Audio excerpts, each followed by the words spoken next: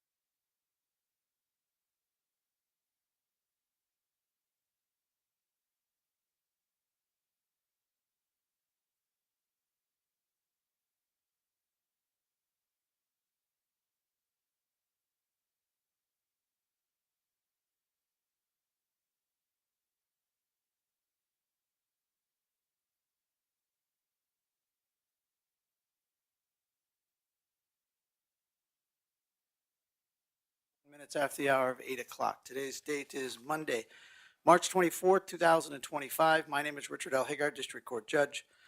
This is the time and place for continuation of a trial, 51-2022 CR 421, State of North Dakota versus Nichole Aaron Rice.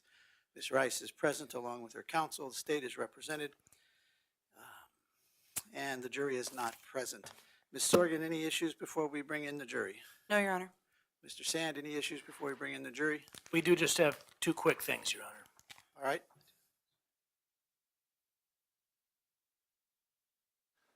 Your Honor, if I may, regarding issue number one of our witnesses, an expert, Mr. Kouns, we've had some motion work on him. We would be requesting the court under Rule 615A3 to allow Mr. Kouns to sit in on Case Agent Asham's testimony as a person whose presence shows to be essential to presenting a party's claim or defense. And there's also case law under Nesvig. I can give the court the site. Do that. Yep, it is 712 Northwest 2nd 299. The North Dakota site is 2006 ND 66. The name again? Nesvig v. Nesvig, Your Honor. And the pertinent paragraph is paragraph 20 in the opinion. And Kouns is your expert? He's one of our experts today, Your Honor. Okay, and he's one of your experts that you want to sit in on Sergeant Asham's testimony. That's what I correct, Your understand you to ask, right? And he is an expert in what field? Criminal investigation, Your Honor.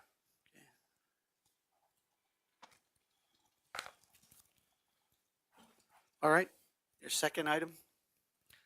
We had an expert come in. He's in town.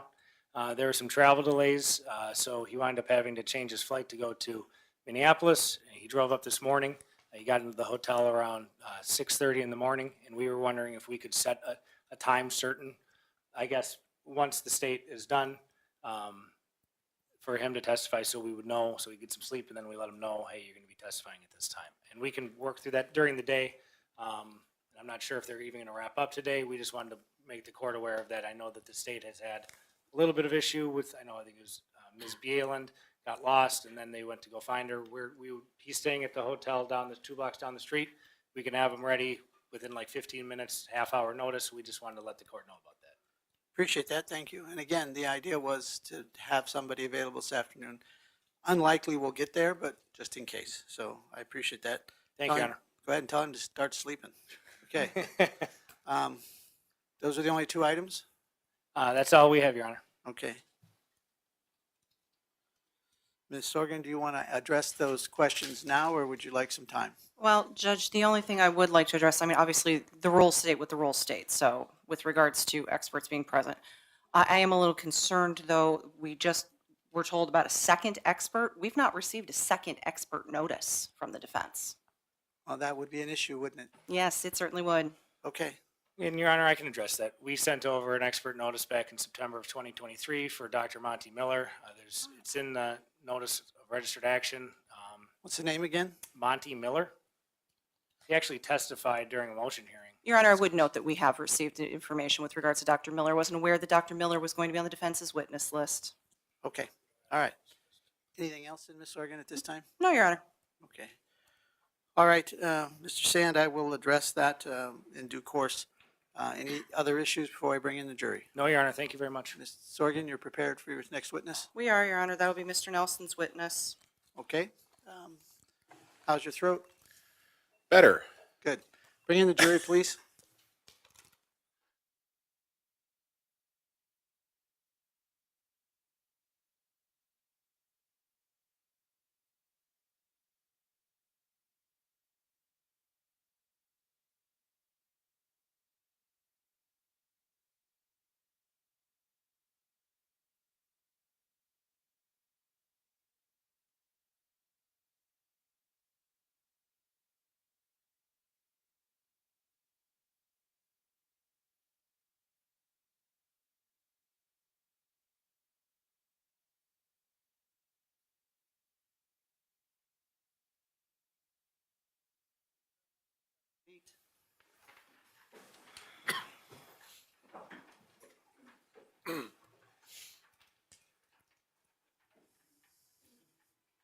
Mr. Nelson, do you waive roll call of the jury? State does, Your Honor.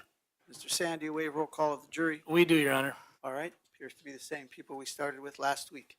Ms. Sorgan, you can call your first witness, please. It would be me, Your Honor. Sorry, Mr. Nelson, my apologies. You That's told quite me all that. right. The state's going to call Robyn Thompson.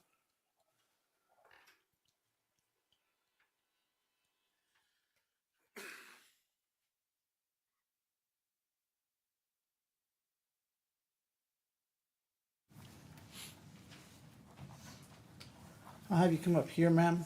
This young lady will swear you an oath. Please raise your hand. Do you solemnly swear to tell the truth, the whole truth, and nothing but the truth, so help you God? Then come over here and have a seat in this chair.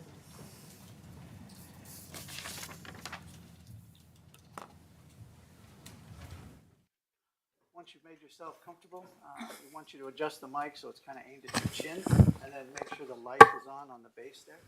All right, you may proceed, Mr. Nelson. Thank you, Your Honor. Could you state your name for the record, please? Robyn Thompson, And could you spell both your first and last name for us, please? ROBYN THOMPSON. Okay. Now, where did you grow up, Ms. Thompson?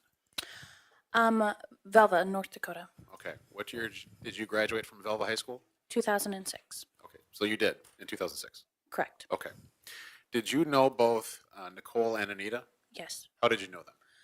We went to school. I was friends with both of them. You were friends with both the defendant and the victim in this case? Correct. Okay. Did you keep that friendship going after college, or excuse me, after high school? I would say directly after high school, I was a little closer with Anita, but Nichole was still considered a friend, yes. Okay. Did you hang out with Anita Yes. after high school? Yes. What would you do? We would go to Club 101. All right. What was that?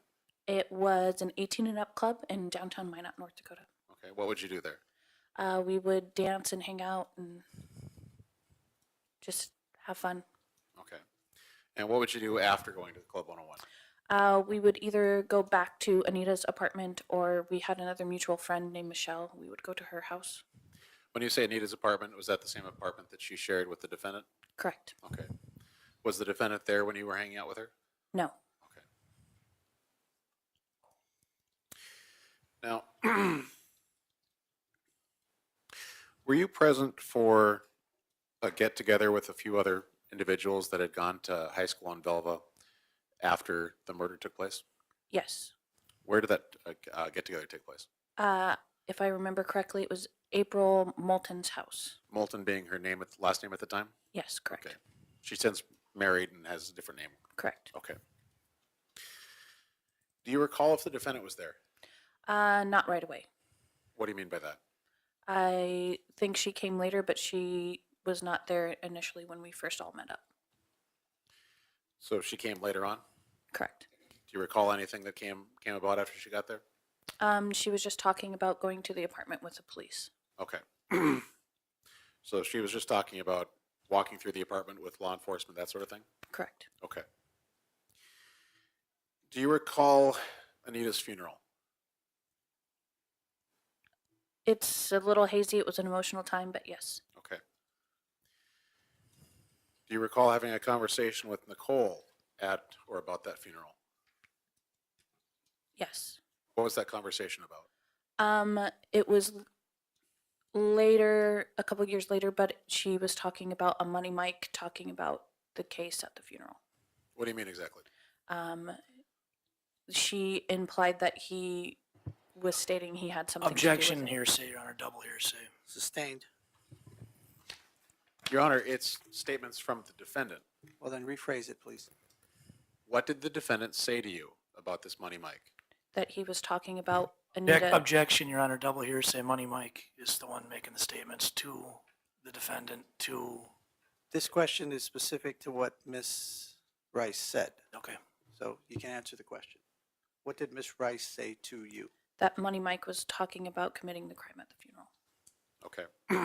So she told you that she heard someone confess to the murder. Correct. Okay. Do you know if Nichole went to law enforcement with this information? I do not. Did you get together with Nichole at all after that point? After the conversation about Money Mike, Yes. maybe a few more times. Okay. Did anything of note take place in any of those get-togethers? It was the same time we talked about Money Mike. We were getting ready in her room, and I noticed an item in her closet that belonged to Anita. Do you remember what it was? It was a stuffed toy. Okay.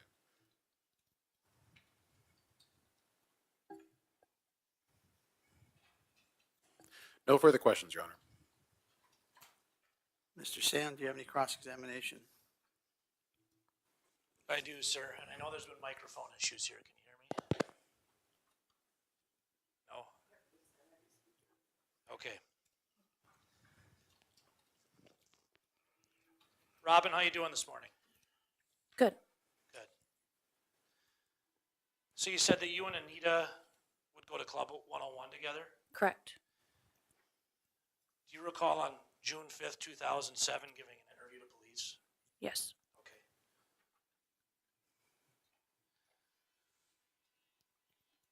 Do you recall saying you were looking for males when you went to Club 101? No.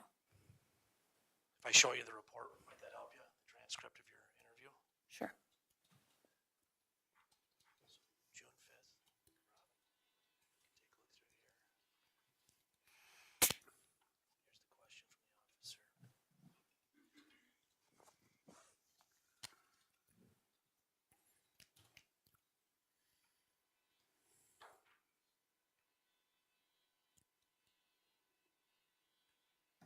Do you recall that now? Yes. Thank you.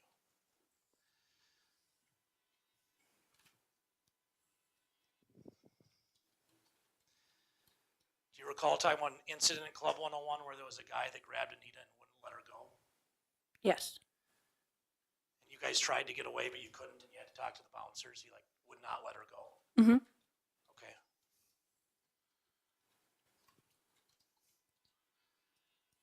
That you began to pull them away, but he was holding so close you couldn't do that. Correct.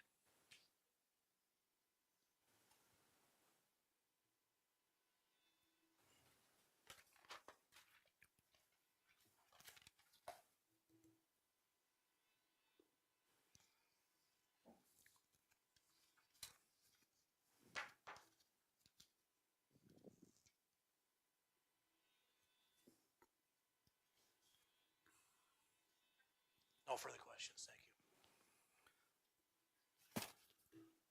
you. Mr. Nelson, do you have any redirect? Yes, Your Honor. Do you recall when that incident was? Not exactly, but it would have been within a month's time of her murder. Was it more than a week? Asked and answered, Your Honor. That question was not asked. It was I'm the more one- than a stop, week, yes. Stop, please. I'm the one that gets to say that. Not asked and answered. You can answer the question if you can, ma'am. It was more than a week. Okay. I have no further questions, Your Honor. Mr. Sand, anything else? Nothing else, Your Honor. Thank you. Is this witness hereby subpoena Mr. Nelson? She is, Your Honor. She can be released. Any objections, Mr. Sand? No, sir. All right. Thank you, ma'am. You may come and go as you please. Next witness, Mr. Nelson. State calls Connie Ulland.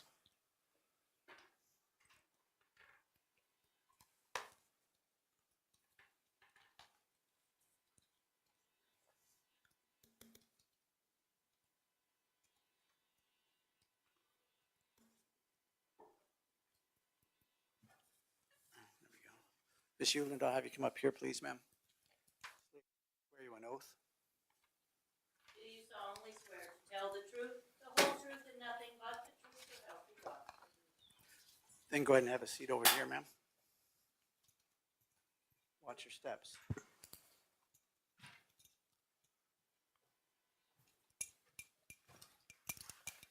Once you get comfortable there, make sure the microphone is aimed at your chin, and then make sure the light is on the base. Okay? Ms. Sorgan? Would you please state your name for the record? My name's Connie Ulland, And would you please spell your last name? Ulland. Connie, where do you live? I live in Georgetown, Texas, Where'd you live originally? in Minot. You had a brother, is that right? Yes. And what was your brother's name? Marty Annell. Is Marty your younger or older brother? He's younger. Now, you're aware that Marty died January 1st, 2009, correct? Yes. Okay. And what were the circumstances of Marty's death? He committed suicide in the garage. Had you been close with your brother? Well, we were 7 years apart, so he was always at family holidays or any get-togethers, and so you know, we were. He lived a different lifestyle than me. Okay. Did you speak with each other frequently? Yeah, Did you have other family that lived near Minot around the time of Marty's death? my mom. Okay. And she lived near Minot?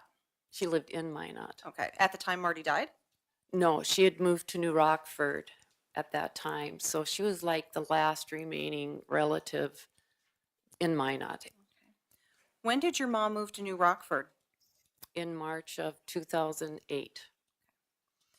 How far from Minot is New Rockford? About 2 hours driving. Where were you living at the time that Marty died? I was living in Rochester, Minnesota. And how far from Minot is that? That is full day drive, 10, 12 hours. And you said your mom was the last of the family that was living in Minot. Is that right? Of the immediate family, yes. Can you tell us a little bit about what was going on in Marty's life in 2009 or late 2008, early 2009? I really didn't know a whole lot. The thing that I knew was that Laura and Marty were having relationship problems, and it kind of came out when we were planning Marty's funeral, because when Laura came to the funeral home, she had this guy with her, and they just said it was like for support. And so then when the funeral was, he came again with her to the funeral. And then I finally said to somebody, do you know who this guy is? And she says, that's her boyfriend or her new, whoever she's going out with. And so I'm like, oh, poor Marty, he's losing, if they separate, he's losing his home, his job, and his girlfriend.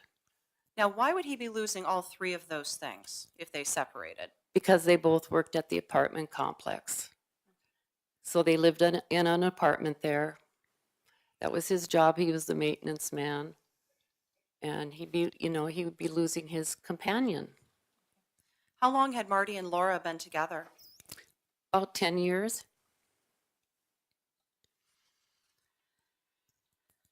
Did you know Vern Olson? Yes. And how'd you know Vern? He lived in our neighborhood, and Marty and Vern were lifelong friends. How long had Laura and Marty lived together? I can't answer that. They'd been together for 10 years, I think you said. Yes. Did they live together most of the time or only part of it? I would say, I'd say half of it, maybe. Okay.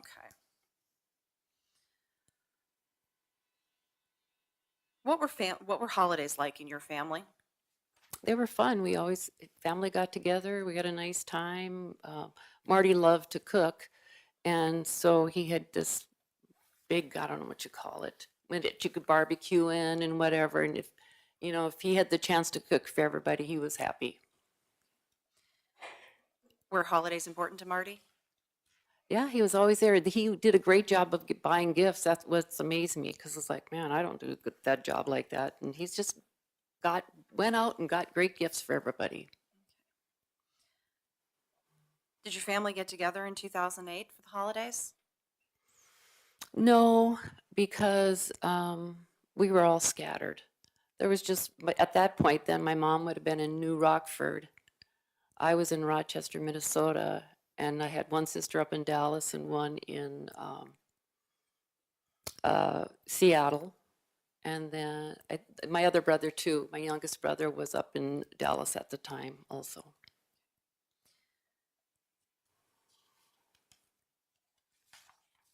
Was Marty a hunter? Yes. Okay. What did he hunt?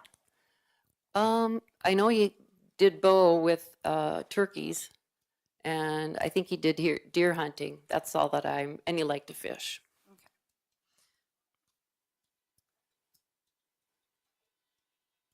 What do you know about Marty and alcohol?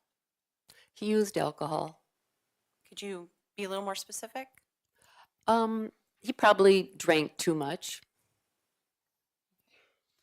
Is there a family history of that? Yes, we have a family history of alcoholism, and then there's been other suicides in our family. It kind of seems like it runs in our family line on my dad's side. So there's a family history of suicide as well. Yes. Okay. Can you be a little more specific as to certain family members that have committed suicide? The first one was in 2007. It was our niece, my sister Jeanette's child. She was bipolar, and she had tried several times, and then she was successful. So that was the first one. And then Marty was the second one. I think Marty just didn't know where to go, what to do, and it just was the final straw for him. So he committed suicide January 1st, 2009. And then my sister, she committed suicide. It was her daughter that committed the first suicide. And Jeanette was in such traumatic situation. She wasn't even functioning very well. She had a very, very good job, and she had to lose that, and she committed suicide too. Now, the niece who committed suicide, what was her name? Beth Bonagovsky. And what was Marty's relationship like with Beth? He was an uncle, and when we see each other, he'd like to always joke around with the kids or tease them a little bit. Would you say they were close?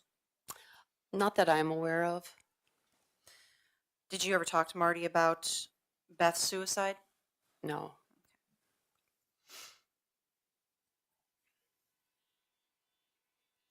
How long before Marty committed suicide did Beth die?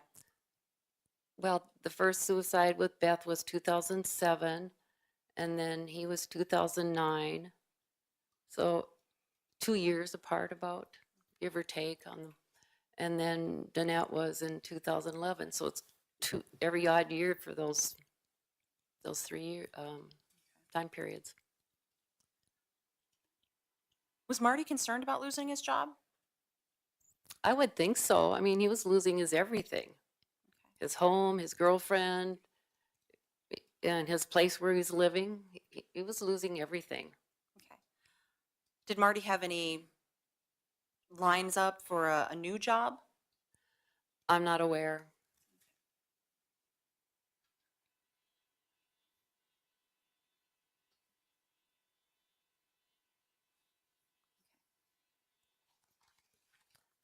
I have nothing further, Connie. Thank you. Okay. Mr. Sam, do you have any cross-examination? Sorry, ma'am. Oh, ma'am, you're not done. Okay. Thank you. Thanks for staying, Connie. You're welcome. And thank you for coming up here today. No problem. Now, you did an interview. I want to make sure I got the date right, but it was back in 2022 with Detective Carmen Asham and Kelly Sigler from Cold Justice. Do you remember that? Yes. Okay. I know it was a little bit ago, it was a couple of years ago, but do you remember the contents of that interview, what you guys talked about? I didn't even know about this murder case, and so I was kind of shocked when I heard about it. And they just asked me about Marty.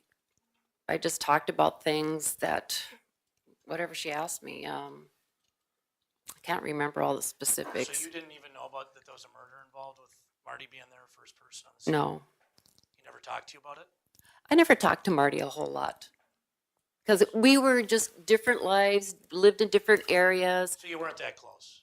No, I was going to nursing school at the time, and then so I spent my time studying so I could get done with college, because I graduated from Minot State University when I was 50. So I was like, go to college, get out. So I spent a lot of time studying. I kind of lost my social life. I hear you. So you didn't talk to Marty very much? Not very much. Do you recall in that interview telling Detective Asham that he was in jail for doing some drug deal or something like that? I remember that. He was quite young at the time. Okay. And I'm not trying to drag your brother through the mud. You understand that, right? Mm-hmm. But this is your interview, and I want to make sure we got it right. Okay. So on direct, you had told the state's attorney about his alcoholism issues. He was never diagnosed, but I would tend to lead with our family genetics that he would be considered an alcoholic. And according to your conversation with Cold Justice and Detective Asham, he had some drug dealing issues. Only when he was young. Okay. Another thing too about, You know, if I could, I just want to make sure you're answering the questions. Okay, I'm that's fine. not allowed to have you go on narrative, but I appreciate it. Thank you, Connie. Do you recall talking to Kelly Siegler at the end of the call from Cold Justice? yes, Remember her asking you if they could use you in their documentary they were doing? yes.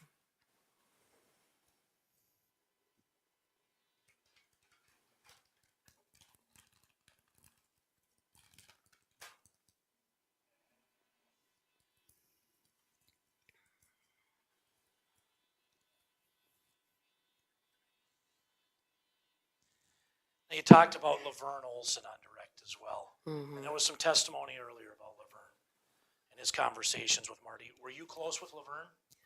I just always knew he grew up in the neighborhood where we lived, and they were just friends from young on. And I think that was probably his best friend.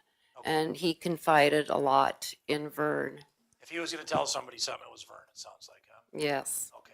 yeah, If he had something heavy on his heart, he was going to tell Vern. I think so. Okay. Thank you. I don't mean to discount your relationship with him, but you had said you guys weren't very close anymore. No, not really. He hadn't even told you that a girl was murdered in the apartment building you worked at. And he was No. the first on the scene. No.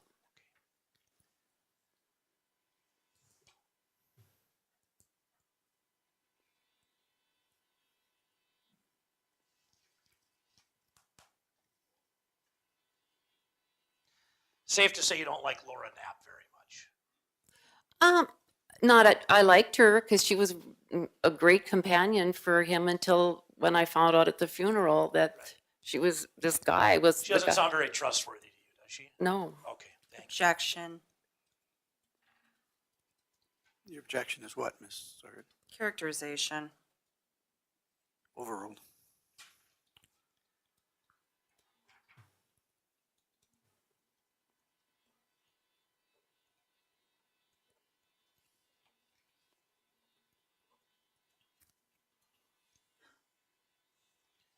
Do you recall Kelly Siegler in the conversation?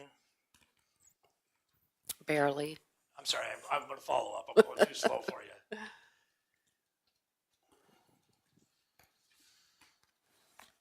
Do you recall her saying they were just calling you to try to clear your brother's name in this investigation? Yes. Yeah. She said, trying to call you to clear your brother's name. Is that right? Is that what it says on the interview? I can show it to you if that would help you a little bit. Yeah.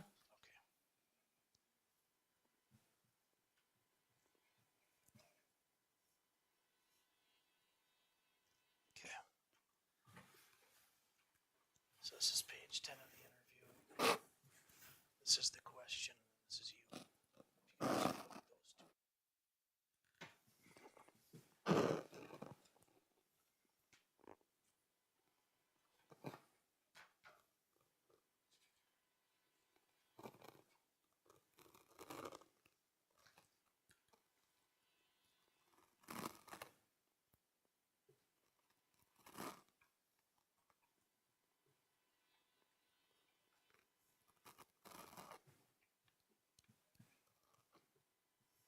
Okay, I read that. Yes, that. Does that sound right? Mhm. Trying to clear your brother out of this investigation. Is that an answer, ma'am? Yes. Sorry. The mic's got to hear it. That's the important thing.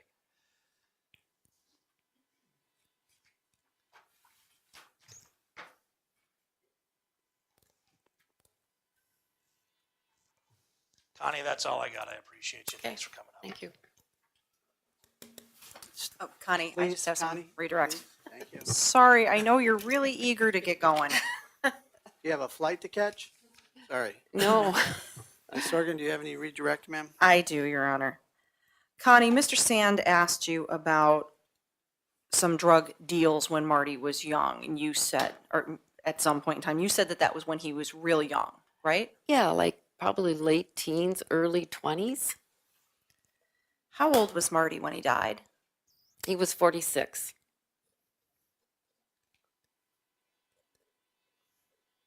And then you also started saying something that you wanted to add, but you were cut off. What'd you want to add? What was I saying right before You that? you had been talking about that he being engaged in drug deals when he was quite young, or drug deal when he was quite young. Yeah, and I know he served some time in the Ward County Jail. And he never dealt in drugs, and I mean, it was a big lesson learned for him, and so he never repeated it. Okay. And it was just that incident when he was from the drug thing, is that when he went to jail? Mm-hmm. Okay. Nothing since then? No.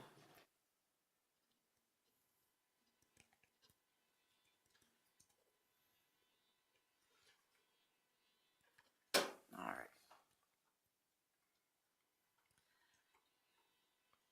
You and your family always got along real well with Laura, didn't you?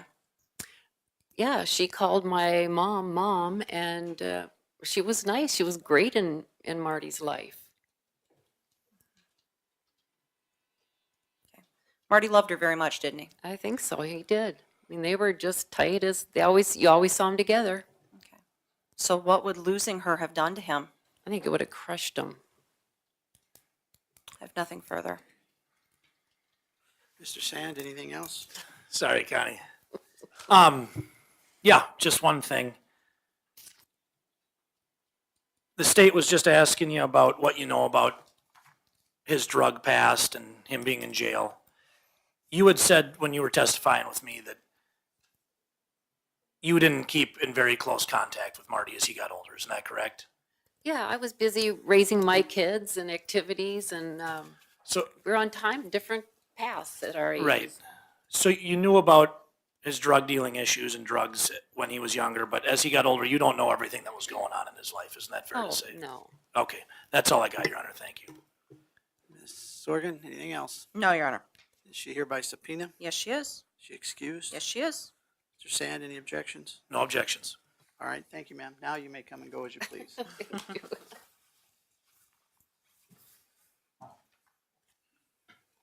Your next witness, Ms. Sorgan. State calls Brenda Glinz.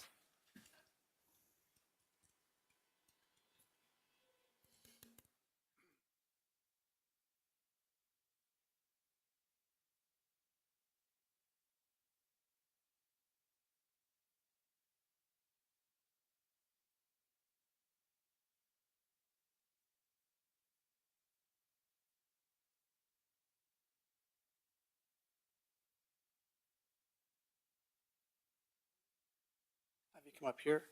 She's going to swear you an oath, ma'am.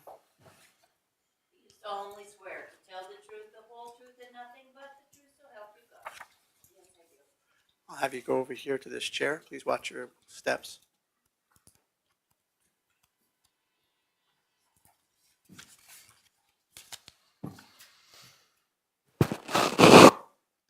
Once you're situated, make sure the mic is aimed at your chin, and make sure the light is on the base. Okay? Ms. Sorgan, you may proceed. Thank you, Your Honor. Would you please state your name for the record? Brenda Glinz, And would you please spell your last name? Glinz. Brenda, do you know the defendant, Nicole Rice? Yes, I do. How do you know her? She is my niece. And how are you related to her specifically? My brother Kevin is her father. Now, Brenda, let's just get this out of the way. You're here pursuant to subpoena, is that right? That is correct. Okay. You don't really want to be here, do you? Not at all. This is very difficult for you, isn't it? Yes. What was your relationship like with your niece? We were very close for many, many years. She was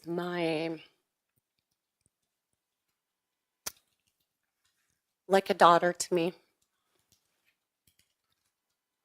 Did she used to refer to you in a particular way? Sometimes she would call me her other mama.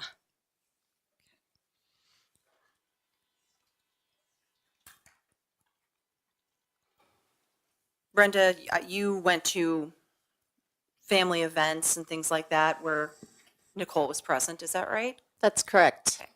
So you were generally aware of what was going on in her life, is that right? I was. Did you go to her high school graduation? I did. And were you aware of what she did after high school? Yes. Okay, and what'd she do? She went to college. She worked at Vanity. I believe it was either Vanity or Maurice's. One of those. And then she worked at Italic Care, I believe. Okay. Are you familiar with the period of time around which Anita Knuston was murdered? I am. Okay. What happened with Nichole shortly after that murder? Where was she living? She shortly after made a move to New Mexico. How shortly after? I would say 4 to 6 weeks. And did there come a time that you went to New Mexico yourself in that time period? I did. Okay. Why'd you go to New Mexico? My son was in the National High School Rodeo Finals in Farmington, New Mexico. And I traveled there. How in did you support travel of to New him. Mexico? I traveled with my ex-husband and my kids, my 4 children. And was Nichole living in New Mexico at that time? Yes, she was. Did you see her while you were there? Yes, I did. And how did that come about? Her and the man that she went there for, things did not go as planned for her.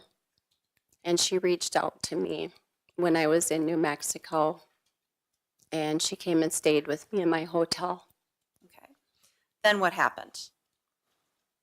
After the national finals was closed and over, I traveled back to North Dakota with Nichole in her car, moved her back home. And who else was there anybody else in the car besides the two of you? No,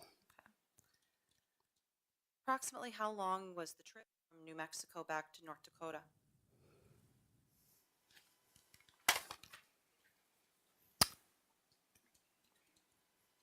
probably 2 days. And during that time, did the two of you talk? Absolutely. Did Nichole talk to you about Anita's murder during that time? Yes. Okay. Do you recall what she told you?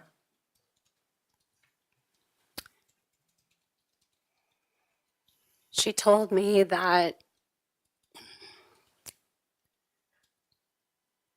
there was a cut screen and the person, whoever did this, cut the screen and was hiding in her bedroom, waiting for Anita to come out of the shower to make the attack. Okay. Did she tell you anything else? She said that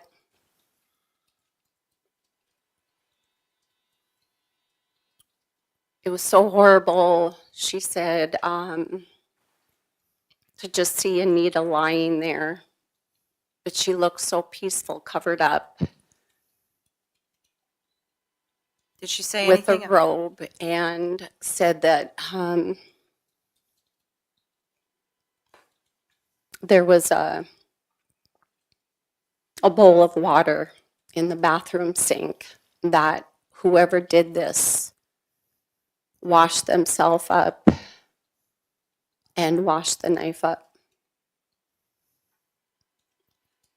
I think I stepped over some of your words there. You said that she said that Anita looked peaceful lying there in her robe. Yes. Did she say anything else to you?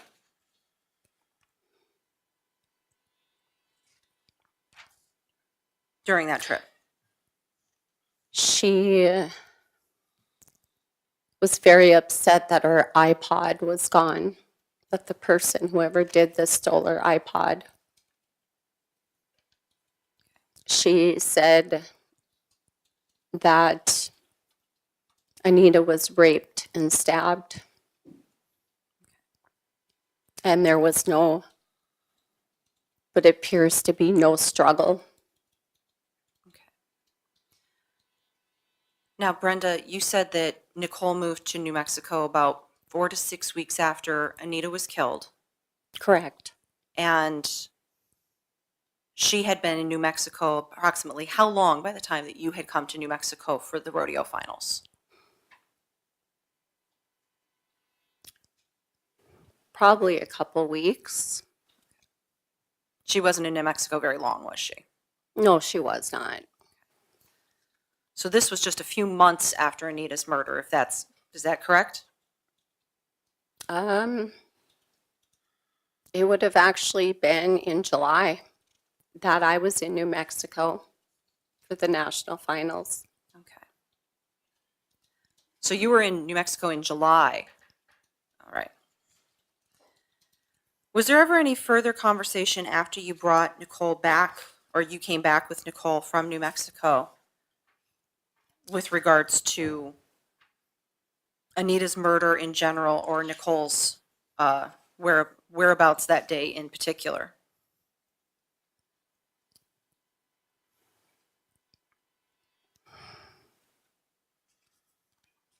She said that she had no idea of anything, because she said that she was in Sykeston at her aunt's family gathering, and then she went to the 41 Club that night to work at her cousin's grand opening. Did she tell you anything about where she went after the 41 Club? She said she went home to get clothes, And where did she say she went home to? went to her apartment after the 41 Club. The apartment in Closed. Minot. The apartment in Minot. And she told you this? Yes, she did.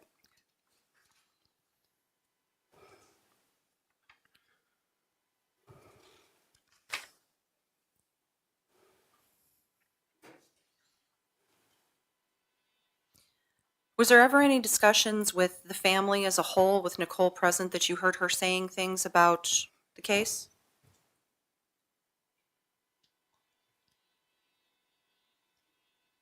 The story's always changed.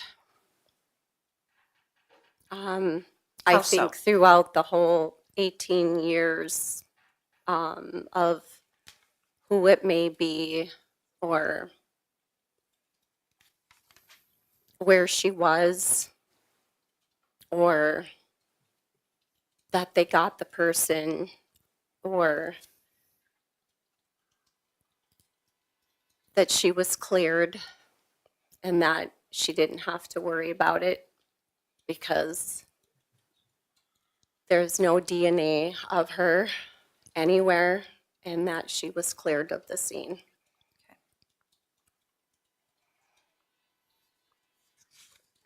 Do you remember how Nichole reacted with regards to Anita's death?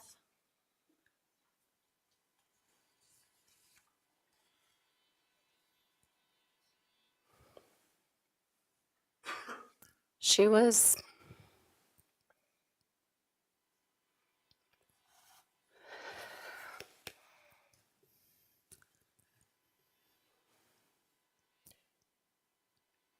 not the way that most people would react to somebody that was your friend if they died. How so?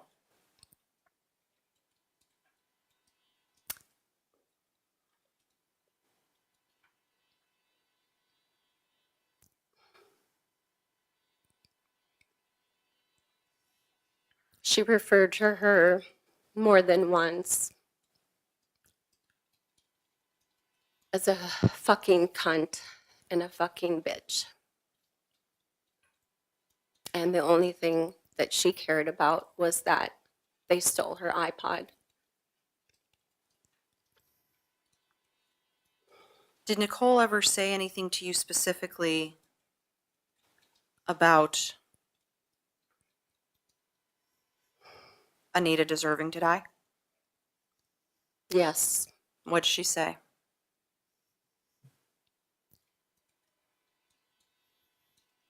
she deserved to die. She was a fucking cunt. I have no more questions for Brenda. Mr. Sand, do you have any cross-examination? Certainly do, sir.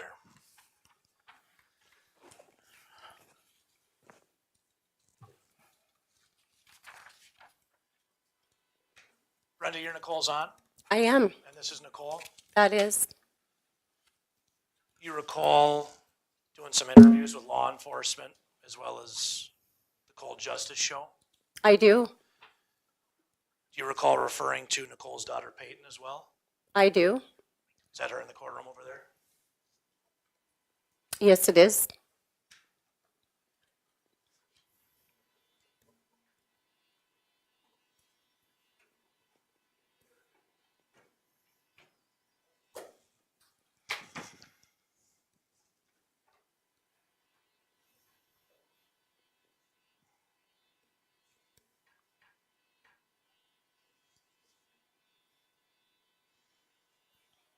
So you remember talking to Detective Asham. I do. I'll just finish my question in a second here. You recall talking to Detective Asham in 2022? Do I do. you remember telling her you have memory loss?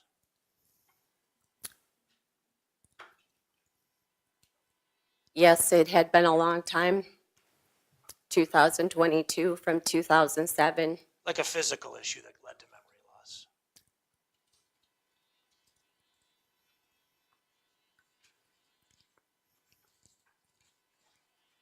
I've been diagnosed with autoimmune. And yes, memory loss can be part of it. But at that time, That's all I need right there. I appreciate it.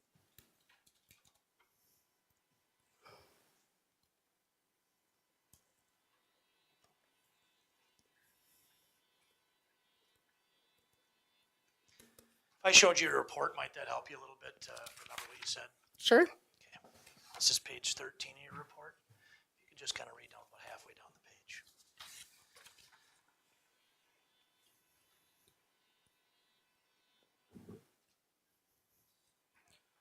I guess I'd like clarification, Mr. Sand. Is this a report or an interview? It's a transcript of an interview between Thank you. Detective Asham and Ms. Glinz.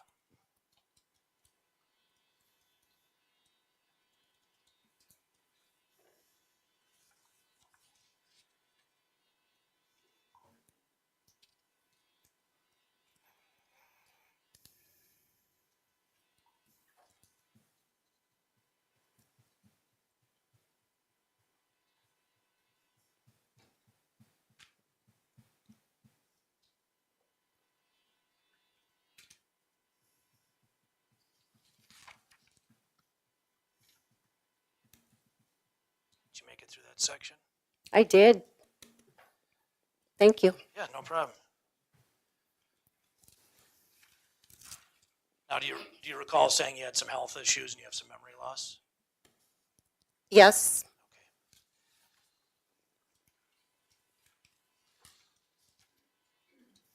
Have you ever had struggles with prescription drug abuse? no, I have not. Have you ever been to rehab for it? I've been to rehab to help me through a seizure activity after breaking my back in 3 places. Did you use any painkillers after that? That is when they sent me to a rehab facility because I was having seizure activity. Thank you.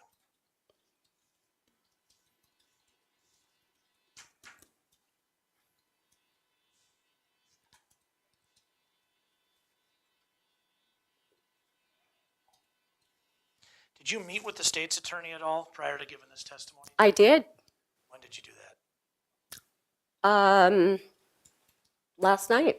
Last night? Yes. Where do you live right now? I have a home in Arizona and a home in Botno, North Dakota. Did you come from Botno or Arizona? Arizona. Okay. And you met last night with the state's attorney's office, go over your testimony? I did. Okay.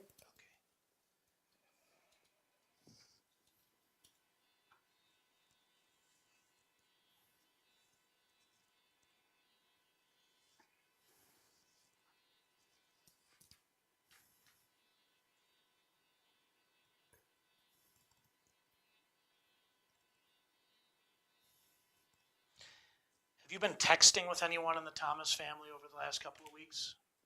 I have. Who's that? My family. Nicole? I text her, yes. Have you texted her in the last few weeks? I did. Have you texted Gay, Nicole's mom? I have. Do you recall those texts? Yes, I do. Okay. Do you recall saying that things were taken out of text, which I assume is context, and used and stated in ways that were not actually said? Throughout the years. Okay. You recall saying it breaks my heart? This, Just asking you if you recall saying it breaks my heart. yes. Okay.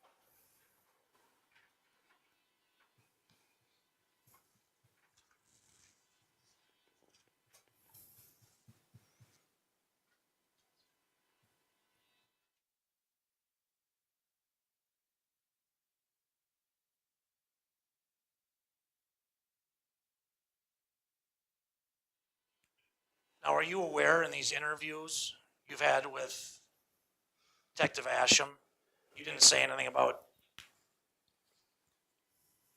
Nicole saying Anita deserved to die? This is the first time we're hearing that. Are you aware of that? Nicole did say Anita But you deserved have to die. memory loss, correct? That's what you told the detective? I did. Okay, thank you.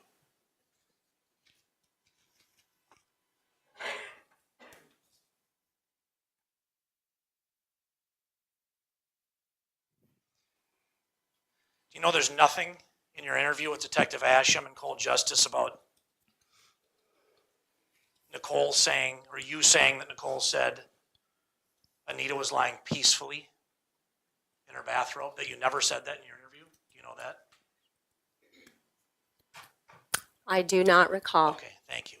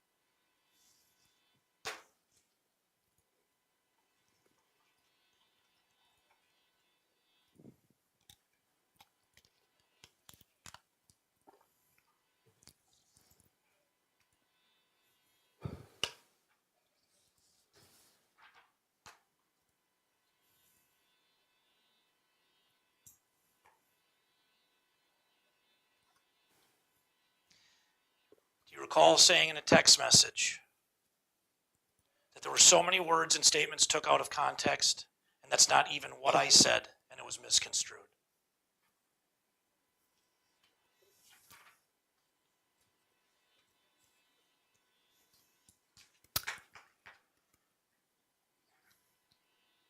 Was that a question?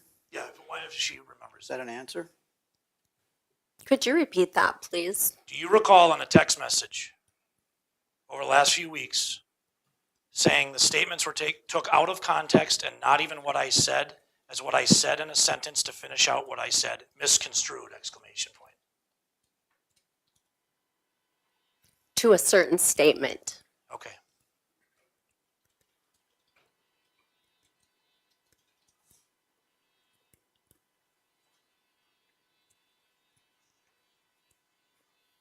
So as this trial's been approaching, you've been texting Nicole and other people in her family these things.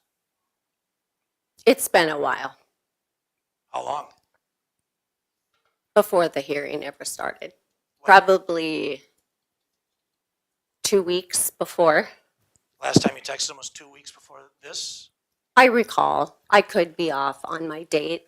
You But- could be off on your date. Possible. And She is you my were- niece, and it is my brother, What does that have to do with the dates? because they are my family. And this whole thing Yeah. has not only destroyed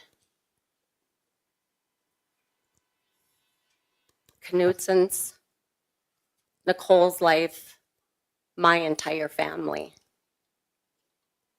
and the community. And this needs justice. Okay.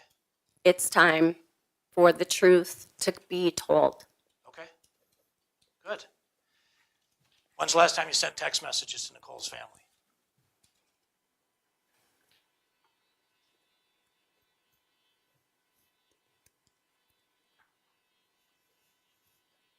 When my brother called me to tell me that you're going to be calling me to record me. Did I call you to record you? No, you did not. Okay.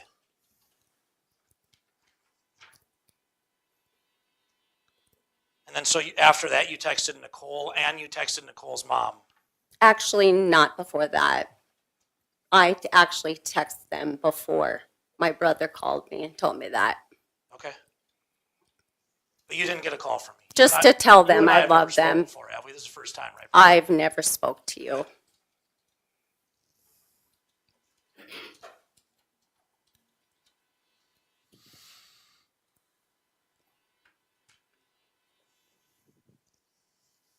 You said you live in Bottineau? I do. How far is Bottineau from Belva? 90 miles. And then you live in Arizona as well. We're in Arizona. Yes, Mesa. Okay. How long have you lived in Bottineau? Coming on 22 years.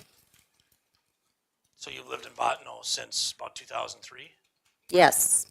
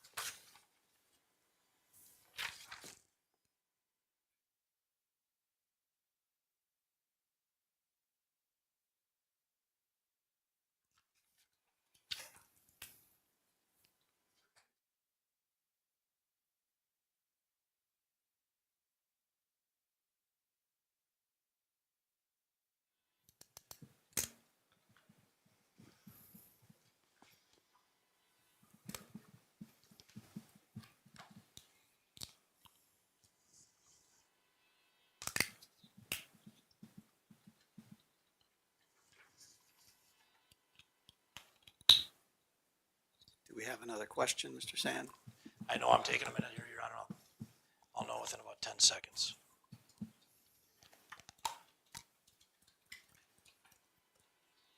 That's all I have, Brenda. Thank you. Thank you. Ms. Sorgan, do you have any redirect, ma'am? I do, Your Honor, thank you. Brenda, I'm going to take Mr. Sand's questions in order to address those, okay? Okay. All right. Now, you were asked about memory issues, and you testified that you'd been diagnosed with an autoimmune disease that can involve some memory loss, and then you started to say, but at the time, but then you were cut off. What do you mean? It has been 5 years since I've been diagnosed with autoimmune. So when I was questioned back in 2007, 2008, I had a very clear memory, as well as I would say in 2022. Okay. And then Mr. Sand intimated that you were in rehab for prescription drug abuse. Is that accurate? No, What were you in a rehab facility for? I broke my back in 3 places. They put me on prescription pain medication. And when it was time to come off the prescription pain medication, my doctor, surgeon, was in Bismarck, North Dakota. I was in Botno, which is 3 hours. And when they started slowly taking me off of the pain medication, I would go into seizure activity. And this continued, and thankfully my husband is a pilot. He was able to get me to the Bismarck facility in time for them to be able to take care of me. Okay. So you weren't abusing medications? No, All right. Mr. Sand asked you about text messages with the family, specifically that you had talked about, this breaks your heart. absolutely. Why is this breaking your heart? She's my niece. I love her. Now, you had also been asked about text messages and things being taken out of context. You said that a certain statement had been taken out of context. What statement? The statement about Gay teaching her to lie.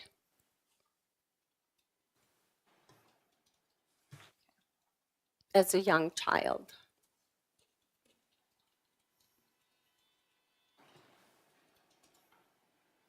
All right. Now, you were also asked very specifically about certain statements not being in your interview in 2022 with Sergeant Asham. Was Sergeant Asham the only person who interviewed you? No. Okay. Do you recall some of the other officers who interviewed you? Officer Goodman, Officer Max Meiser. Meixner? Yes, Meixner. Excuse me. Do you specifically remember your interview with Agent Meixner? Yes, I do. Okay, where did that occur? At my house.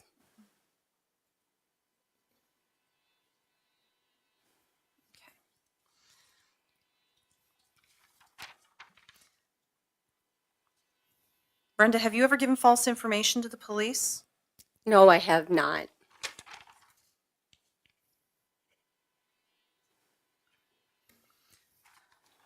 Now, while Mr. Sand was questioning you, it was very clear you're becoming very upset. Fair to say? Yeah, Okay, and why is that? because my family has been torn completely apart over this. And truthfully, to believe that our family will never be a whole again because of this. And that breaks my heart because my family has been everything to me.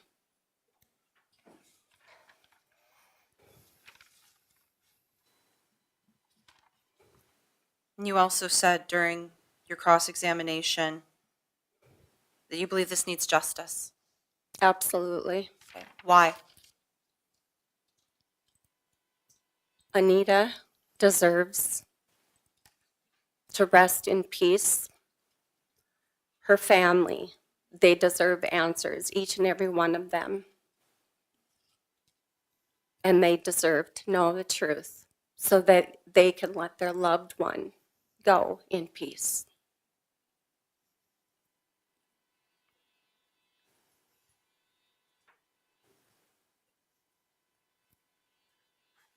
Brenda, do you take the oath to tell the truth very seriously? I do. Thank you. I have no more questions. Thank you. Mr. Sand, any recross? Nothing from us, Your Honor.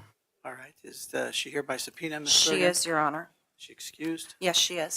Mr. Sand, any objections? No, sir. All right, thank you, ma'am. You may come and go as you please. Thank you. You have another witness, Ms. Sorgan? Yes, Your Honor. State calls Mark Glinz.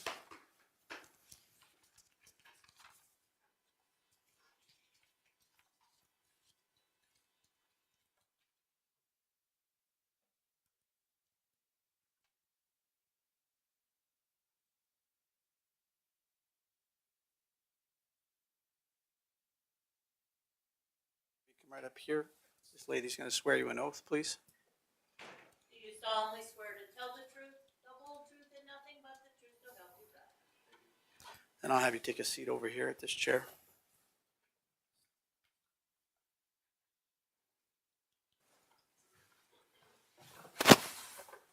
Once you're situated there, make sure the microphone is aimed at your chin and that the light is on the base. Okay, All right, Ms. Sorgan, you may proceed. Thank you, Your Honor. Would you please state your name for the record? Mark Glinz, And we've got the spelling as Glinz, that's correct. same as your wife, right? Correct. And Brenda is your wife, is that right? Yes, You're acquainted with the defendant, Nichole Rice, is that right? yes. And how do you know her? She's my wife's niece. How long have you known Nichole? It's quite a while. How long have you and Brenda been married? We got married July 5th, 2003.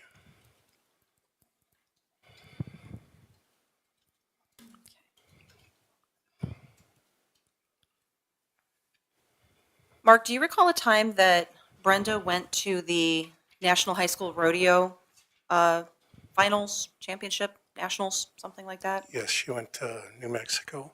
Okay. I'm sorry, I can't remember the exact title of what it was. Do you remember when that was? July, August, somewhere in there. Okay, of what year? That I don't remember.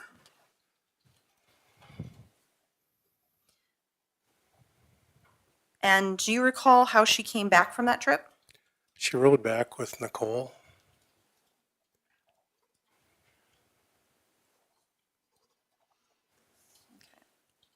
So this would have been after Nichole moved to New Mexico, is that correct? That's correct. Now, you weren't along on that trip as well, is that right? I stayed back home. I was working yet. And Brenda went down with her kids to the rodeo. Following the return trip back from New Mexico, was there a time when the family was together and you were in the presence of Nichole? Yes, Okay. Do you recall what occurred at that occasion? pardon me. Do you recall what occurred then? I think we were at a birthday party Okay. Birthday party for who? for Leo, And who is Leo? Brenda's dad.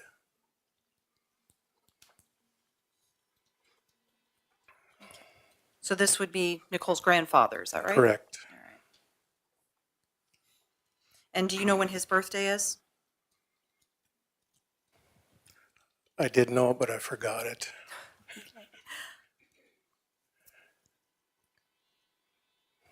Does September sound right? That sounds right. And what happened at that birthday party? We were just in the garage socializing, and just seemed like Nicole was a little disengaged. Did anybody try to engage her in conversation? One of the kids did, and I know that she said everything was great and fine and there's no problems.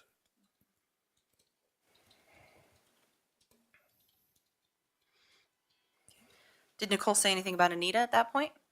No, I don't remember. Okay. If I showed you some notes from a statement. Would that refresh your recollection? Probably would. Okay, permission to approach, Your Honor. You may. Your Honor, may I ask what kind of statement this is? It's not a transcript. An interview of who?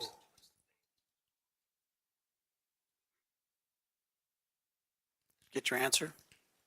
I'm still not familiar with what it is. It doesn't seem to be a report or a transcript. It's handwritten notes. I'd like to approach, Your Honor. All right, Ms. Sorgan.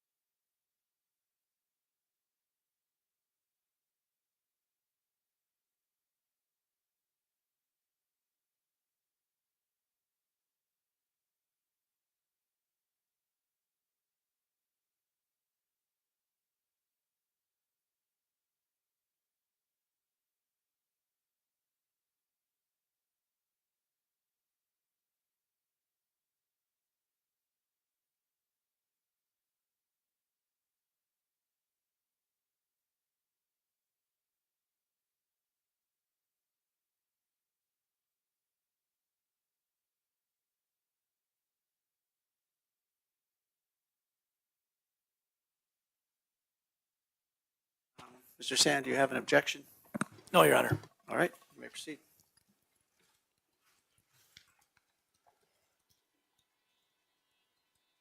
Just read that to yourself, Mark, and then when you're done reading it, just hand it back to me.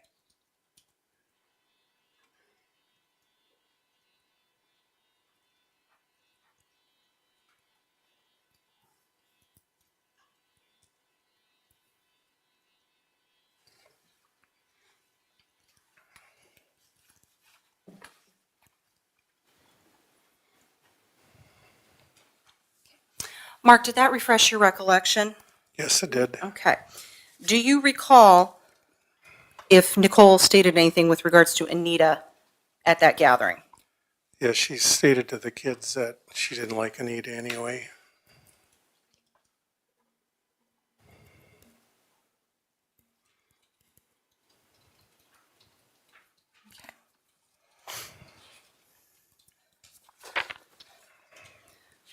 Mark, do you have any recollection with regards to issues involving an iPod and Nichole?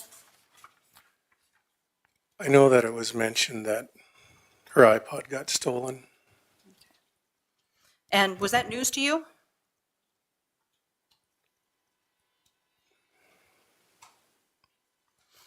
At the time it was. Okay. And why did that strike you at the time? It seemed like that was the only thing she was concerned about.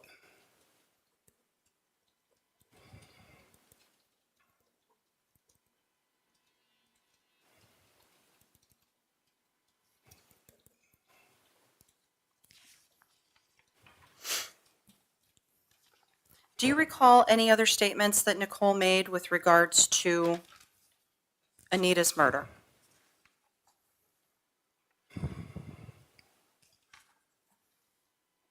She said that the screen was cut on the house window or the apartment. Anything else you can recall?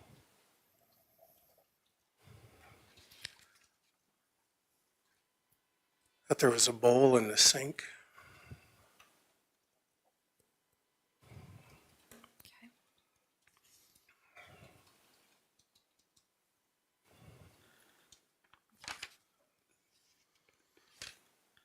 And is there anything else that sticks out in your memory with regards to Nichole discussing Anita's death? I don't remember.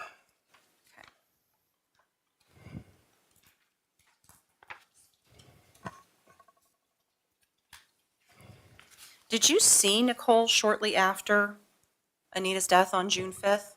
Or sorry, June 4th? Or after Nicole? Objection, leading I'm you so on. sorry. I'm trying to orient as to time. Objection is sustained.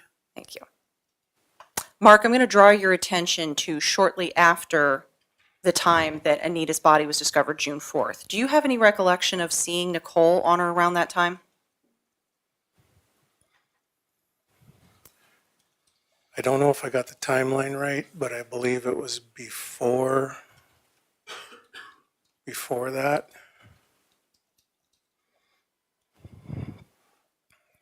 Okay. And what do you recall?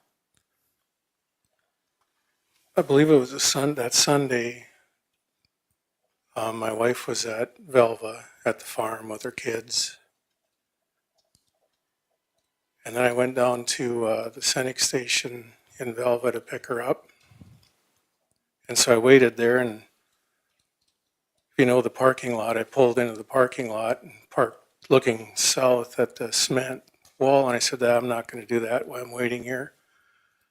So I backed up, turned around, and I backed in the parking lot so I could look north and see the traffic and just everything that was going on. And I remember that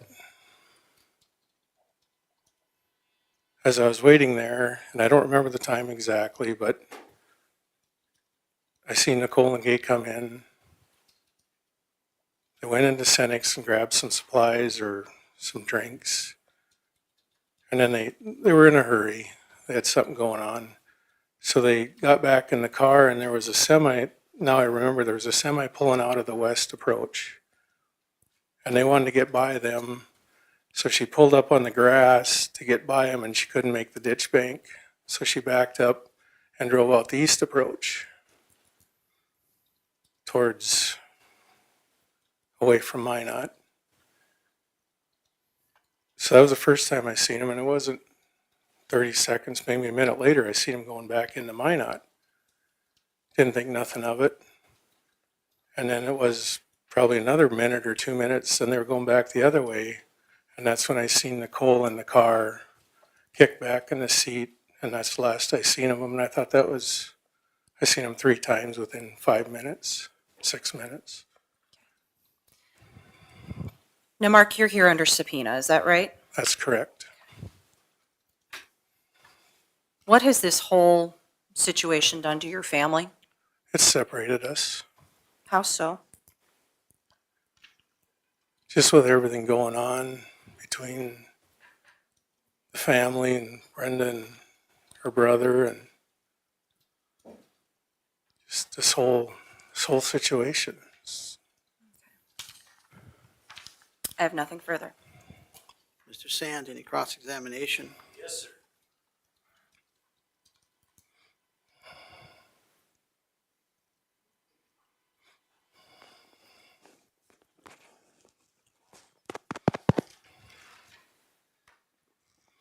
Now, Mark, you came up from Arizona to be here today? I did. From Mesa? Mesa. When'd you guys fly in? We flew in Sunday night. Okay. Did you meet with the state's attorney prior to testifying today? Yes. When was that? I just need to refresh my memory. No, when was that? I'm sorry. Oh, that was last night. Okay. Where'd you guys meet? Just at our hotel. At the hotel? Yes. Here in Grand Forks? Yes.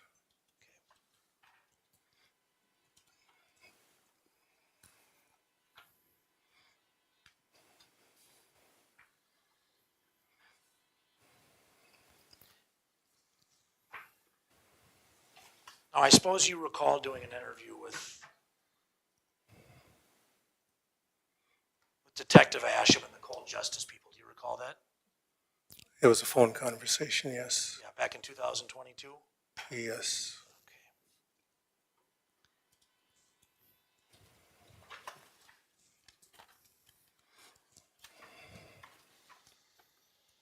Do you recall discussing the Senex conversation you just had with Ms. Sorgan, the state's attorney?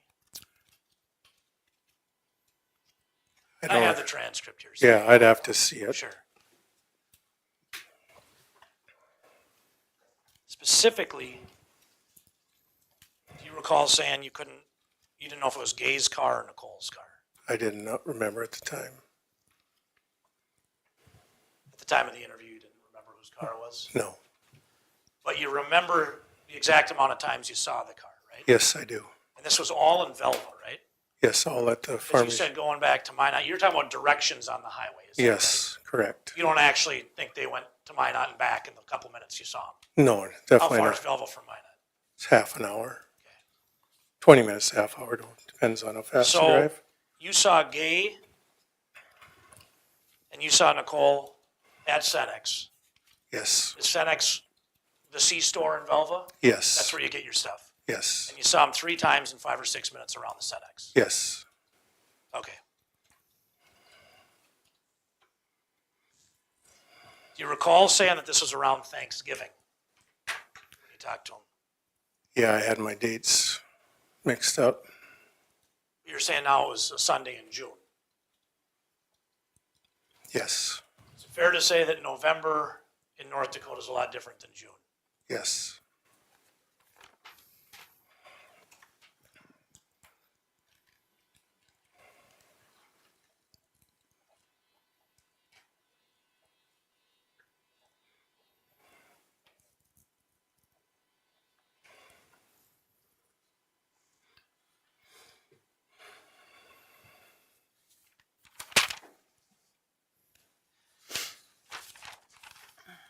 And obviously, we just had your wife on the stand here. It sounds like you guys live in Bottineau.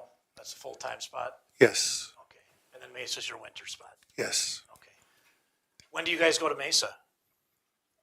All depends when we get done harvesting. Okay. A farmer. Yep. When do you get back from Mesa? I usually come back April 1st and she stays till the middle of May Okay. or first week in May. Now, when the state was asking you about this birthday party for Leo, you couldn't remember anything significant, correct? Until they came up and showed you some notes? Until I was refresh my memory. Okay. Were those your notes? They were sergeant's notes or somebody's notes that we talked to. Okay.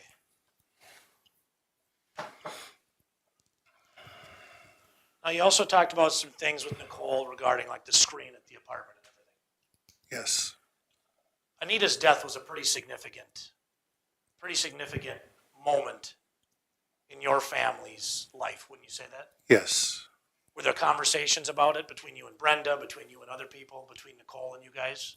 Brenda and I talked about it, yes, Obviously, Nicole and you guys talked about it. yes. Is that the only thing you guys ever talked about, was the screen? Or were there conversations? It sounds like it was coming up all the time, isn't that true? You're at a birthday party, it's coming up, isn't that true? Yes, it was occasionally. Okay. I mean, you said, and correct me if I'm wrong, but it's correct that you said it came up with the kids at the birthday party for Leo, correct? Yes, the kids asked him how she was doing. So this is a topic of conversation. Yes,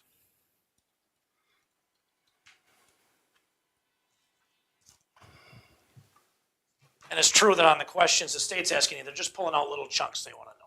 Some about an iPod, some about a screen. Right? Objection, What's the objection? characterization. Overruled. Some about an iPod, some about a screen, just little things they're asking about.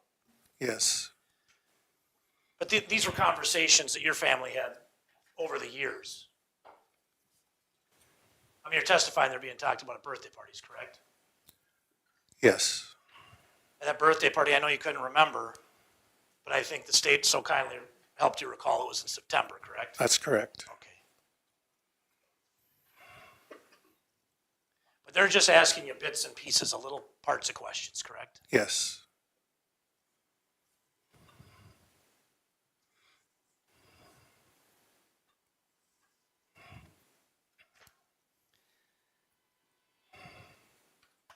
Now, you had testified earlier about Nicole being in New Mexico, right?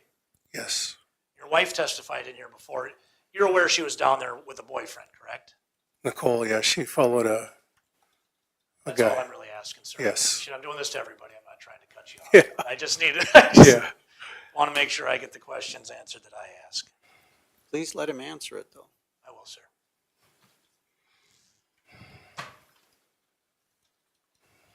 I'll let you expand. I'm sorry to cut you off. The judge wants me to let you expand. Just, she went down there with a boyfriend, and With the And- boyfriend? she went down, there was a guy down there that she went down to see, Okay. and it didn't turn out, so she came back home. So she went down there for a guy in New Mexico? Yes. Okay. Wasn't a guy from North Dakota she went down there with? No. Okay.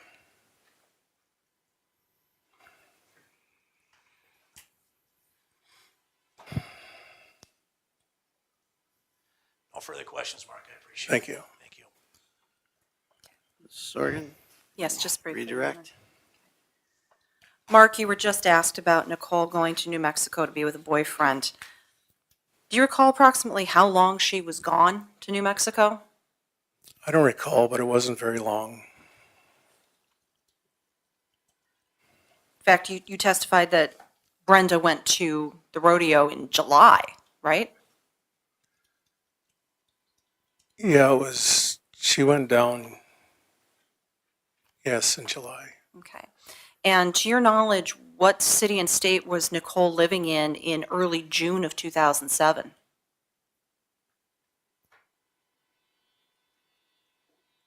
I don't remember. Okay. Do you know if she was living in the apartment in Minot? Objection, Your Honor. She's leading them. Sustained. Okay.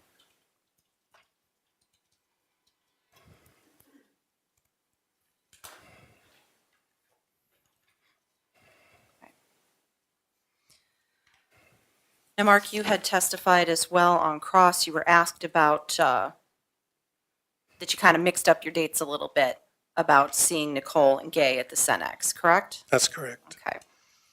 And that was in a 2022 interview, is that right? That's correct. You'd given other interviews to law enforcement in the past, hadn't you? Yes. Do you know how many times you had talked to law enforcement previously? I don't remember. And at the time that you spoke with law enforcement originally about the incident where you saw her at the Cenex, was that closer in time to the incident or further in time to 2022? You want to restate that? Yeah, that was a bad question. Okay.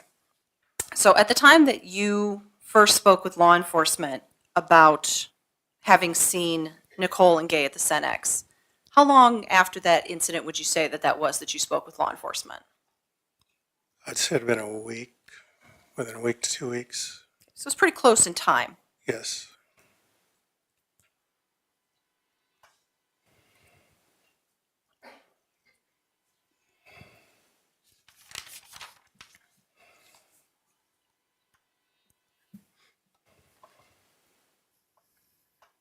I have no more questions. Mr. Sand, any last recross? No, we've talked to Mr. Glinz as much as we need. Thank you, sir. All right. Is he here by subpoena, Ms. Sorgan? He is, Your Honor. Is he excused? Yes, he is. Mr. Sand, any objection? No, sir. All right. Thank you, sir. You may come and go as you please. Watch your steps.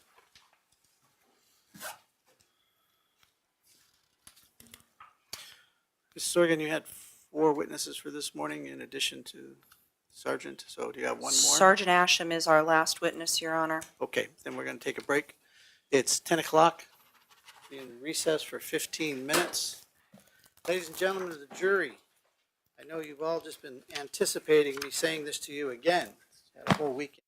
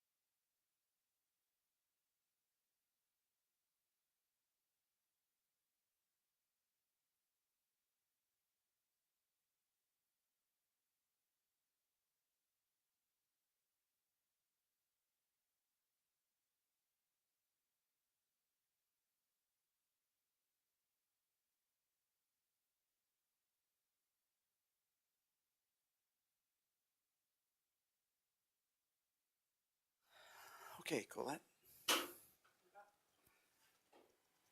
North Central Judicial District is again back on the record. The time is 18 minutes after 10 o'clock. We're still on Monday, March 24th, 2025. We are in day 5 of the trial, day 6 if you include the first day of jury selection. The parties are present along with counsel. We took a short break between witnesses. The jury is not present. The plan was to call them back in for I believe the state has their last witness, Sergeant Asham. But prior to that, the state has made the defense has made a motion under Rule 615 of the North Dakota Rules of Evidence to allow their expert, someone by the name of Kouns, to be present during Sergeant Asham's testimony. There was originally at the beginning of the trial a sequestration order given by the court, so people who have not testified are not allowed to be in here prior to their testimony, be in the courtroom prior to their testimony, so it doesn't influence, previous testimony doesn't influence their testimony. There is an exception to that under Rule 615, based on the defendant, in this case, making a presentation to the court that it's essential that their expert be present during the testimony of the state's witness, the case agent in this case. Ms. Sorgan, do you have any objection to their request? The rule says what the rule says, Your Honor. No. All right. Again, I think I am required, however, Mr. Sand, to have you put on for the record the reason why why it is essential to your claim or your defense that this party be present. Yes, Your Honor. Mr. Kouns has been hired as a criminal investigation expert by the defense. He's gone through the entire record. He will be, Ms. Rice has the right to present the defense. He's essential to the defense because he is going to testify regarding law enforcement's investigation in this case.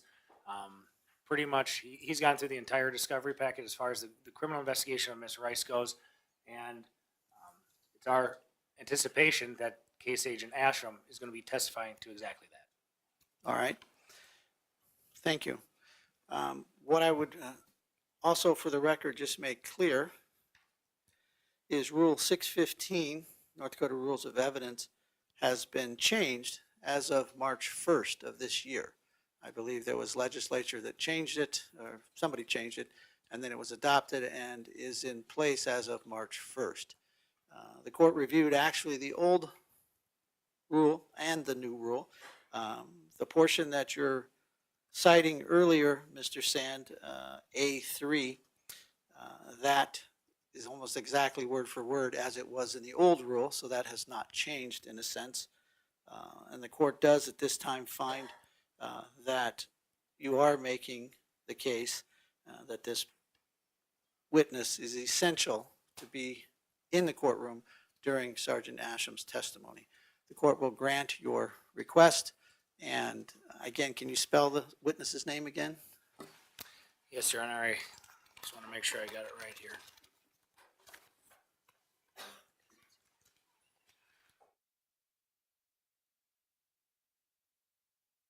Name is James, James. Middle name Douglas, Douglas. Last name Kouns, Kouns. All right, thank you very much. Thank you. Witness Kouns will be allowed to be in here during Sergeant Asham's testimony. Anything else with regard to that motion then, Mr. Sand? No, Your Honor, just for the record, Mr. Kouns has now entered the courtroom. Okay. Ms. Sorgan, anything else with regard to that motion? No, Your Honor. All right, then, granted. Anything else in before I bring the jury back in, Ms. Sorgan? No, Your Honor. Mr. Sand, anything else before I bring the jury in? Nothing, Your Honor. All right, bring in the jury, please.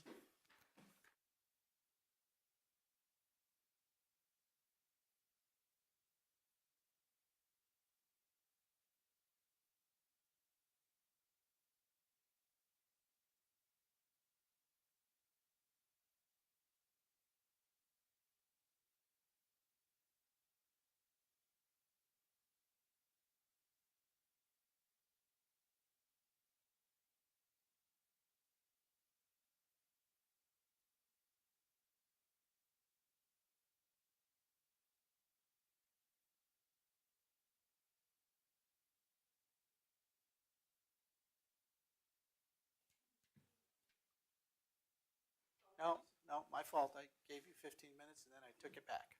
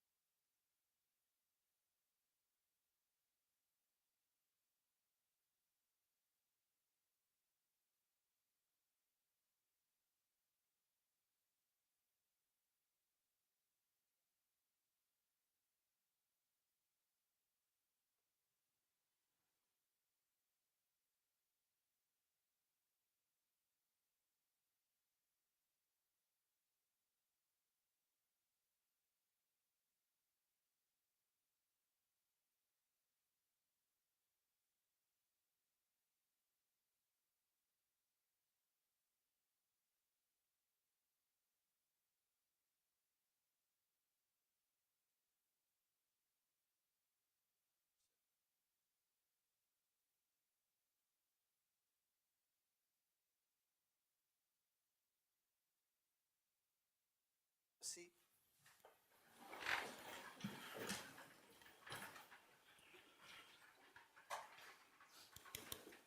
All right, Ms. Sorgan, do you waive roll call of the jury? State waives roll call, Your Honor. Mr. Sand, do you waive roll call of the jury? Yes, sir.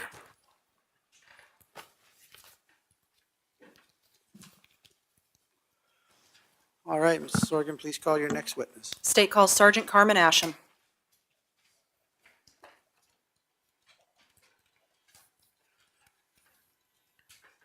Do you solemnly swear to tell the truth, the whole truth, and nothing but the truth, so help you God?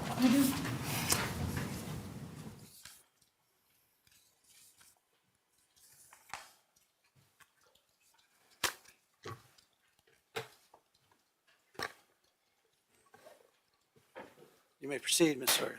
Thank you, Your Honor. Would you please state your name for the record? Carmen Asham, And please spell your first and last name. Carmenasham. You are the state's case agent in this matter, is that correct? Correct. Where are you employed? City of Minot Police Department. In what capacity? Currently, I'm a sergeant in the investigations division How long have you held the rank of sergeant? since June of 2023. And prior to that, what was your rank? Master officer. You said your current assignment is investigations, is that right? Correct. How long have you been in investigations? This time since the end of January 2025. And prior to that, what was your assignment? I was a patrol sergeant And how long were you patrol sergeant? from the fall of 2023 to January 2025. And where were you prior to patrol?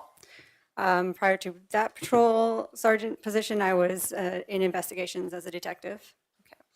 And how long had you been in investigations at that point? That time I was in investigations for 5 years, from 2018 to 2023. Now, it sounds like a lot of bouncing around. Can you explain why you went from investigations to patrol back to investigations?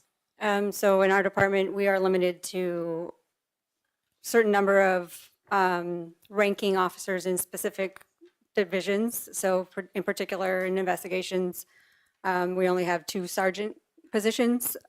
So there can only be 2 sergeants assigned to investigations at any time. So when you attained the rank of sergeant, you had to transfer out Correct. because the spots had already been filled. Is that correct? Correct. And so it's come to the time that you have now transferred back to investigations. Yes. Okay. Can you please tell us about your training and experience? Yes, I have a bachelor's degree from Minot State University, and then law enforcement specific. I have over 1,800 hours of peace officer standards training through the state of North Dakota. Over 300 of those hours are specific to evidence and crime scene collection, or crime scene investigation, excuse me. Okay. Do you have any affiliation with the Crime Scene Recovery Unit with Minot PD? Yes, we have a crime scene response unit with the Minot Police Department. I've been a member of that team since 2013, and I've been the commander of the crime scene response unit since 2016.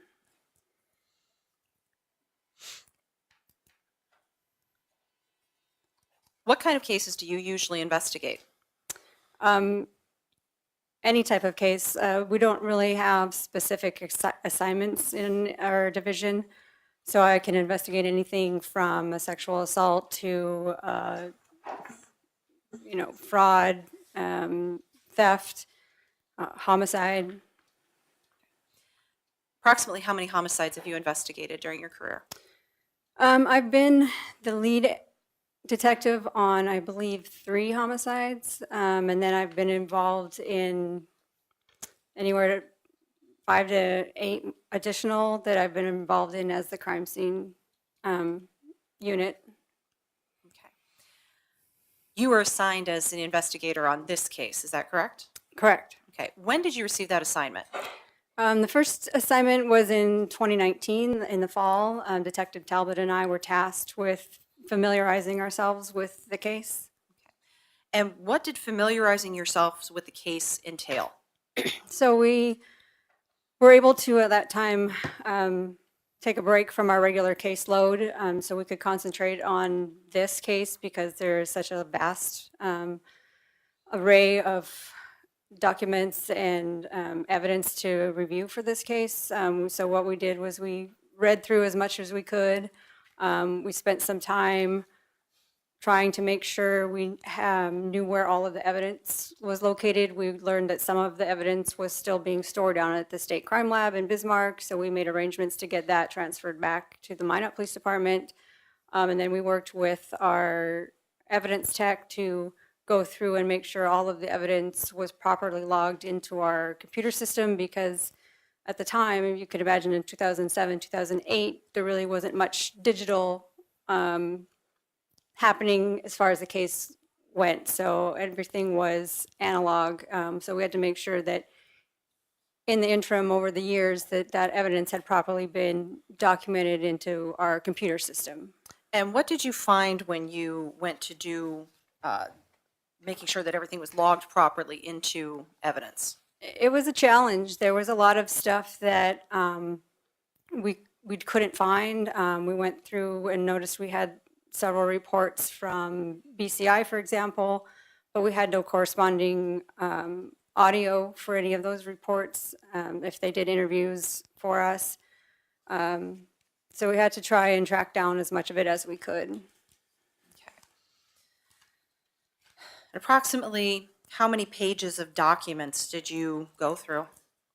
I couldn't even say. There was thousands of pages. Okay. How many hours approximately of audio and video recordings? Hundreds of hours. Photographs? Yes. There were, I don't even know, 100 or so maybe. Now, detective, when you go through an investigation, you review the evidence, is that correct? Correct. Okay. I want to kind of draw your attention to certain pieces of evidence in this case and then discuss these. We've heard testimony that Anita was stabbed and that a knife was recovered from the scene, correct? Correct. Okay. Is the knife in evidence? Yes. Okay. Can you please describe the knife? I would describe it as a cheap folding knife. Something that is common for a lot of people to carry. It had a embossed design on the handle on both sides. During your course of your investigation, were you able to determine how common of a knife this was? So we had done some research and reviewed. It was, I mean, a quick Google search and you could find, it was easy to come across online. It sounded like it was kind of a novelty knife that would have been possibly sold in gas stations or maybe flea markets, that type of thing. We also found that there were a wide variety of styles of the knife from the same manufacturer. Okay. And were you able to determine if there's anything really special of this knife or if this was a good quality knife? No, it wasn't particularly expensive or unique in any way. And to be clear, when I say the knife is in evidence, it's being housed at Minot PD, is that right? Correct. Okay. And where in Minot PD is it being housed? Our evidence storage is in it's a secured fenced-in area, I guess, in our garage bay, that it's fully secured and only accessible by the evidence clerk. Okay. Is it monitored by cameras and? Yes. Okay. We've also heard some testimony about the screen During the course of your investigation, what did you learn about where the screen was originally on the morning of June 4th, 2007? We learned that Marty Annell, in his statements, he had said specifically. Objection, hearsay, Your Honor. Your Honor, we've heard numerous testimony about this already. Yeah, I'm going to give a little leeway here, Mr. Sand, Okay. so your objection's overruled. Try to keep it tight, Ms. Sorgan. Yes, Your Honor. He stated that the screen was recovered out of the window of the apartment. Now, Sergeant Ashton, you're familiar with the crime scene video for this, of the apartment, correct? Correct. Okay. You've watched that? Yes. You were in court when that was viewed as well? Yes. Okay. And you're also familiar with the crime scene photographs, is that right? Yes. Okay. Would you describe the condition of Anita's bedroom, particularly with regards to the area around the window? Yeah. It was a particularly small room. I mean, the apartment itself was pretty small. Her bedroom was maybe 9 feet by 10 feet, approximately. She had her single bed in the corner, which was in the southwest corner of the room. The end of the bed came up right up to the edge of the window in question. And then you could see in the photographs from the crime scene that at the foot of the bed, underneath the window, there was a lot of items piled up there. There was a couple of fabric bins, you know, those square bins that you store things in, that were there. There was, you know, maybe a laundry basket. There was just several things there. And then on top of all of that, there was a open package of plasticware, forks, knives, that sort of stuff that was just kind of precariously perched on top of one of the fabric bins. So all of this stuff was just on the floor at the foot of the bed, right underneath the window. Okay.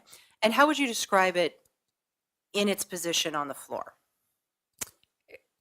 It was kind of a jumbled mess. You could see clearly defined things like the bins, like I said, and the plasticware, but then there was just other things just strewn about there. Okay. Did it appear to you to have been stacked, or was it just kind of tossed there? A lot of the things were just stacked on top of one another. Okay. Now, you also examined photographs of the windowsill, is that right? Yes. Please describe the condition of the windowsill. The windowsill was unremarkable. There was no tool marks, no damage noted. There was no, there was dust in the window. There was cobwebs around it. Pretty unremarkable. Okay. Dust and cobwebs, particularly where? Outside of the window on where the siding was.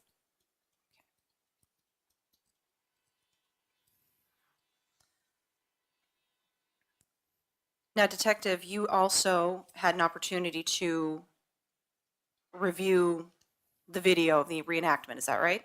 Yes. And were you able to see the damage to the screen that was caused in the test, on the test screen in that video? No. Okay.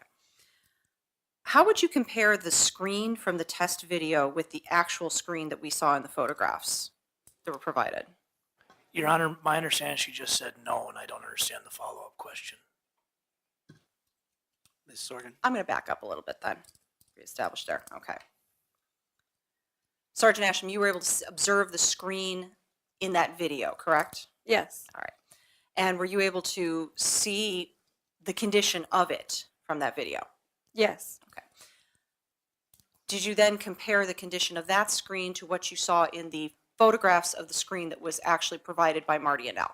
Yes. Okay. How do the two compare? The actual screen from the crime scene was more damaged than the screen from the reenactment video. Okay. And what did that tell you? That, to me, the damage was most likely not from the same activity that was portrayed in the reenactment video. Okay. And you saw Sergeant Thompson trying to get in and out of that window, correctly? Yes. Okay. How would you describe his actions in getting in and out of that window? Clumsy.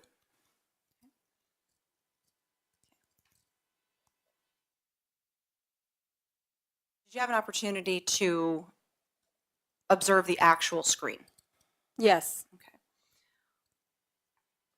What was your understanding of the cut to that screen? The understanding to me when, and as it was described as the cut was the shape of a backwards L if you were standing outside the window looking in. Okay. What, if anything, was in that cut? Reports from the state lab after that was sent to them indicated that Anita's blood was found in that cut of that screen. What does that indicate to you?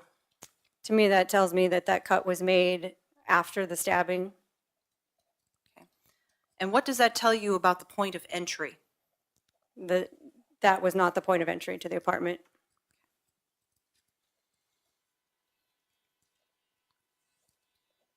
What did your investigation determine was the point of entry? The door, the front door. And you were present for Laura Knapp's testimony with regards to the keys, is that right? Yes. Okay. And the type of lock that was? Yes. During the course of your investigation, were you able to determine who had keys to that apartment? Yes. Who? Anita had a key, Nicole had a key, Laura Knapp had a key, and Marty Annell had a key. And were Laura and Marty's keys accounted for, to your knowledge? To my knowledge, they were, yes. Okay. How about Anita's keys? Yes, they were in her purse. Is there some indication of what happened with Anita's keys? Yeah, on the evidence log, the purse was collected as evidence. And then in the chain of custody, it notates that approximately a week to 10 days after the crime, the keys were returned to Gordon Knuston by Detective Barnard. Did you do some investigation with regards to whether or not it was possible for someone to have duplicated the key? Yes. And what did you learn through the course of that investigation? So we're probably all familiar now that kiosks exist where you can take a key and get your own copy made. So I was curious if that was a possibility in 2007. And I learned that it was not, that those machines were not patented until 2007, and they didn't have a nationwide rollout of the machines until 2010.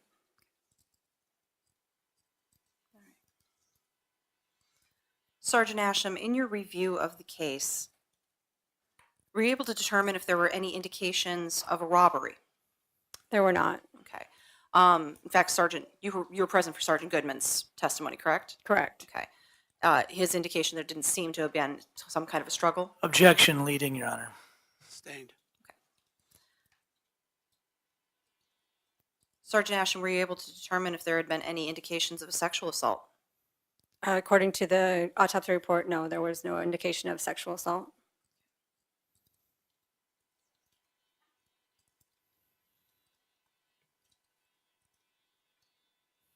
Now, a lot of what you poured over in review was reports of past officers, is that right? Correct. Do you know approximately how many people they interviewed? Hundreds of people were interviewed. What other investigative tools did officers use? In addition to the interviews they did, they took DNA samples from many of the people. Okay. Approximately how many people did they take DNA samples from? Around 60. I know it was over 50. And do you know if the crime scene was dusted for fingerprints? Yes. Okay. Particularly in what areas? From the photos, I saw that the window, around the window, was dusted for fingerprints. Were there any usable prints to your knowledge? There were not.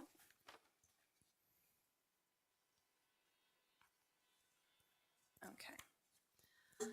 Now, Sergeant, as part of this investigation as well, you also reviewed Anita's phone records, is that right? Yes. Okay. And that was mostly from an analysis of her phone, is that right? Correct. We had her actual phone, which was recovered at the scene, and there were photographs taken of text messages, incoming, outgoing, phone logs, and then we also had copies of phone bills, which at the time actually also listed call logs. Okay.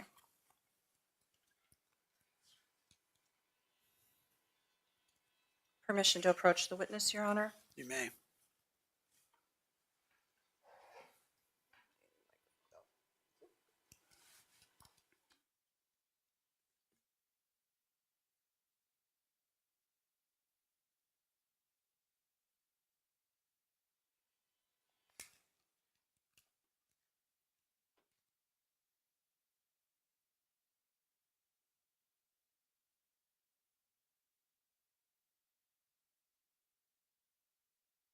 Me up, Ms. Hosland? You got me? Okay, great.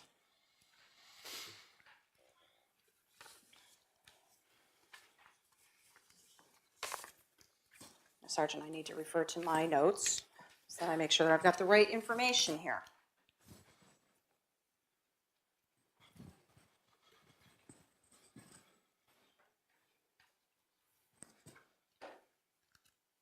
Okay. Sergeant, showing you what's been received into evidence as States Exhibits 11A and 11B. What are these? These are photos taken from Anita's phone of her text messages. Okay. And going through her phone, what were you able to determine was the last text message that she sent? That would be this one marked 11A, where she sent a text message that said, "I didn't know what to say to it." And do you know what time that was sent? That was sent at, I believe it was 4:49 a.m. or about that time on Sunday, June 3rd. Okay. What is 11B? 11B is a message that she received that was received at 4:53 a.m. That in her phone it showed as unread, and it's a message that just said, "You don't say anything." Okay. Had all of her prior text messages been read before that point? Yes, Okay. Was that the first unread message? yes. How would you describe Anita's text activity in the early morning hours of June 3rd, 2007? It was consistent. There were no gaps. It seemed to be on par with other days of text messages that were on there. It was a consistent conversation she was having until up to that point.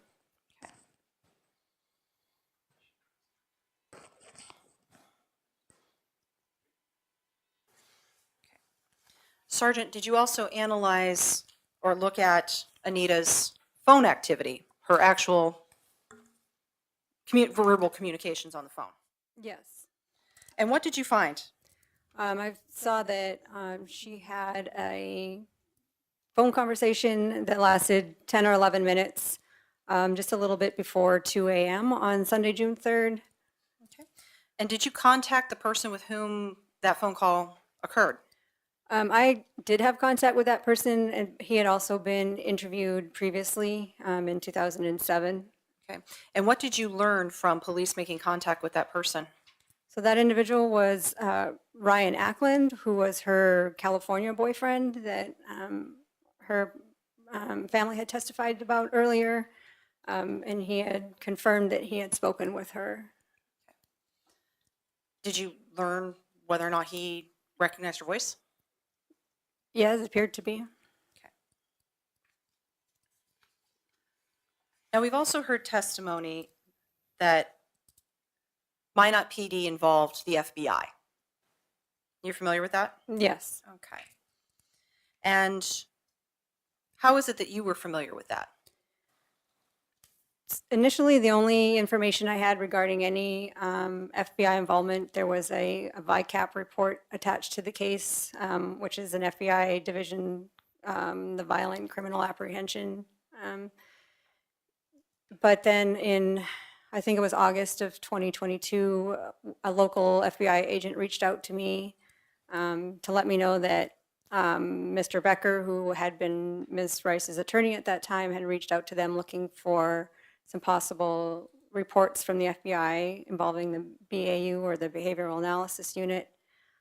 He said they didn't have any BAU reports, but they did have some FBI reports, and I asked if he would please send those to me because we did not have them as part of the case file. Okay. And so what did you learn from receiving those reports? From those reports, it really was mostly they had conducted some follow-up interviews to assist the Minot Police Department. There was a letter in there where Detective Barnard had requested some assistance, giving them a brief synopsis of the case. Okay. And what was the time frame for that letter from Detective Barnard? I believe the letter for that request for assistance was in 2009. Okay. And how about the interviews that the FBI assisted with? What was the time frame for those? Those were conducted in 2008 or 2009. So fair to say early in the investigation. Yes,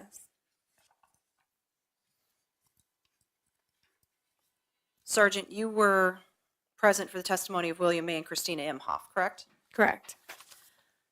And you're aware that there's no records of the statements from them, is that right? Yes. Okay. What did you learn about why there was no statements? I really don't know why there's no statements. It would appear there was a breakdown in communication somewhere. Were you with the PD at that point in time that those statements were made by those two? No, Okay.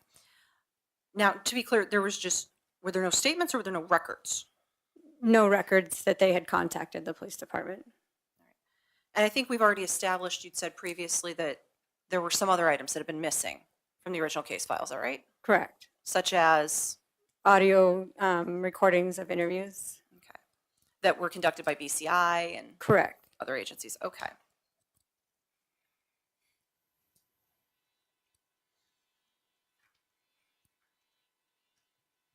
Now, Sergeant, you had also alluded to lots of DNA had been collected, samples had been collected from various people, correct? Yes. Okay. And why was that? The investigators were just doing their due diligence and trying to check off all the boxes that they came across in their investigation. All right. Now, you were present for Amy Gebhardt's testimony, correct? Correct. And you're present when Mr. Sand was asking her about male-specific DNA under Anita's fingernail, one of her fingernails on her right hand? Correct. What's your understanding about whether or not there's a timestamp on DNA? There is no timestamp on DNA.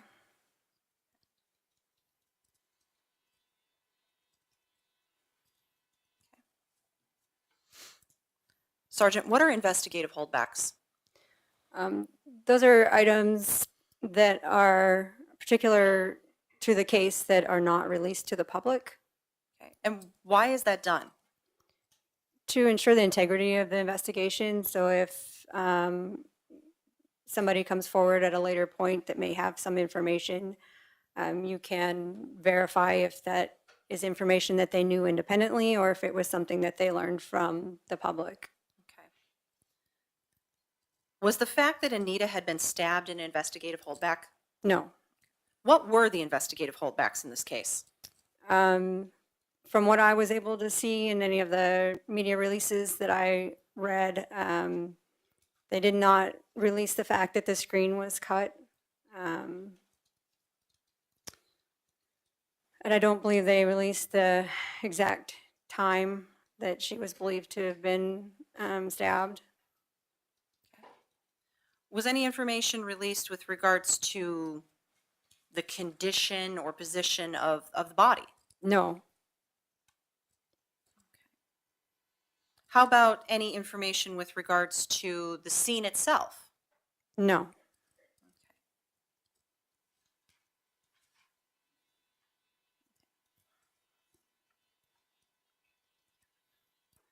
Okay. How about how Anita was dressed? No. Not released. Not released.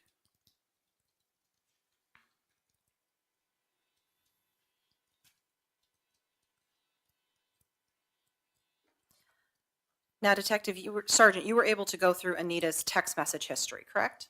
Correct. Who had she been texting with shortly before her death? Michael Van?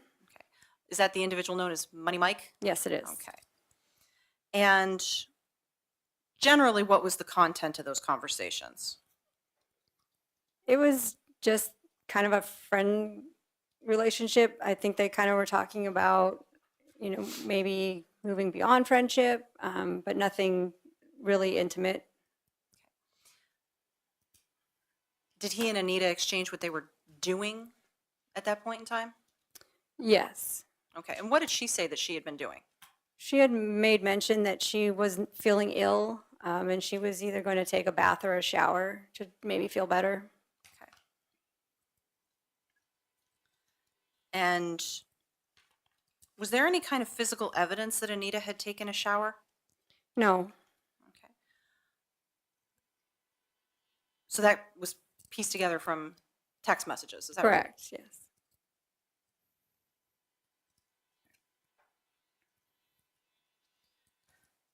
Now, Sergeant, I know there's been a lot of talk about cold justice. Yes, You were assigned to this case before cold justice came on, is that correct? correct. Whose idea was it to bring in cold justice? I have no exact knowledge. It was someone in administration, not me. I would assume it was a captain or a chief. Someone above your pay grade, right? Correct. All right. What did you get told with regards to working with cold justice? That they were going to bring them in to assist with this case and that I was going to help them. Okay. And what kind of resources did cold justice provide? They were able to provide, additional personnel to help us conduct all these interviews that needed to be done, and really just to help us find people that had moved on or were no longer around. Who particularly from cold justice did you work with? Mostly I work with Kelly Sigler, a little bit with Steve Spingola, but mostly with Kelly. And to your knowledge, what was Steve Spingola's occupation? He was a retired lieutenant from the Milwaukee Police Department. Do you know what unit he was with? He, from what I understand, he had spent time in multiple units, but he had also spent a lot of time in a homicide unit. When did cold justice come to Minot? In March of 2022, How long were they there? I think around 10 days.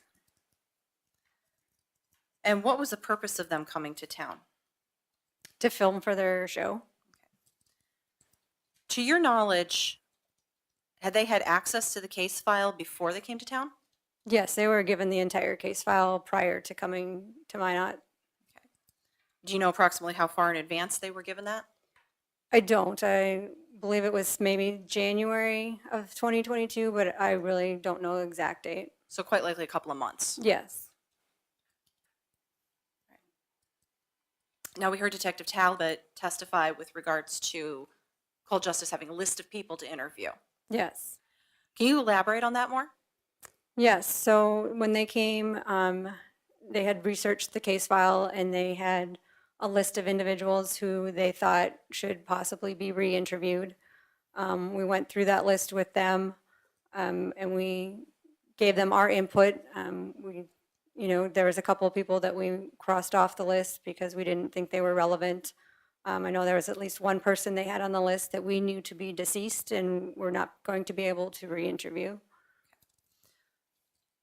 So you had some input into the re-interviewing, is that correct? Yes. Was cold justice calling the shots? No.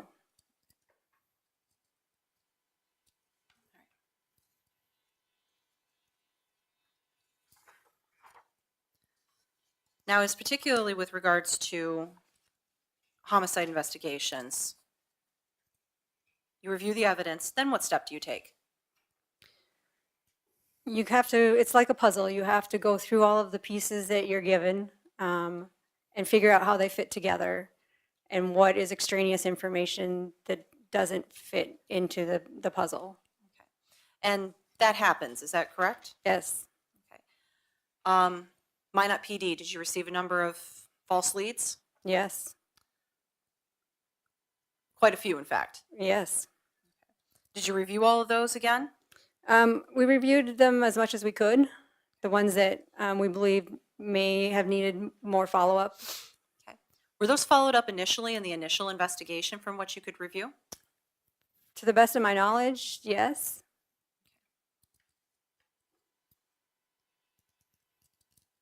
Were persons of interest identified in this case?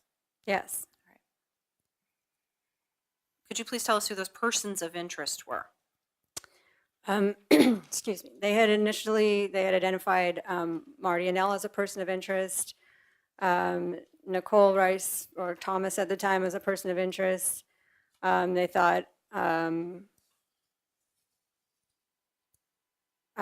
Tyler Schmaltz was a person of interest. They thought Michael Van was a person of interest. There were multiple. Okay.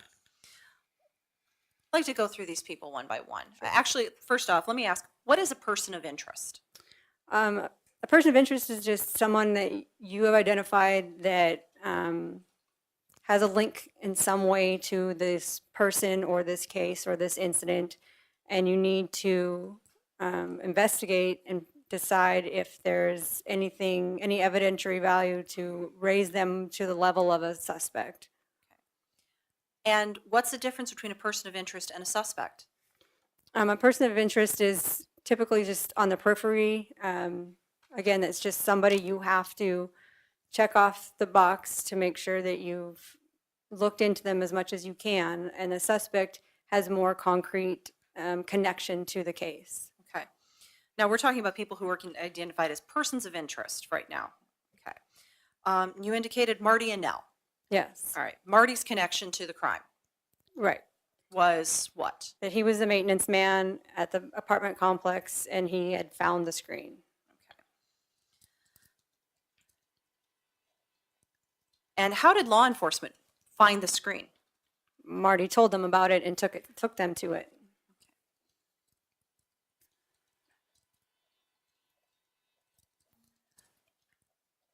Why did Marty never rise to the level of a suspect?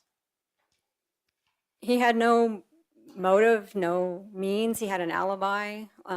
Laura Knapp alibied him, said she was with him the entire weekend. Did it ever become suspicious to the Minot PD when Marty committed suicide approximately 18 months after Anita's death? I believe it did. Okay. And was there follow-up that was done? Yes. And did that follow-up elevate Marty to the level of a suspect? No. Why not? Again, there was nothing concrete there that connected him to this crime. Okay. Was Minot PD able to satisfy themselves with regards to the reason for Marty's suicide? Yes. Okay. And what was that? Well, as his sister and Laura have testified, there was a lot of issues going on with him in his life. There's a family history of suicide. He had a multitude of reasons why he may have committed suicide. Did Marty cooperate with the investigation? Yes. Do you know approximately how many times he was interviewed? I do not. Was MPD ever able to verify anything in Vern Olson's statement about Marty having a gun or knife collection? Not that I'm aware of. You said that Michael Van was a person of interest. Yes. Money Mike. All right. Why was he a person of interest? Just because he was the individual who was contacting Anita. There was information that he was possibly romantically interested in her. Okay. But he never made it to the level of suspect, did he? No. Why not?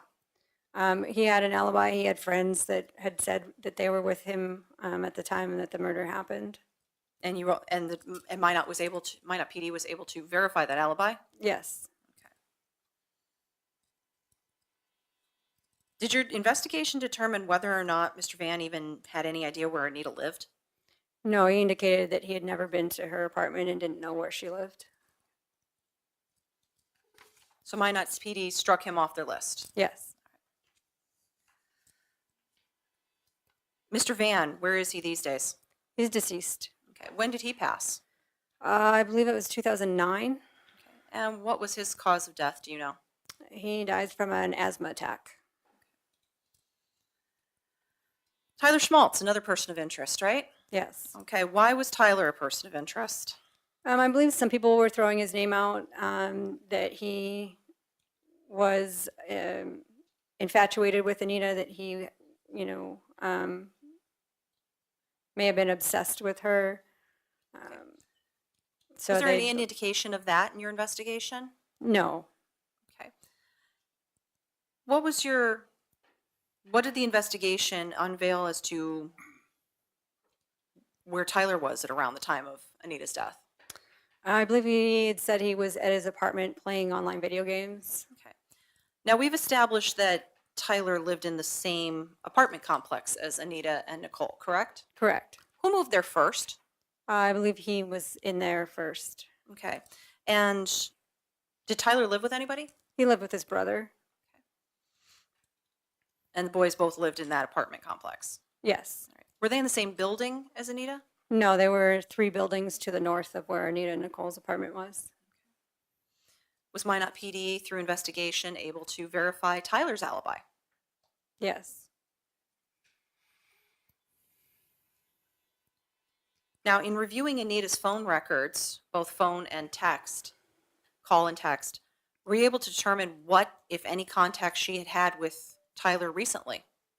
I didn't see any contact with Tyler in her phone. Okay. It'd been quite some time since they'd spoken. Yes. All right. You were present for questioning that involved a man running, right? Correct. All right. What do you know about this runner? So I know that Becky Arman had contacted the police department, I believe it was the following day after the discovery of the body, to report that she had seen this individual running in the area. Okay. And what came from that lead? So she provided a description. Eventually, the police department enlisted the use of a sketch artist to create a sketch of what this person looked like. That was released to the media. And then subsequently, an individual came forward and said that, hey, that looks like me, and I was in fact running in that area on that date and time. You observed the sketch, is that right? Yes. Okay. Can you describe the person in the sketch? To me, it looked like a possibly Hispanic male, short hair. Okay. And did the person who came forward match that description? Yes. Okay. And were you able to determine if that person had any involvement whatsoever with this case? He did not.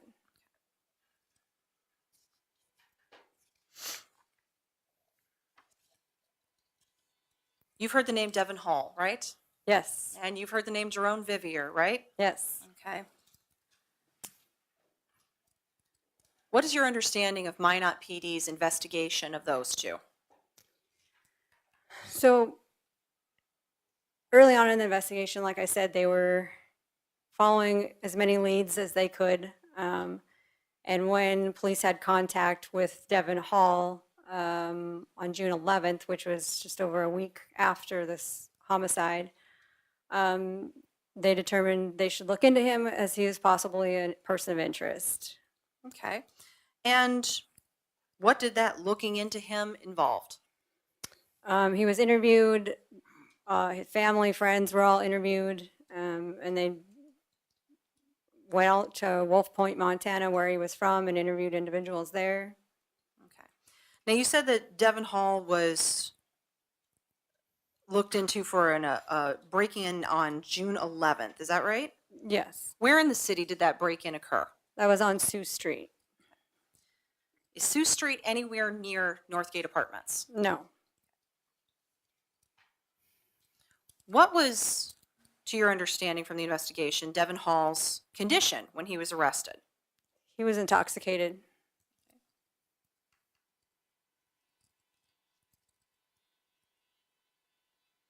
And do you know approximately how many times Devin Hall was interviewed?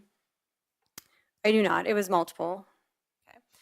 And you were present for Sergeant Goodman's testimony when he testified about going out to Montana to interview him again. Correct.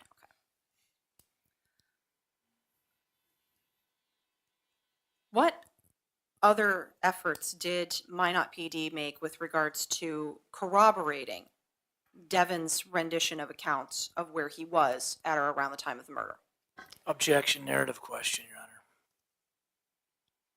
Overruled. She just asked what they did, so she can answer that. I know they tried to find train records from Amtrak. They, again, like I said, interviewed family and friends to corroborate his version of the weekend.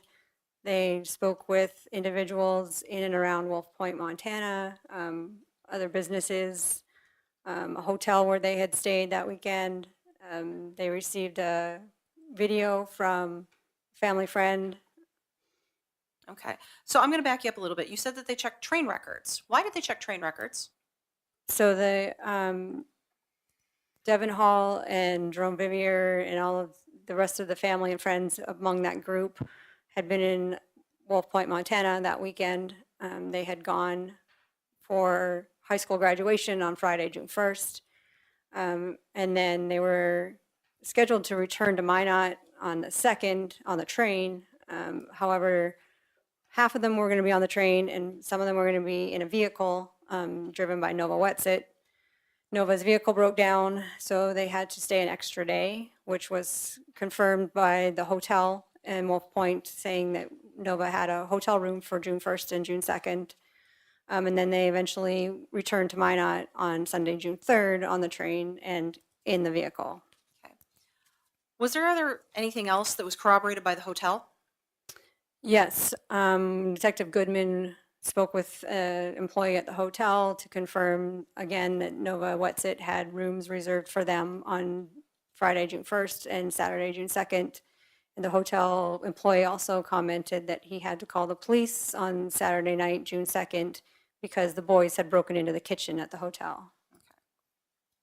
So was Sergeant Goodman able to corroborate that police contact? That I'm not sure. Okay.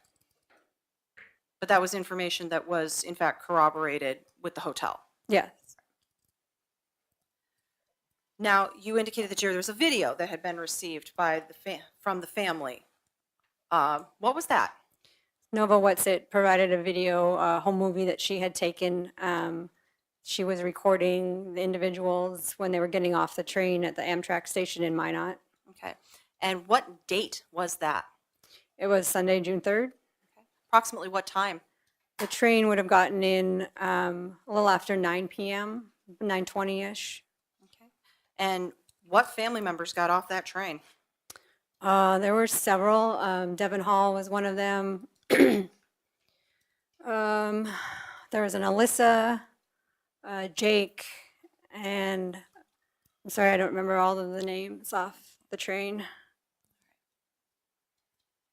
Now, you're aware that Jerome Vivier had an arrest, is that right? Yes. Okay. For GSI. Do you remember the date of that GSI? It was May 20th of 2007. Okay.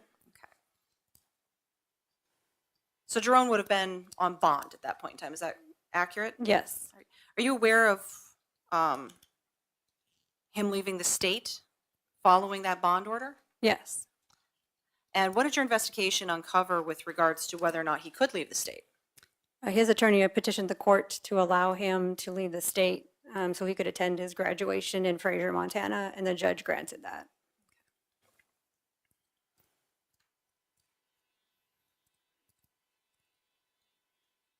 Did you look into the GSI that Jerome Vivier, I'm going to say committed because he was convicted of it, committed? Just briefly, I don't know many of the details of it. I only know that the victim in that incident was a relative of his cousin, I believe.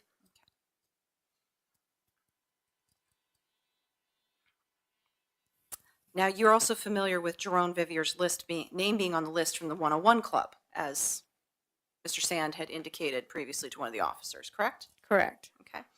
Were you able to determine if he and Anita were at the 101 Club on the same evening? According to that list, they were. Okay. Were you able to determine if they came in at the same time? I believe the times were not the same. They were off by a half hour, maybe an hour. Okay. And how long before Anita's murder was that? That was around that May timeframe when the GSI occurred, so it was a week or two. Okay. And do you know the date of the contact at the club? Or the date that they were both at the club?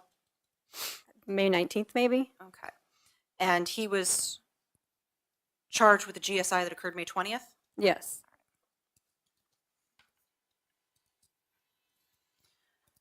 Were you able to, did the investigation determine whether or not Jerome had any contact with Anita at Club 101? No. Okay. It didn't determine that. There's no indication of any contact between the two of them. Okay. Is there any indication that they interacted at all? No. Any indication that he followed her home? No. That he had any idea where she lived? No.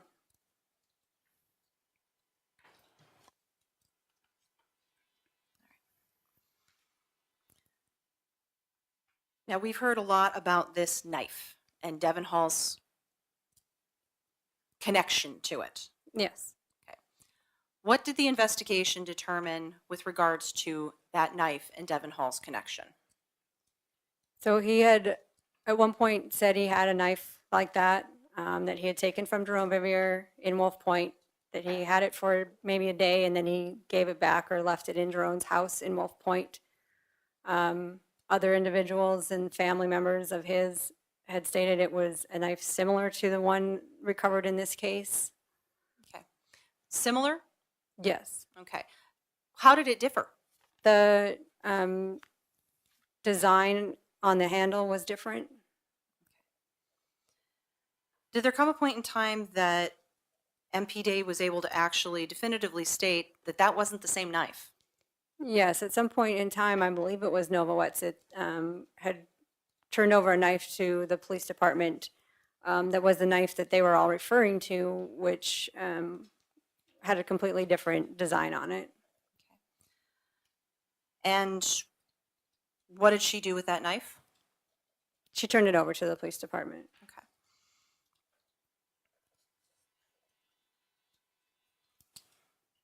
Now, you're familiar with Devon Hall's criminal history, correct? Correct. All right. What typically is he getting arrested for? The history that I've seen, he seems to have a habit of getting intoxicated and breaking into homes. I believe he may have sexually assaulted some females. When was that? 2010, I don't remember the exact date. It was after 2007. Okay. Is it fair to say he keeps getting caught? He does. What does that tell you about his skill as a cat burglar? He may not be very good at it. Now, you indicated that when he was arrested on June 11th, 2007, he was highly intoxicated. Yes. Okay. Can you be more specific? Well, I wasn't present. I'm only going off of the reports that I read for that case. He was staying in an apartment with Nova Wetzel on Sioux Street. I believe her apartment was in the 800 building, Sioux Street. And then the building that he was arrested for breaking into was the 804 building, which is directly behind the 800 building. So it appeared that he was just intoxicated and ended up going into the wrong apartment. And he was found with a knife at that apartment, wasn't he? Yes. What was your understanding of where he got that knife from?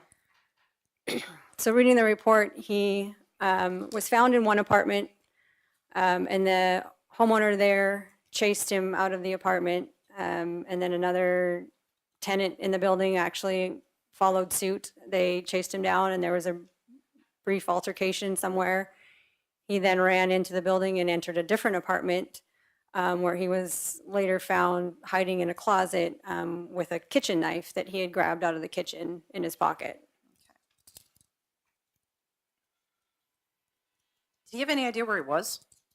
He thought he was in Williston. He kept calling the police officers Williston pigs. How far from Minot is Williston? About a 2-hour drive. During that time that he had broken in on June 11th, did he injure anybody? No. All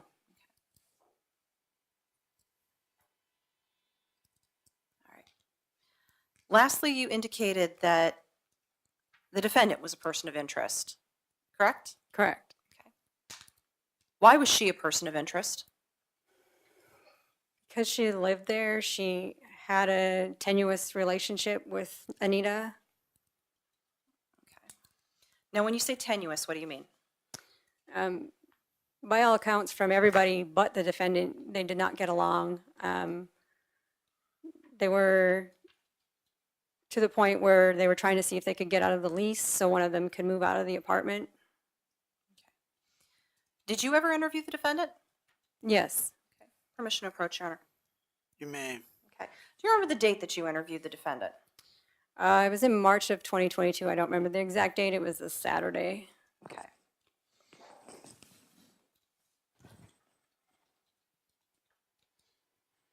Detective, I'm showing you, or Sergeant, I'm sorry. I'm showing you what's been marked as State's Exhibit 26 for identification, 36 pages in length, and ask you if you recognize that.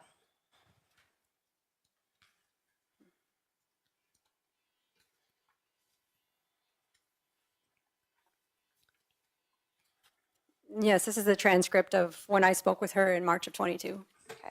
Now, aside from some redactions required by law, is that a fair and accurate transcript of your interview with Nichole Rice? It appears to be, yes. Okay. State moves to introduce Exhibit 26. Mr. Sand, May I approach briefly, Your Honor? you may.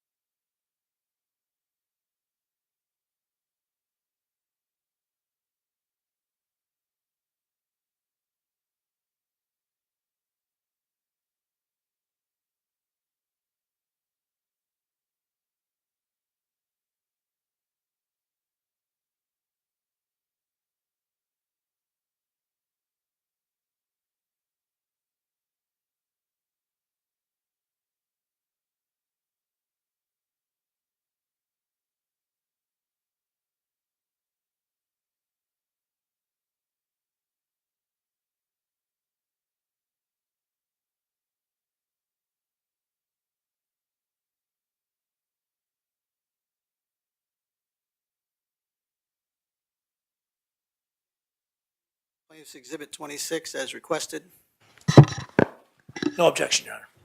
All right. Plaintiff's Exhibit 26 is received without objection. Thank you, Your Honor.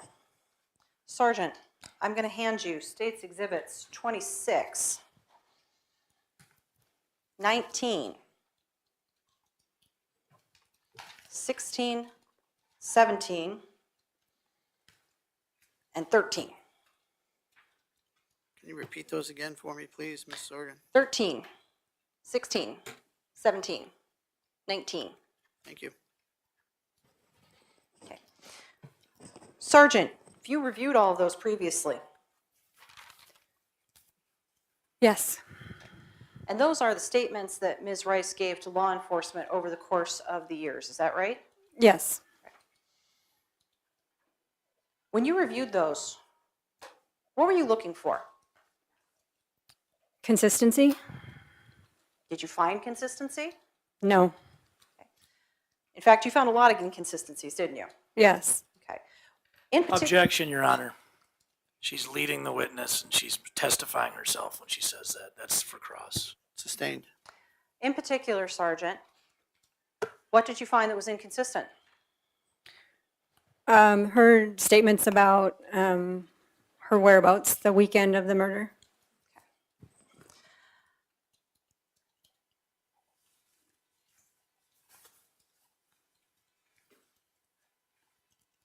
Did her statements change over time?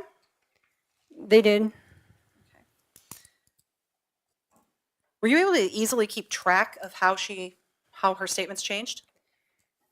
No, it's tough to keep track of because there were so many differences in the various statements that she gave. It's hard for me to remember exactly which statement had which differences, but definitely I know that there were glaring differences in different interviews that she did. Did you do anything to assist yourself in figuring out these differences? Yes, and in order to try and make sense of it and keep track of them, Detective Talbot and I had created kind of a visual depiction of the differences. We created a timeline where we color-coded the different statements for the different dates and then where the differences were in each different statement. Okay. And do you believe it would assist the jury in determining or in assessing these differences in these statements by seeing a timeline like that? It may because, like I said, from one statement to another, it's not that they're completely different. It's just little details in each statement that are changed. And did you prepare something with regards to that to assist the jury? Yes, so I had our Intel analyst assist me with creating a digital version of the hand-drawn copy that Detective Talbot and I had created. Okay. Is that a PowerPoint presentation? Yes. Okay.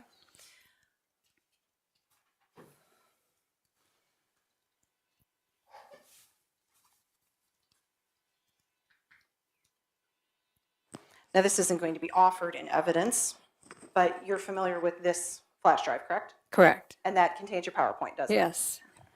May we approach, Your Honor? You may.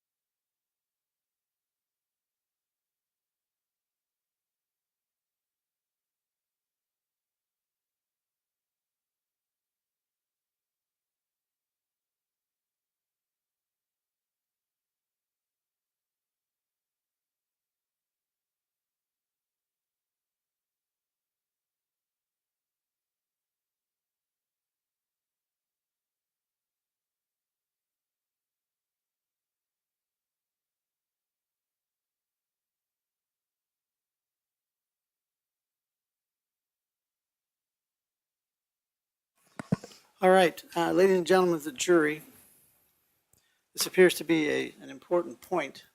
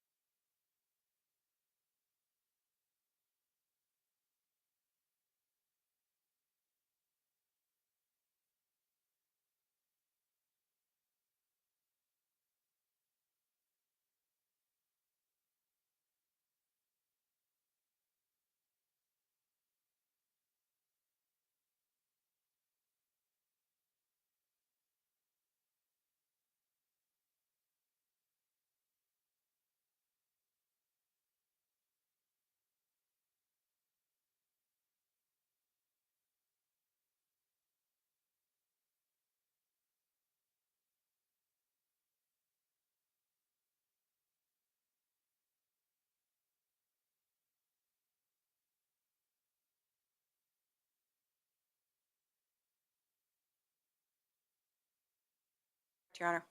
Okay. And my understanding is that the information in that demonstrative exhibit is going to be based upon the 5 interviews that were given by the defendant. That's correct, Your Honor. And all those interviews are in evidence? They are. And this is again under Rule 1006, is that correct? That's correct, Your Honor. Mr. Sand, you have an objection. I'm sorry, Mr. Sand, you have an objection based upon, if I understood correctly, having not viewed this demonstrative exhibit. Yes, Your Honor. And just, I mean, briefly, I mean, we just became aware that they were trying to introduce, or not introduce, but show this to the jury under Rule 1006.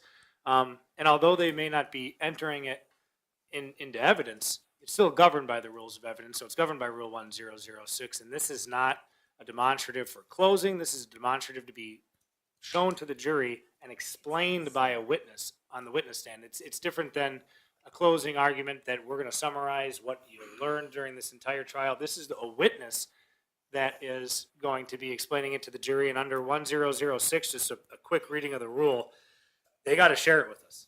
I mean, this is something that's being shown to the jury during their case in chief. We haven't seen this.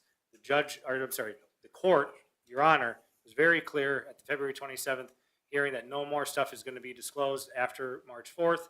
This is not something for closing. This is during their case in chief. So I feel like this is the first time that we're seeing it. I do have some additional rules that I need to look over. I've just looked over Rule 1006. Your Honor, if I may have 1 second to look at my computer. Sure.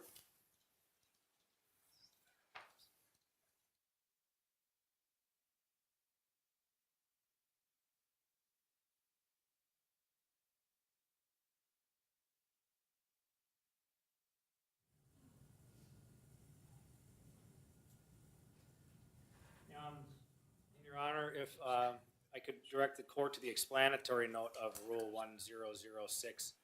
I just have the North Dakota Courts website pulled up with, I think, the most current, the effective date of this rule was March 1st, 2014. I don't see that there's been an update to it. But looking at the explanatory note, it specifically says that we are allowed to analyze, or the other party is allowed to analyze the underlying data to prepare for any challenges to the summary that we may wish to make. We haven't looked at the summary. We haven't been able to analyze, make sure that it's correct, make sure that it's consistent. And like I said, this is occurring during their case in chief, not during closing. This is not a demonstrative for the jury. I don't need to repeat myself, Your Honor, but All that's right. our argument. All right, thank you very much. Ms. Sorgan, do you have any response? Yes, Your Honor. Well, first off, the underlying data is the exhibits that were introduced being the statements of the defendant. Those were very clearly turned over previously to the defense. They've had those for quite some time. I understand that they want to look at this exhibit. It's a 3-slide PowerPoint. It shouldn't take them too terribly long to review that. And I would note, however, this has been utilized in cases in chief previously, in cases in Ward County, specifically State v. Vickerman, case 51, 2019, CR 00919, and case in chief in State versus Kamari Kennedy, 51, 2021, CR 01114. Your Honor, if I may respond briefly? Yes? Thank you, Your Honor. I understand that the state, it's their position that we can review this briefly. We have our case in chief to prepare for. We have closings to prepare for. I know that we have an hour and a half lunch. We're going to use every bit of that. This is not the time for us to be reviewing something like this, Your Honor. This is why that this type of information is supposed to be disclosed a Sooner. lot longer before the start of trial, Your Honor. All right.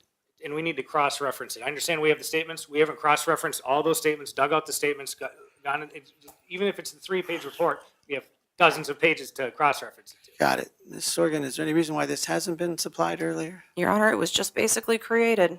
It was a matter of, this was very voluminous and confusing to go through these statements. No, I got that part, but when did you create it? I believe that this was created, if I can find it, Your Honor.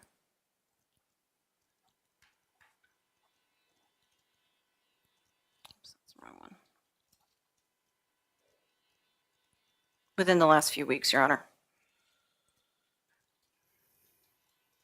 All right. All right, thank you very much. The court will take under advisement your request here with regard to this information and see if I can come up with a plan for how we're going to resolve it. Time is 37 minutes after 11. We will be in recess until 1 o'clock, at which point I will make a ruling and we will go forward. Thank you.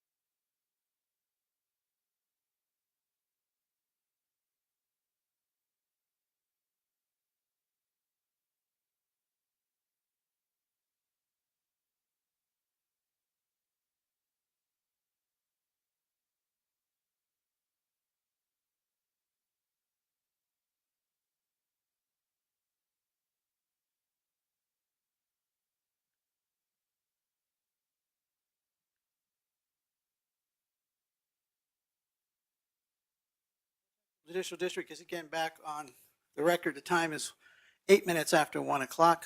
Today's date continues to be Monday, March 24th, 2025. Again, we're in the middle of trial. Parties are present along with counsel. Jury is not present. We broke for lunch. We broke a little early based upon the state wishing to use a demonstrative exhibit in regard to the testimony of their witness. I believe it would be Sergeant Asham. Specifically geared toward her testimony that she had reviewed the 5 interviews with the defendant and found inconsistencies, and she wished to express those inconsistencies over the 5 interviews, and this exhibit would assist the jury in understanding and following along those inconsistencies. A couple of things. The defense objected. The rule being used by the state is 1006, having to do specifically with demonstrative exhibits. The underlying function of that is the fact that the evidence has already been supplied, is available, has been received to support that demonstrative exhibit. In this case, that is correct. All the interviews have been offered and received by the court. They are available. They will be available to the jury upon their deliberations. And the sergeant's testimony will be tedious, probably to say the least, and having an aid for the jury to review and follow along, in a sense, would be helpful. That's the basis for the state's position. It is my understanding that this aid, the demonstrative exhibit, will not be given to the jury in their deliberation, so it doesn't go beyond the use with the testimony of Sergeant Asham. Accordingly, it's not an exhibit that would be considered discoverable, in a sense, as to comply with my rule, going back about 3 weeks, my order, I should say, that there would be no additional discovery beyond that date. I think it was March 4th, is what I said. The underlying information, all of the interviews the defense has, they would be doing their own due diligence in reviewing all of those interviews for the same purpose with regard to consistencies and inconsistencies. The key to this entire question is going to be that the officer in her testimony would be speaking to the exhibit for the purpose of, this is what I found and why I found it. The court is going to overrule the objection by the defense with regard to this exhibit, and the state will be allowed to publish the exhibit for the purpose of soliciting the testimony of Sergeant Asham.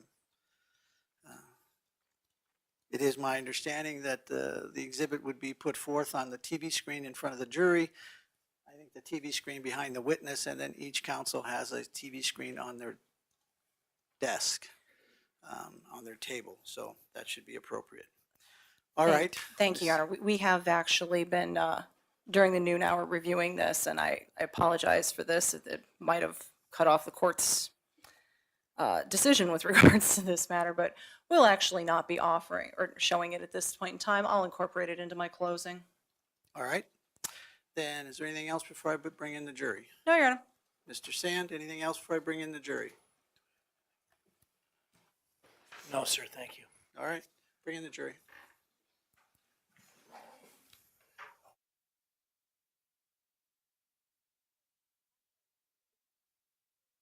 Can you stop, I'm please? so sorry about that.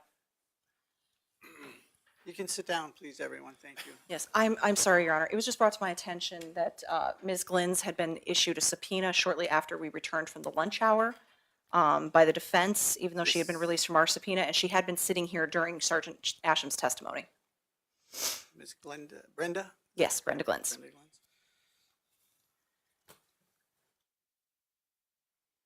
Yep, that's true, Your Honor. We just had, well, she's back now. We just had a chance to talk to her. We served her the subpoena just before Your Honor came in here. She had informed us that she was in here for Ms. Talbot's testimony, but she was not under subpoena at that time. She is again now for the defense, and so yes, I'm sorry. For Ms. Miss Talbot. Sergeant Asham. Yeah, I'm sorry, Your It's Honor. all right, I got it. And so she was not under subpoena at that time. She is now, and so I'm just trying to follow the state's sequestration order, so I let her know that. Ms. Sordum? I just wanted the court to be aware of this, Your Honor. I don't know how this plays out with your sequestration order with regards to the fact she was not under subpoena. She's been here for the lion's share of Sergeant Asham's testimony. Yeah, we're just getting to the good stuff is my assumption, so, okay. All right, then is it your position that she would be required to be out of the courtroom during the rest of the testimony? If she's subject to a subpoena, yeah. All right, Mr. Sands, your understanding? Yep, that sounds right, Your Honor. Okay.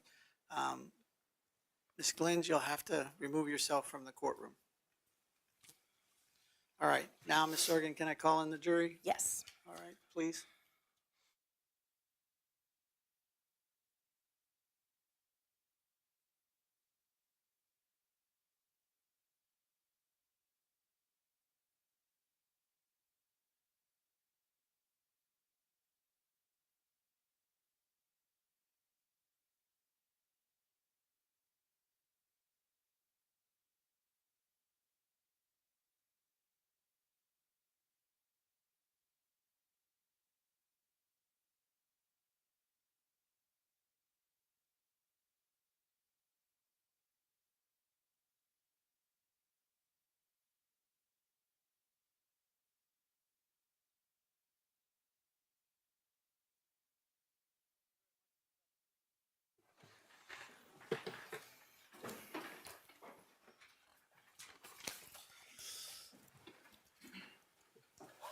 All right, Ms. Sorgan, do you waive roll call of the jury? State waives roll call, Your Honor.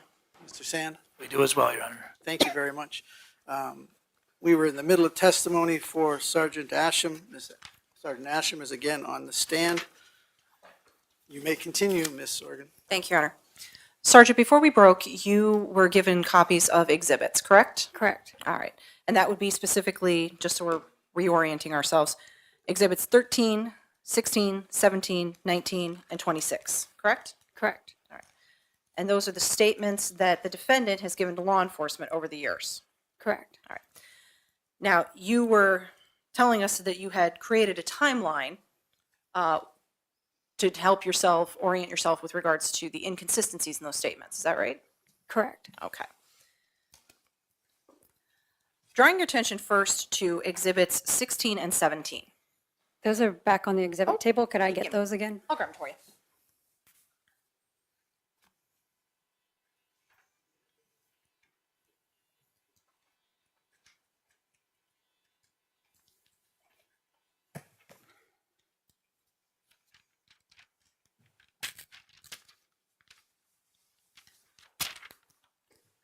Okay.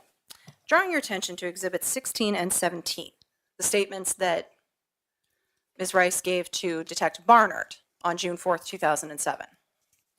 Where did Ms. Rice say that she was during the time of the murder?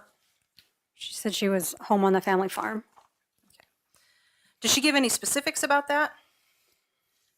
I believe through the course of the interview, she had told Detective Barnard that she came home from work late Friday night around 11 p.m. She went to bed, packed up her things, got up early Saturday morning, left to go to the farm.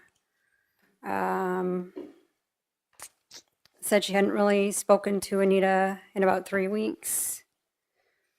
She stated that she heard Anita in her room playing music on Friday night. She thinks that someone may have come over during the night. She heard a male voice, but didn't know who it was. And did she say what time she left the family farm? She had stated that she arrived she didn't say what time she got to the farm, but I believe she said she left Minot around 8 or 7:30 a.m. on Saturday morning to go to the farm. And then she went to the farm. And then they spent Saturday at a going away party for her cousin. And then she came home Saturday and spent all day Sunday at the house with her little sister. And that was at the farm. And then she stated that she never went back to the apartment. She went straight to work on Monday afternoon. Okay. Did she tell Detective Barnard how she and Anita got along?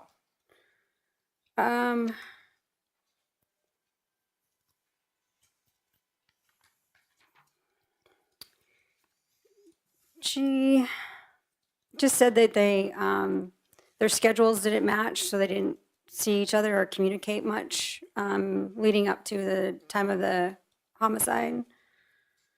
She didn't really say anything about any conflict or anything like that. Okay. Turning to Exhibit 13, the interview with Sergeant Goodman.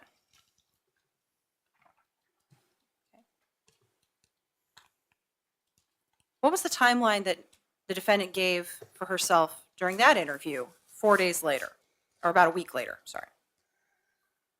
So once again, she had said that she had worked Friday night and she came home a little bit after 11, around 11:30 p.m.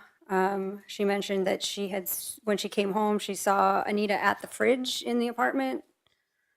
And then she again talked about packing up her things to get ready to go to the farm for the weekend. And then she went to her room and went to bed. Again, she had mentioned something about possibly somebody coming over in the middle of the night, maybe around 1 a.m.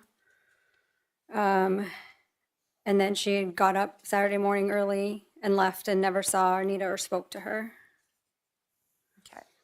How did the June 11th interview differ from the June 4th?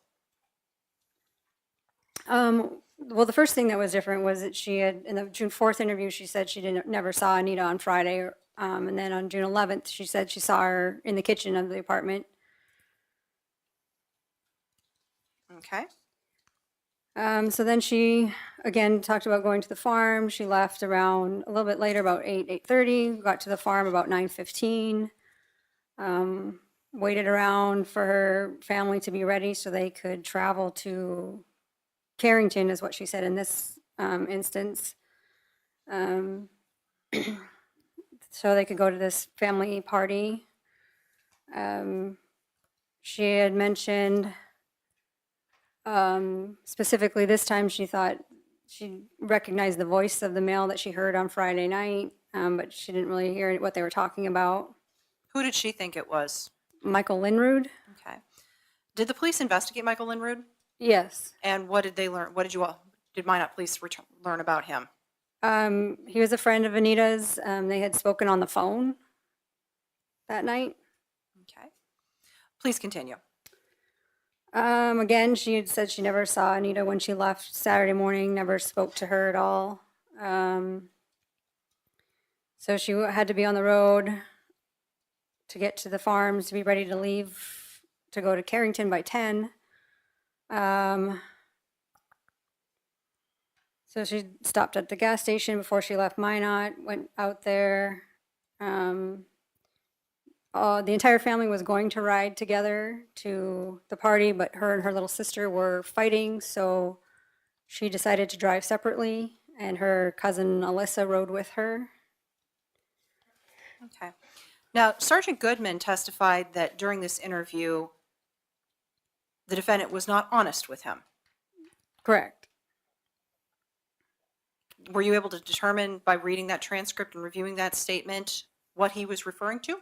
Yes. And what was that specifically? She had told initially Sergeant Goodman that they had gone to the party and came home later that evening, early evening, to the farm. And then she stayed at the farm all of Saturday evening. She watched movies with her mom and her little sister. and then she went to bed.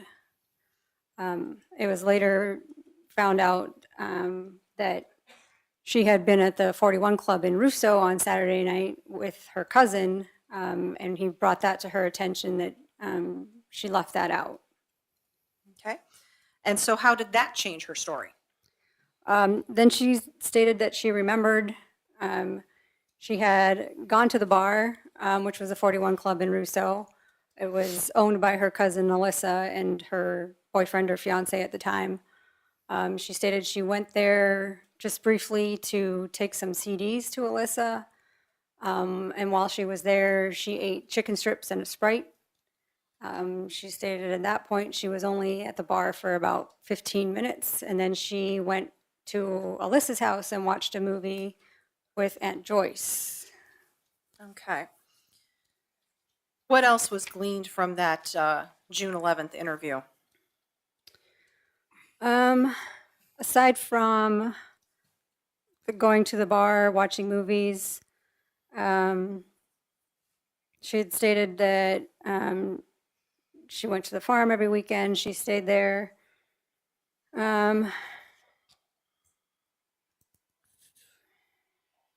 She said Sunday morning she slept in until around 11, 10 o'clock, and then she went out and checked cows with her sister, and then she came back to the house where she beaded necklaces with her mother for 4 hours, and then just hung out at the house and went to bed, and then got up Monday morning. She said she slept until 11 Monday morning, and then she went straight to work in Minot.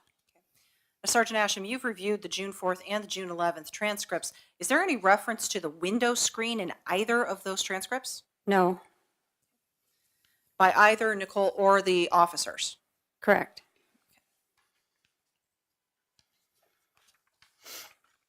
Was there a reference to a bowl in the bathroom sink in either of those? No, Is there a reference to her iPod? I'd have to double check. She may have talked about it with Detective Goodman, Okay. possibly being missing, but I have to look more closely at that.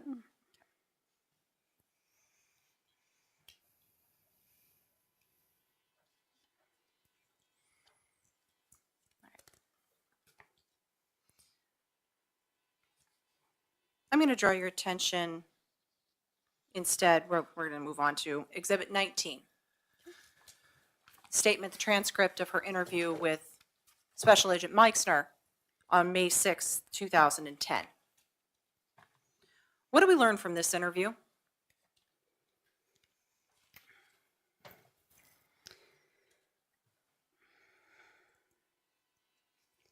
The beginning portion, she doesn't really talk about Friday night at all. She again talks about getting up Saturday morning, going to the farm.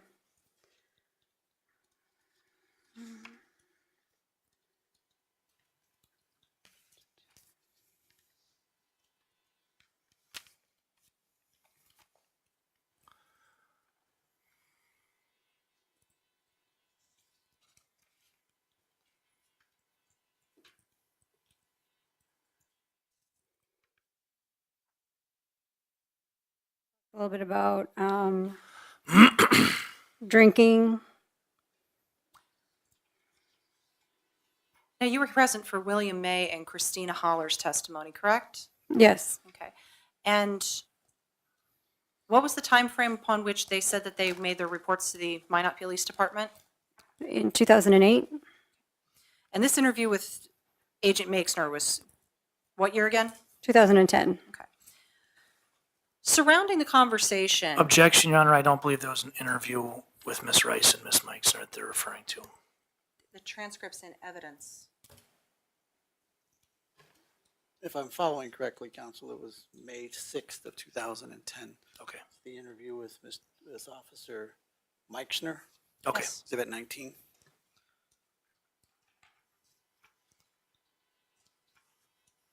So the question again, Ms.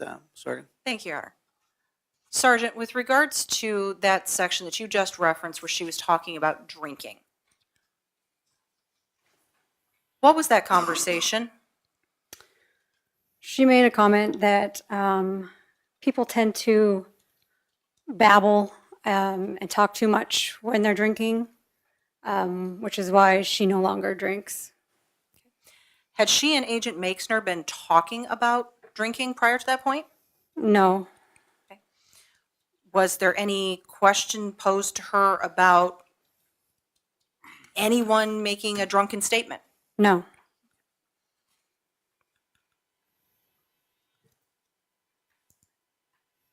Did the defendant talk about her relationship with Anita during that conversation? I'd have to double check that.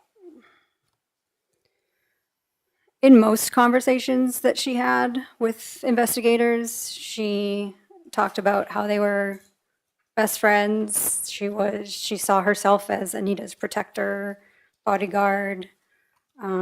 Anytime an investigator brought up information that they had received about them fighting or arguing, she downplayed it. Okay. Specifically fighting about what? The alarm clock, the fish tank. Primarily, those were the issues that came up. Okay. And when you say she downplayed it, what do you mean? She would just say things like, oh, we have typical little roommate disagreements, nothing major. Permission to approach, Your Honor? You may.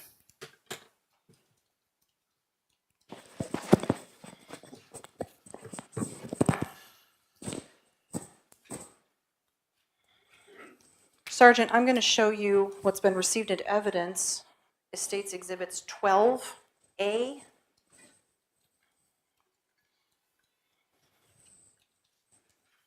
through O. And Sergeant Goodman has already established that those were text messages sent from the defendant to Anita. What are the dates of those text messages?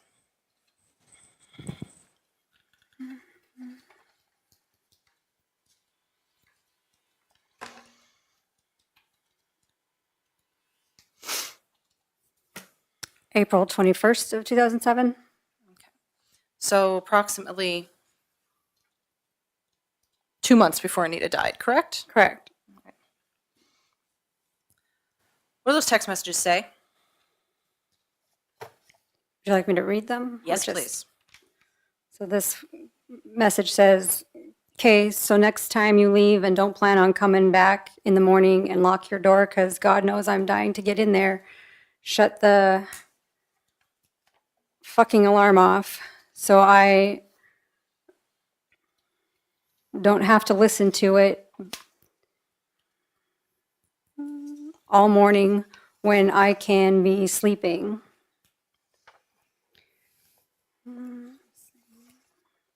And just for the heads up, my dad and I are going to talk to the landlord ASAP and see what we can do, because honestly, I have no idea what I did to make you, what I did to you to make you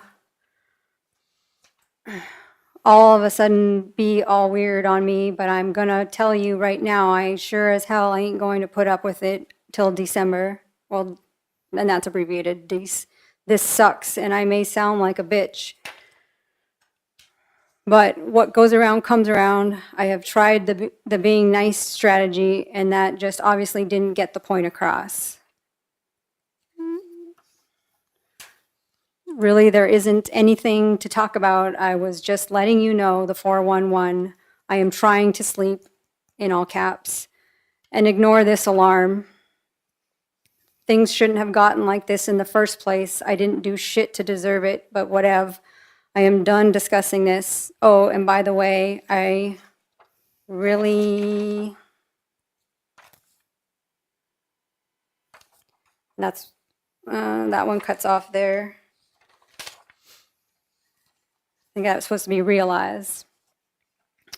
The next message says, are you going to move out or am I, if we can get out of this lease if one of us leaves? this is causing me problems with my family because my stress level is very high on this subject. Seriously, what died I do to you? I ain't ever home. You pretty much have the effing place to yourself, for Christ's sake. Sergeant, was it your understanding from the investigation that the alarm clock issue was limited to just April?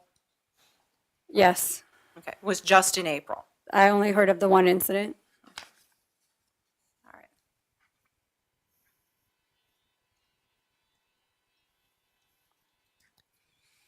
Based on this, based on the investigation, did the hostilities cease because of the alarm clock issue? No, Okay. And what was your understanding of the nature of the hostilities? they just weren't getting along. They weren't good roommates. One liked to be clean, one was messy. Anita felt uncomfortable when Nichole would bring people over to the apartment, and then she would leave to go to work and leave the people there with her that she didn't know. Okay. Sergeant, drawing your attention to your interview with the defendant on March 12th of 2022.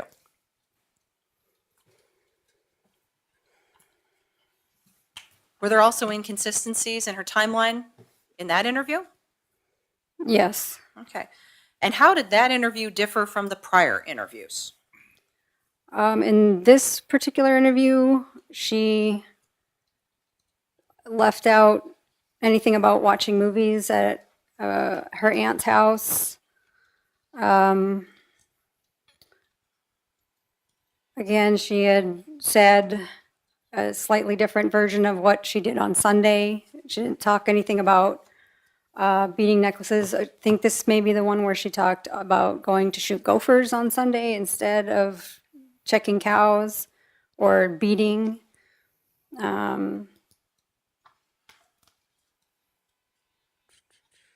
She couldn't remember at this juncture if it had been Friday night or Saturday morning that she had gone back to the farm. And she had gone to the bar in Russo, and she had stayed until 11 or 12 p.m. and then got back to the farm. And then she went to sleep on the couch. Okay. During the course of these interviews, did the defendant offer any of her theories as to who might have hurt Anita? She did, I think, when she spoke to Detective Goodman. And then I think, if I remember correctly, she may have offered one when I spoke to her as well. Okay. Did she identify the same person in all of these interviews? No.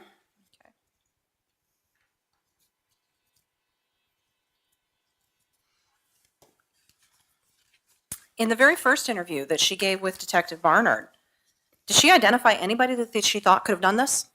No. Okay. Anybody who was mad at Anita? No.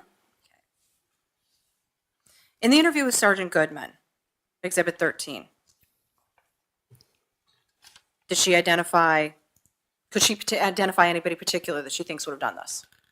I believe that was the interview where she said Nathan Tickerhoof was a possible suspect. Okay. And did the police investigate Nathan Tickerhoof? Yes. And what did the police determine about that? He had no involvement. How about her interview with Special Agent Meixner? Who did she identify in that one?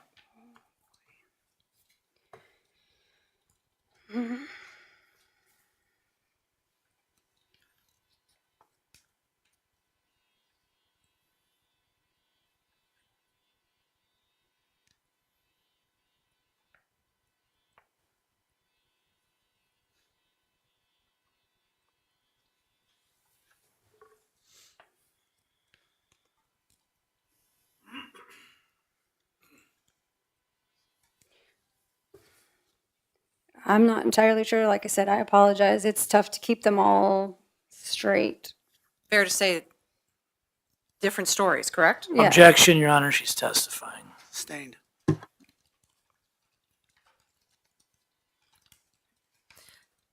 In the interview with Agent Megsner, was she able to identify anybody that was particularly mad at Anita?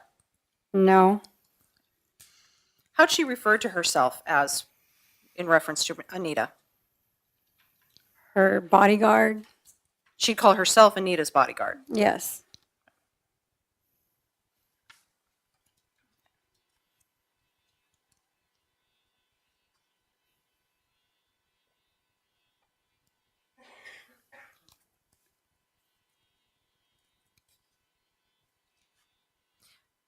Did she ever mention Marty Annell during that interview?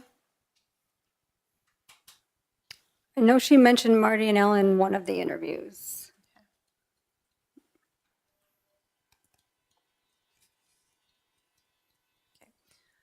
What did she mention with regards to Marty? I believe she said that people are saying it was probably him.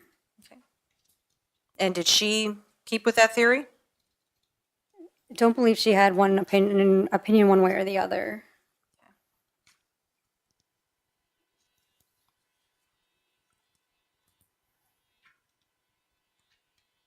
Was there a point where she was talking about Marty having committed suicide? I'm not sure. Your Honor, if I could approach, got the copy of the You may. statements up there.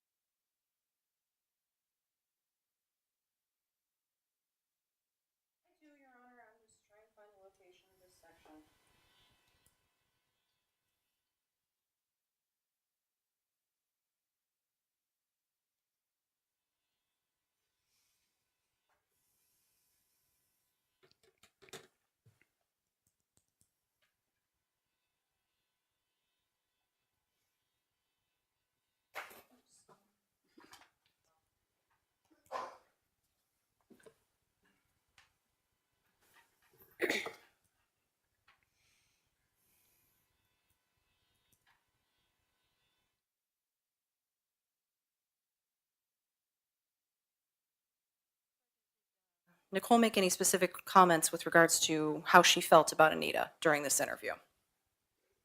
Yes. What'd she say? She said, I loved her. She was my best friend. She meant the world to me. And honest to God, I looked up to her like, oh my gosh, I wish I could be like her.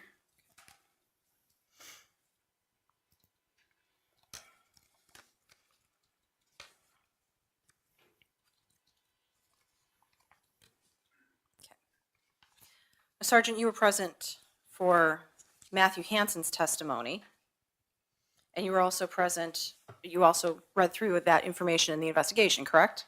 Correct. Okay.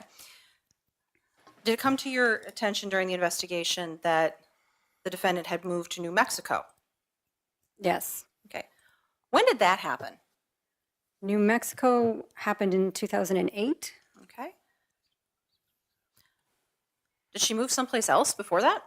She moved to Arizona, Okay, when did that happen? 2007. And in relation to when Anita died, how soon after that did she move to Arizona? It's believed to be immediately following, within a month or two. Okay. And approximately when did she come back from Arizona? I believe she was only in Arizona for a few months. She came back in the fall of 2008. Okay. And then she relocated to New Mexico in 2008? Excuse me, I misspoke. She came back from Arizona in the fall of 2007, and then she went to New Mexico in 2008. And were you able to determine when she came back from New Mexico? In July of 2008. Now, there was a work trip that she had won. Is that right? Yes. All right. When was that trip supposed to be? I don't know if there's a specific date for that trip. Okay. Do you know if she did go on that trip? By all accounts, she did not. And why was that? She left the job and she left the state.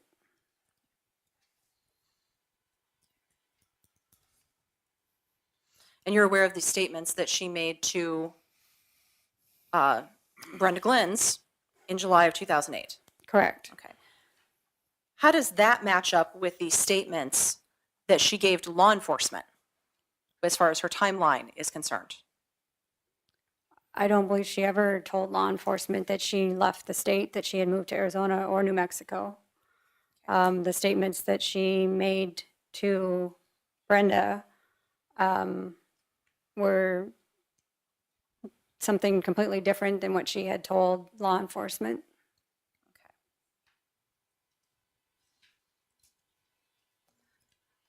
Sergeant, I'm just going to hand you Exhibit 18. What's been received into evidence is Exhibit 18, and then sit down for a second.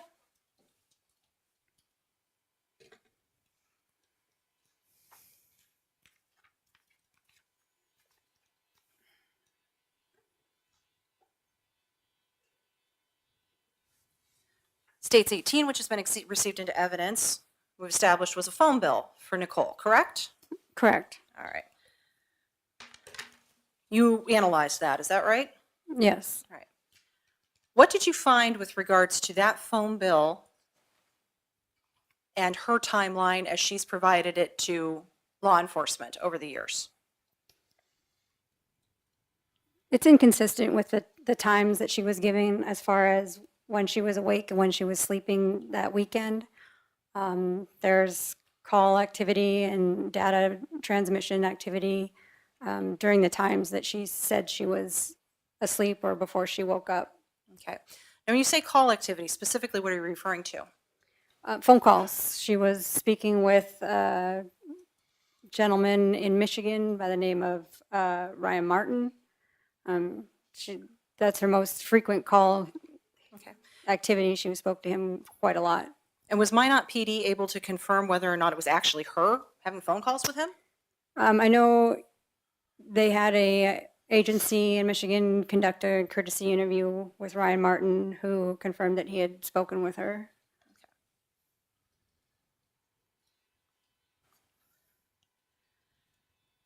Sergeant, what's a call for service? Call for service is any time that someone contacts dispatch and an incident is created that an officer is dispatched to. Have you had an opportunity to look back through calls for service with regards to Anita Knuston? Yes. Okay.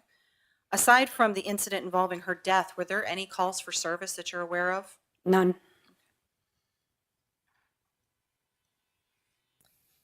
You're aware of the issues that Detective Barnard testified to and Matt Hansen testified to about getting defendant to come to the crime scene on June 4th, correct? Correct. Okay.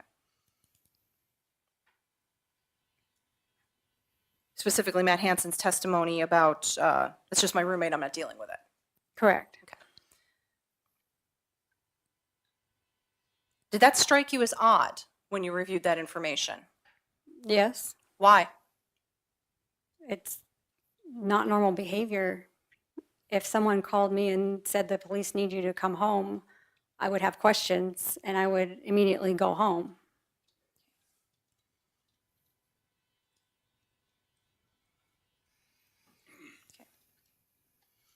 And again, no calls for service with regards to Anita. Correct. So is it fair to say that that would be an unusual circumstance to get a call about her? Yes.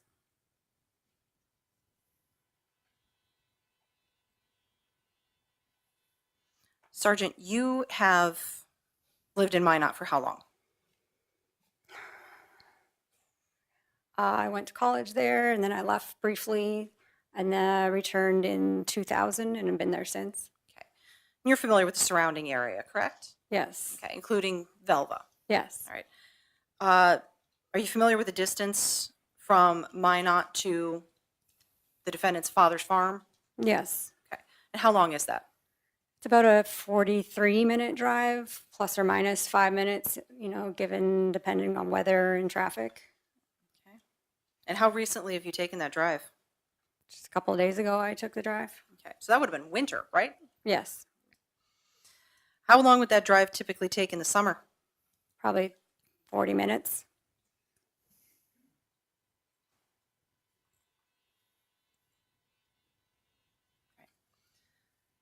Now, Detective, with regards to the statements that we heard of information that were provided by Ms. Rice to her aunt, Brenda, you testified earlier about police holdbacks in an investigation. Were you able to identify holdback information in that testimony? Yes. What specifically? That the screen had been cut, that there had been a bowl of water in the bathroom sink, and that the victim was wearing a bathrobe and laying on her bed. All of that information was police holdback. As far as I'm aware, yes. Okay. And you've reviewed these statements and transcripts of interviews with the defendant. Was there any mention of those items? No.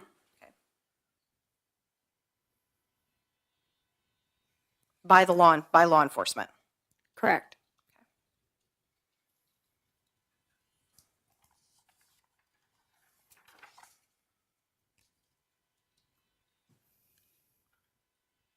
I have nothing further for the sergeant, Your Honor. Mr. Sand, do you have any cross-examination? Your Honor, I have quite an extensive cross-examination. I'm wondering if there's any chance we could take a couple of minute bathroom break before I begin. Okay. Thank you. Seems a little quick, but the jury loved me for saying this, so we'll do it again.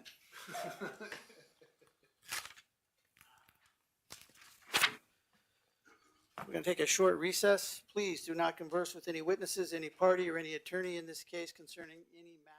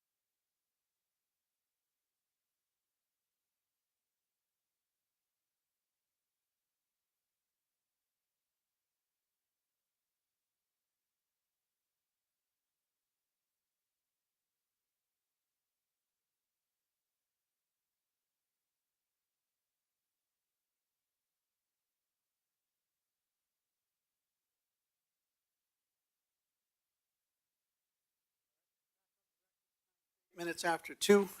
Got a little long, sorry. Parties are present, jury is not present. Ms. Sorgan, anything before we bring the jury back? No, Your Honor. Mr. Sand? No, sir. All right, bring the jury in. Officer, you can come back up.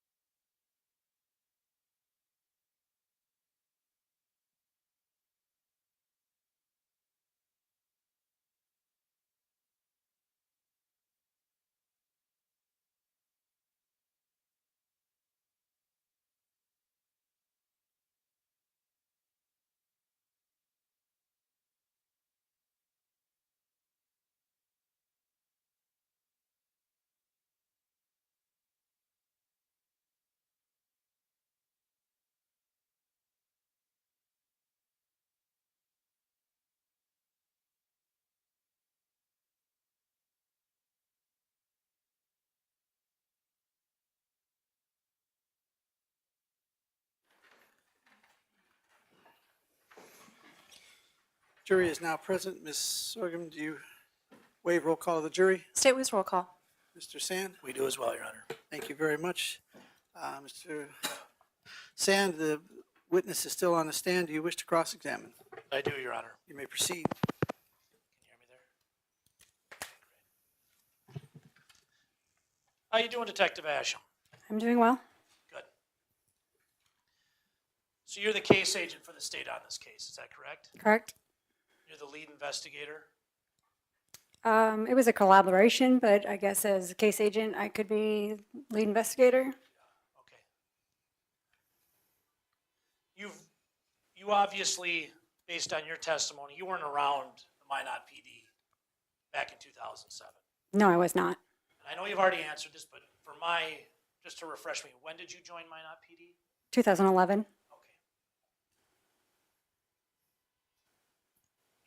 And as lead investigator on this case, you reviewed the file, correct? The majority of it, yes. Okay. So you're aware of the officers that worked on the file? Yes. You aware of Officer McLeod? Yes. You aware of his participation in the investigation? I know there's a report on the case file from him. Okay. And that he interviewed Shannon Dogskin, Yeah, that sounds right. collected buccal swabs.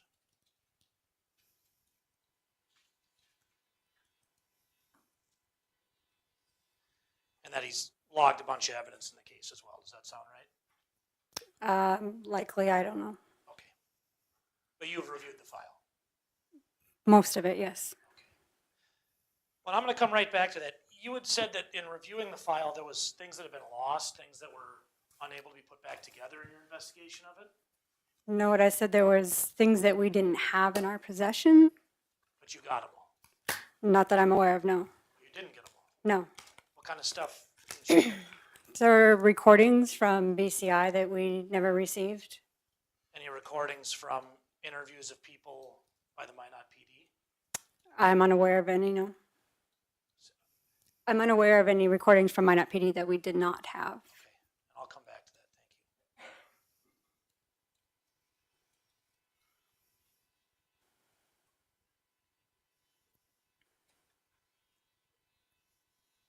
So you're aware of the Detective McLeod's supplemental report regarding Shannon Dogskin?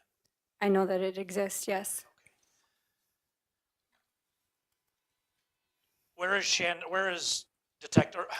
Officer McLeod now? Do you know? He's deceased. When did he pass away? January of 2025. Okay.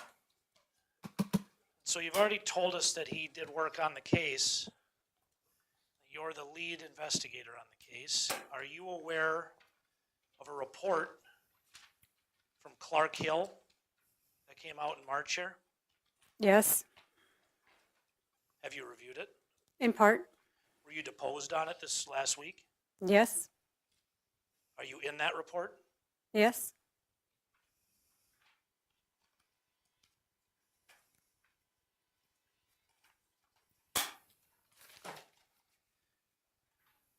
Are you aware of the allegations in the report? Can you expand on that? Are you aware that Officer McLeod has been investigated before he died for child rape? Objection, relevance. Mr. Sand? I'm getting to that, Your Honor. No, Okay. give Want it to me explain now. my relevance? I do. This report we received on Monday. Detective Asham is the lead investigator in the case. This case, The case that we're sitting here for right now for trial, Your Honor. correct. The causal connections between an investigator in this case, Officer McLeod, who worked on this case, which I've just established, his relationship with Detective Asham and what's contained in this report is important for credibility under, I believe it's 607, Your Honor, as an exception to 404. And credibility of a witness is always important, especially when they're the lead investigator of the case and they're the case agent and the only witness who's been able to sit through the entire trial unsequestered. Now, she's been able to sit here and testify to everything that's been gone over. No other witnesses have been allowed to do that. She's the only one. 607 allows for credibility to come in, and nothing goes to that more than what's in this report. Ms. Sorgan? Well, Your Honor, I understand that that's the defense's position on that. Sergeant Asham's been permitted to sit here because the rules of evidence allow us to have a case agent, which she is and has been designated that, and that's why she's been here throughout these proceedings. As it pertains to whether or not that report has anything to do with her credibility, a report that came out in 2025 with regards to a case that was investigated for a crime that occurred in 2007 and charges that were brought in 2022, I fail to see the relevance. May I have a brief response? You may. I've established that Officer McLeod worked on this case. I've established that she's the lead investigator and the case agent. I've also established that she told me all the recordings from the Minot PD have been collected and reviewed. That she's aware of. That she's aware of, but I've been in touch, and I believe that's not true, and I'm about to tease that out on my cross here, Your Honor. And what's in this report refers directly to that as well. Radio Giglio issues. Your thought is that that report deals with information from 2007? It deals with information regarding people who investigated and worked on this case that have issues with exactly what she's talking about in terms of preservation of evidence on an 18-year-old case.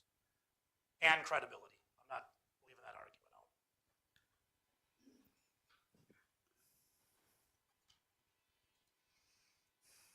All right, I'm going to allow her to answer the question. Can you repeat it, please? If I can remember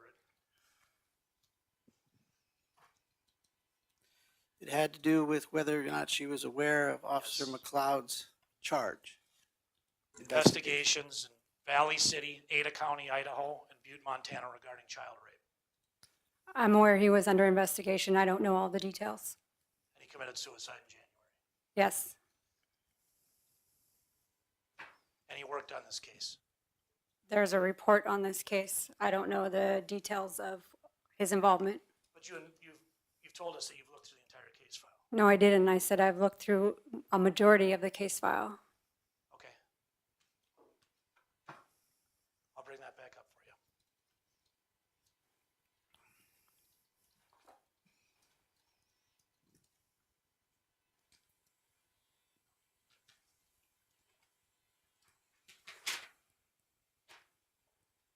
This is a case narrative from Sergeant Sunbakken. Could you take a look at that first paragraph and then I can ask that question to you again?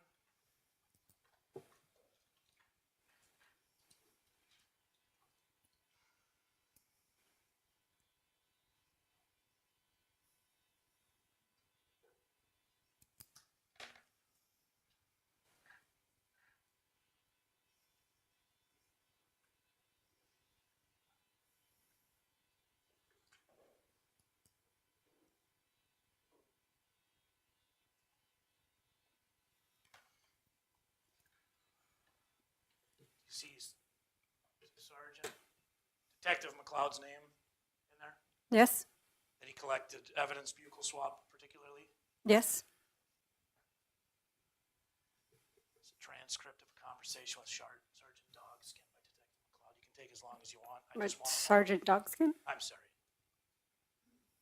Mrs. Dogskin, Miss Dogskin.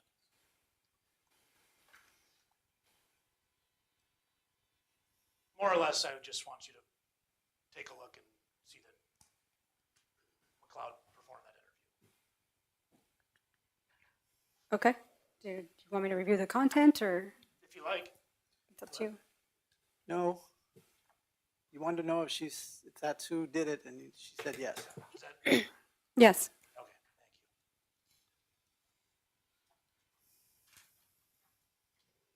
This is a supplemental report for Detective McLeod. It was found in a case file that was sent to us regarding Miss Dogskin. I believe Shannon Dogskin is a male. Okay. Well, Mr. Dogskin then. Does that sound like Mr. McLeod's report? It says it's his report.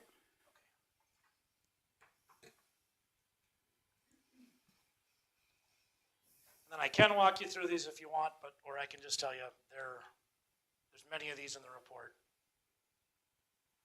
It's evidence capturing McLeod's names on it. Would you like me to show it to you? No, I believe you.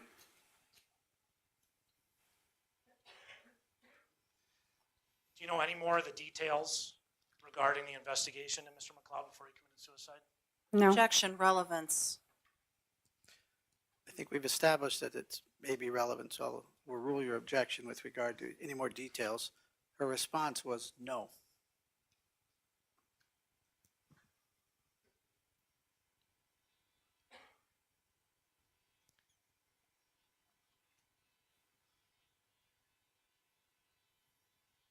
Now, the truthfulness of Mr. McLeod is at issue here. He was an agent who worked on this case. Are you aware that in the report he said he never had an affair with anybody at work? I'm unaware of that. You're not aware of that. If I showed you part of that report, would that help you remember? Like I said, I did not review the entire report, so I don't know what You it were deposed says. regarding it earlier this week, weren't you? I was. You didn't review it before the deposition? Only the part that it pertained to me. Then we can move to that part.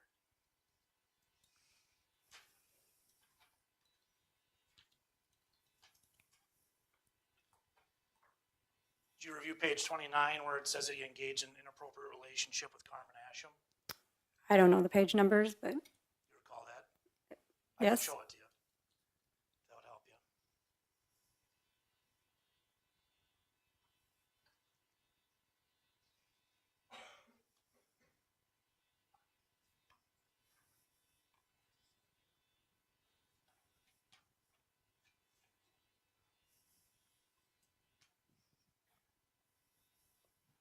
It's that top paragraph. There's a text chain below.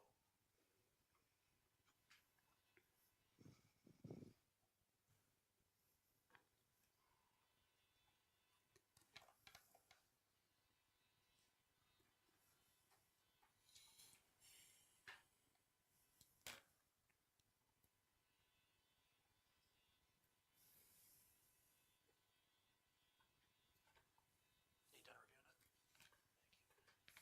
it?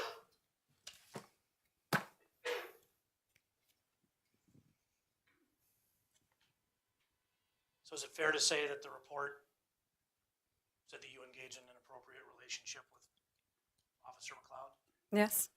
What can you tell us about that relationship? Objection, relevance. Overruled. He's established that this is a credibility question. He was a friend of mine. Anything more? He pressured me into inappropriate activity. Tell me about that inappropriate activity.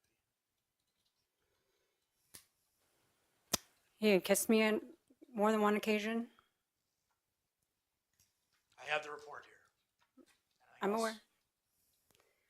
aware. He also had touched me Where did this go on? at the police department. Okay.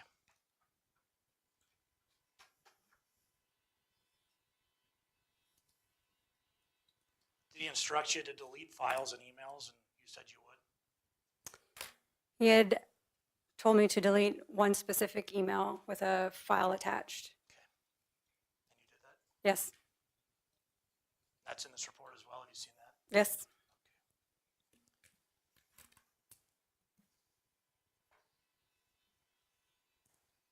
Now, have you seen your text conversations in this report? Yes.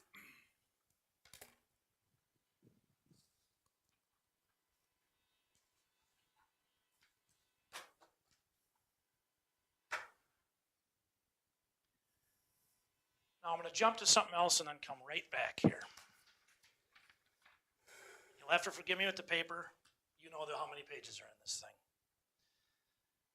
This is a case narrative from Sergeant Goodman, way back in the day in 2007. Do you recall reviewing a case narrative from Sergeant Goodman on June 22nd that he and Detective Barnard interviewed Devin Hall?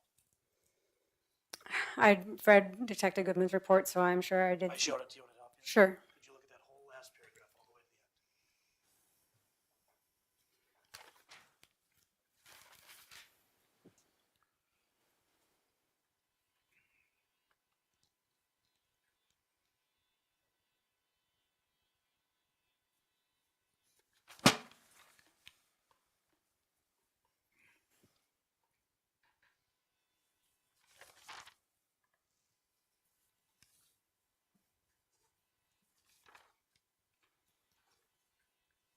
You had a chance? Mhm. You recall reading about that interview? Yes. Do you recall Detective Goodman telling Devin Hall that he showed him the side with the Indian head of the knife? And that's what it says. Yes. And that he said the head's missing on the other side, and then he flipped the knife over and it was missing? Correct. Did you also read at the bottom that it says see attached interview in the case file, that they recorded it? Yes. Are you aware that that recording doesn't exist, hasn't made its way to anyone? No, I'm not aware. Okay. I was wondering when you were talking about evidence missing if that was something you knew about. It seems pretty important in the case to me, don't you think so? It could potentially be. An interview of a guy who says he's got the murder weapon specifically before the cop even says that the Indian head's missing on the other side. He said, yeah, mine's missing the Indian head though. And he flips it and it's missing. And we don't have that. Doesn't that seem crazy? I suppose. Yeah, or we lost it, I guess. Objection, argumentative. Sustained. Yes, so withdraw that. I apologize.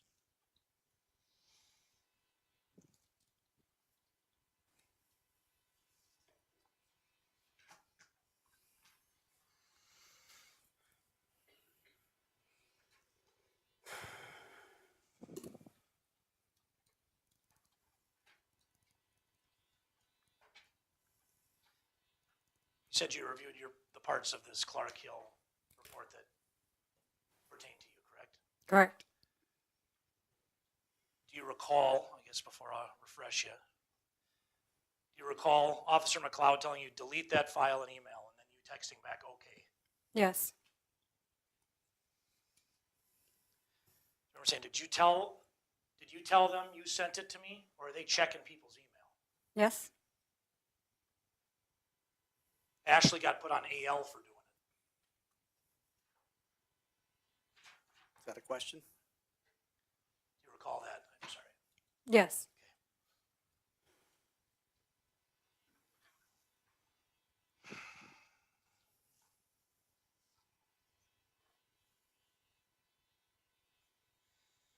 Do you recall that these encounters in the report are alleged to have taken place between you and Officer McLeod in the evidence room? No. Where did they take place? In the hallway and in the crime lab. In the crime lab. Thank you for correcting me.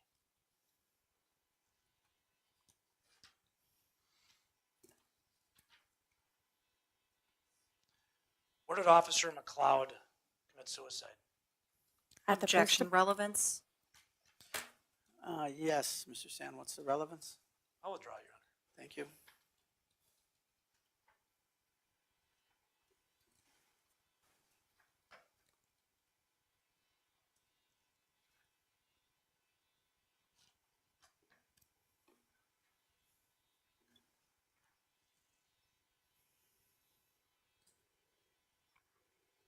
Do you recall in the report that it says Lieutenant McLeod provided Sergeant Asham with information she would have not otherwise accessed?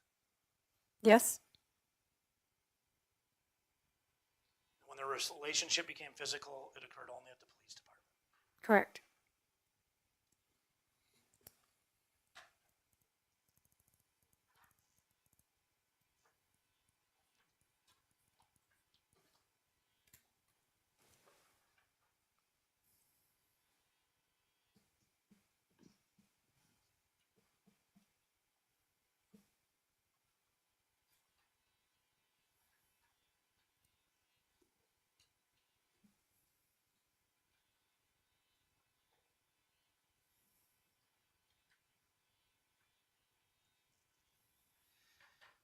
Do you recall in the Clark Hill report under inappropriate workplace behavior, it said some text messages revealed that Sergeant Asham lacked confidence in her abilities as a police officer, supervisor, and suggested that she was suffering from imposter syndrome.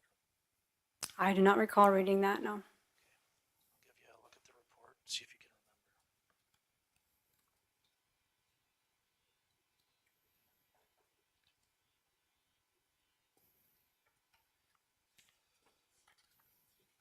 Be in this paragraph right here.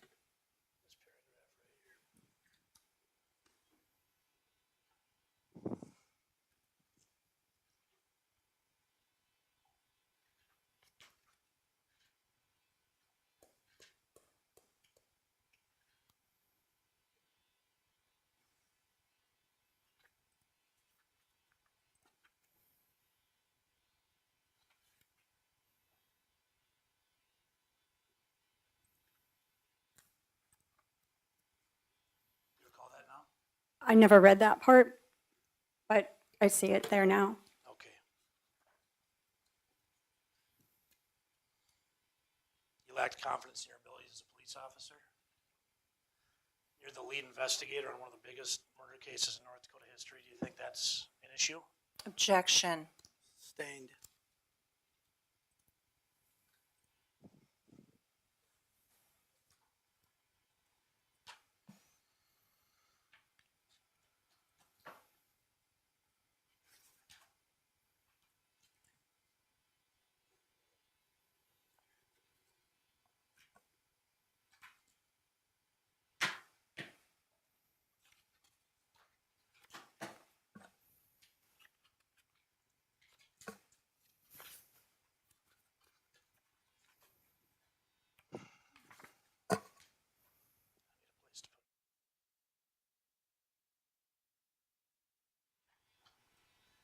Now, again, you said you've reviewed the file or most of the file. I can't really remember.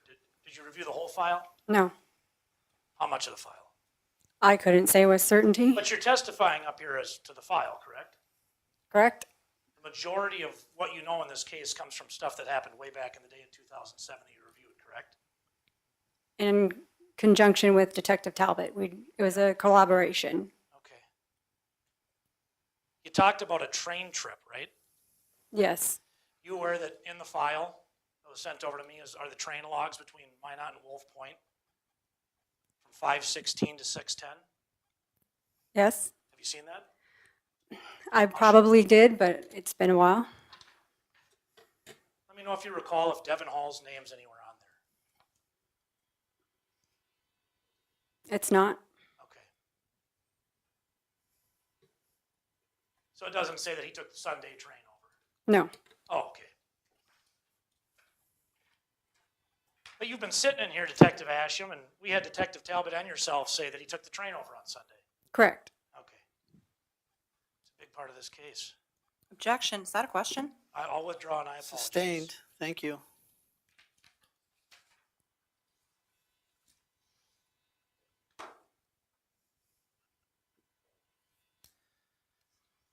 Now, we talked about this, we'll call him the running man, the 6'2" young Native American man that was running from the apartment complex the girls were in north. You recall that testimony?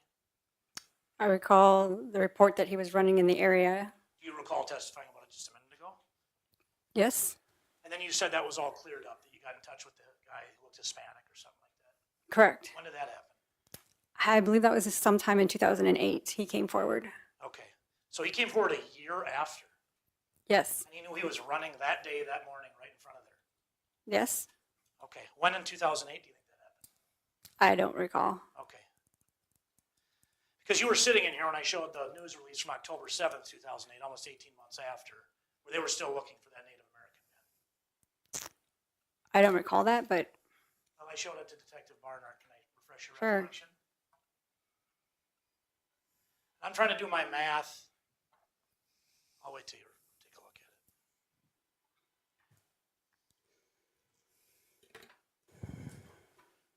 Is it your understanding that this gentleman came forward more than 18 months after? it would appear so, yes. It would appear so. How?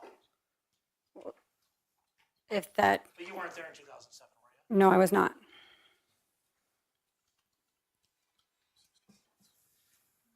Do you know how many months after June of 2007, October of 2008 is? I could do the math, I guess, yes. I'd appreciate it if you would. Probably 16 months. Okay.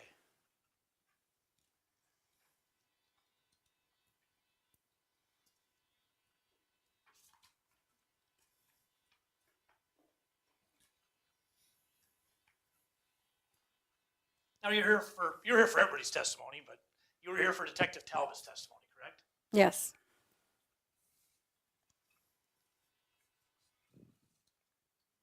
Do you recall her talking about Vern Olson in relation to Marty? yes. When you talked to Vern, what did Vern tell you? I didn't talk to You her. didn't talk to Vern. Oh, okay. Objection, argumentative, Your Honor? I didn't know she had, Your Honor, but I'll withdraw that. I apologize. Yeah, I'm not buying it, Mr. Sand. Okay, I'll ease up. Thank you. You hadn't talked to Vern Olson. No, Lead investigator on the case, you hadn't talked to Vern Olson. Objection, asked and answered. Sustained. Asked and answered. Yes, Your Honor. But you were here when Detective Talbot testified about their call and the substance of it the night that Marty killed himself, correct? correct. You recall what she said? Yes. What was that? He told her that, I believe Marty had mentioned something about something happened or he was dealing with something. I guess I'm just paraphrasing. I don't know the exact phrasing. Okay. Would it be fair to say he had something heavy on his heart and he hadn't been the same after Anita died? I don't think it was that specific, but Okay.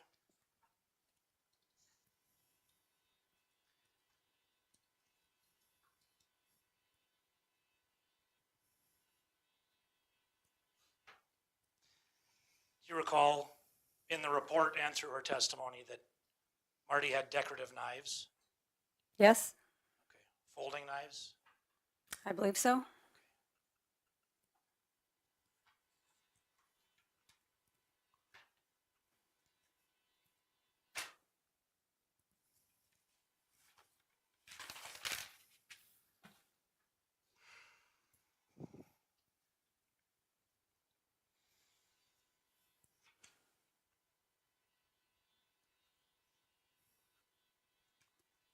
Now, the state was asking you about the FBI's involvement, correct?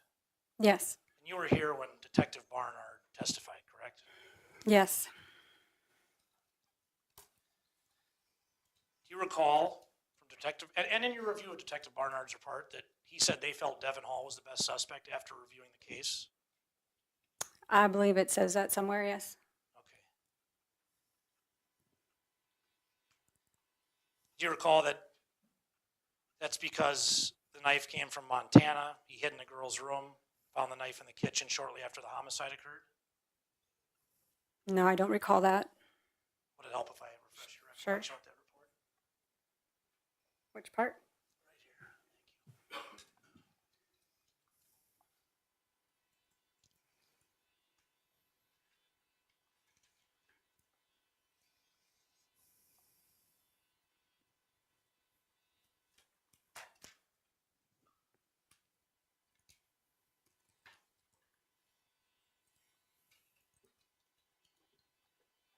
Thank you. Does that help you refresh your recollection? Yes, that's what it says. Thank you.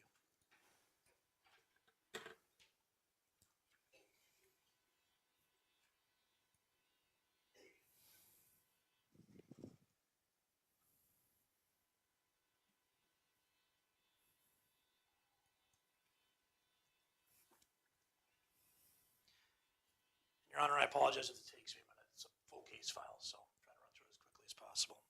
Take the time you need, Mr. Sand. Thank you, sir.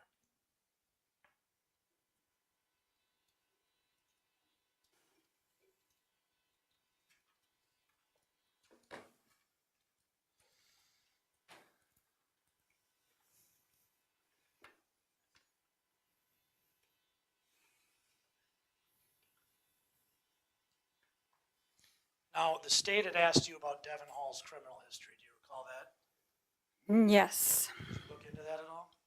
As much as I could.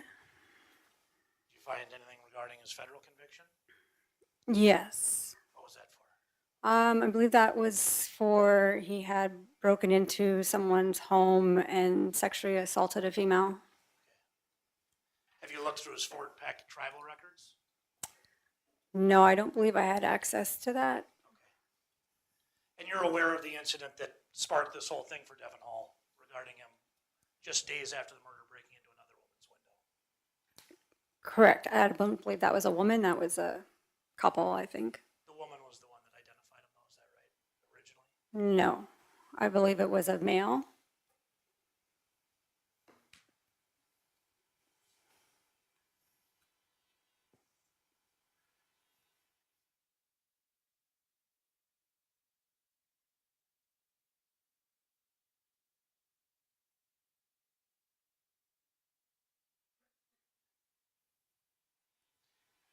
And I'll come back to that in a minute. Obviously, we got thousands of pages of paper here, but just to clarify that, just days later, he was arrested for breaking into an apartment. It was about a week to 10 days after. Okay, It was June 11th, June 11th, and what day did police respond to Anita's apartment? June 4th. June 4th. And he was found in the closet with a knife? Yes.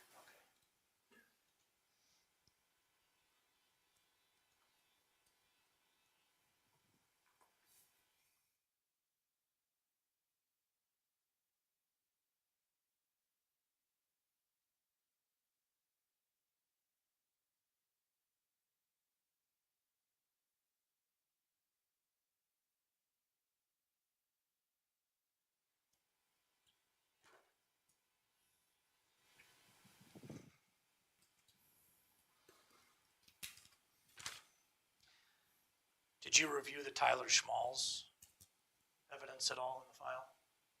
I read through the interviews. Anything regarding a picture he drew of a girl in class?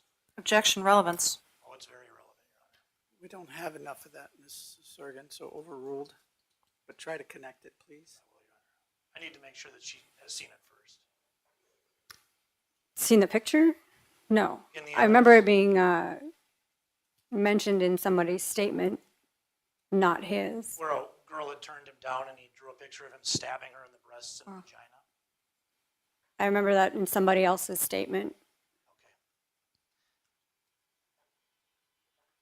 Did you ever talk to Tyler Schmalz? I did.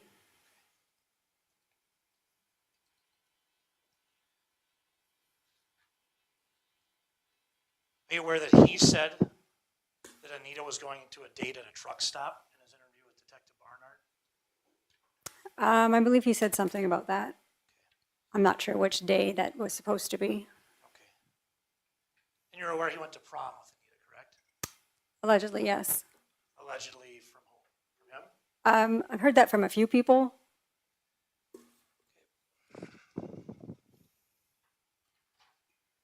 And they lived in the same apartment building, correct? No, not the same building, the same complex. Same complex. Thank you. Had you read in the reports that they were concerned he was obsessed with Anita? Yes.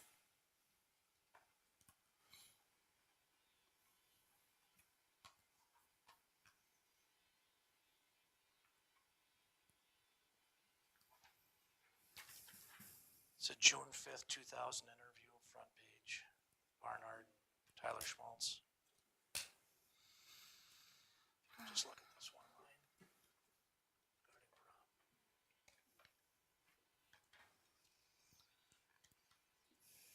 Okay. Does Tyler say they went to prom together in there? He did. Just want to make sure I'm not crazy. I appreciate it.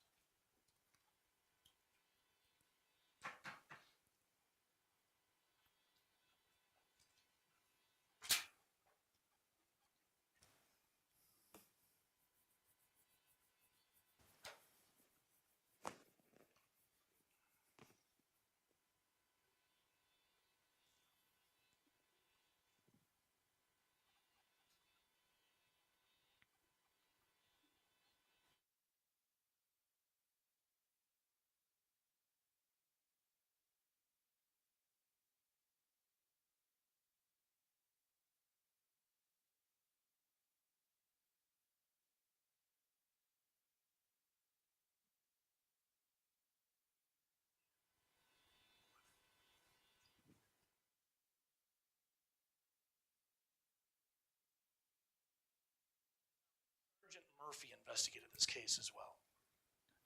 She was one of the investigators on it, yes. She passed away as well. She has. When did that happen? I don't remember the year. It's been a few years. 2022 around there. That sounds about right, yes. Did you review her reports? They were upfront case narratives, kind of front and center. Yep, I read her reports. Okay.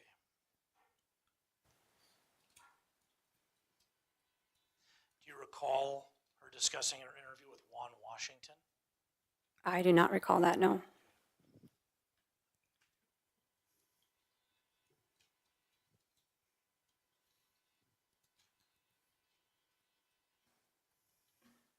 Do you recall him in the interview saying, I guess in reviewing this file, specifically Sergeant Murphy's, did you learn that Juan Washington had saw Native Objection. Your Honor, she just testified she doesn't remember this interview or having reviewed it.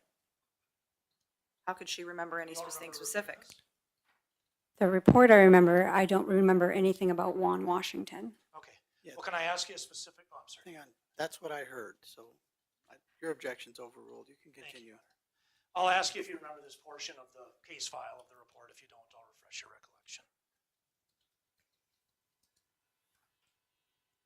Do you recall learning from reading this report and specifically the entire, I guess the entire case file, specifically this report, that there was a Native American male that hung around there and went to Club 101? No, I don't recall that.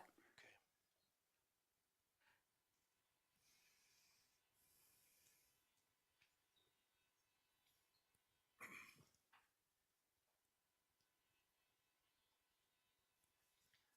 Gonna have you review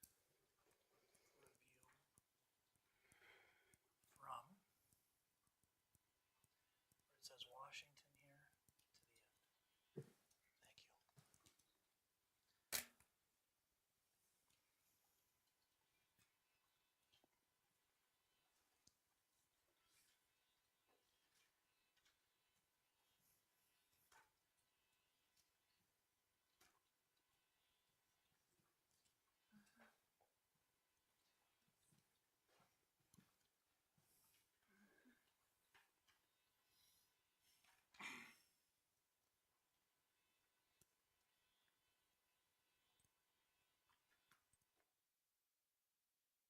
Detective.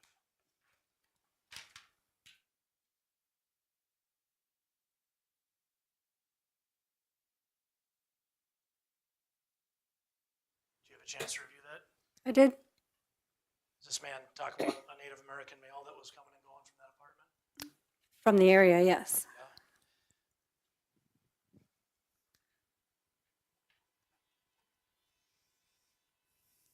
Are you sure he doesn't say comes and goes from that apartment?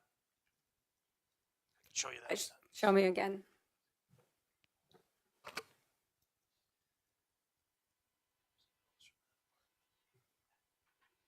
And that's what it says.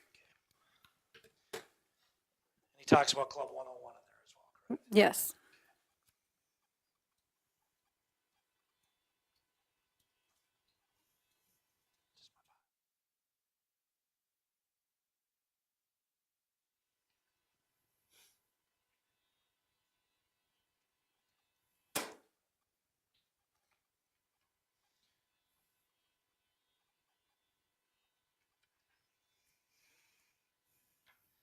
You put an investigative report together, correct? Correct.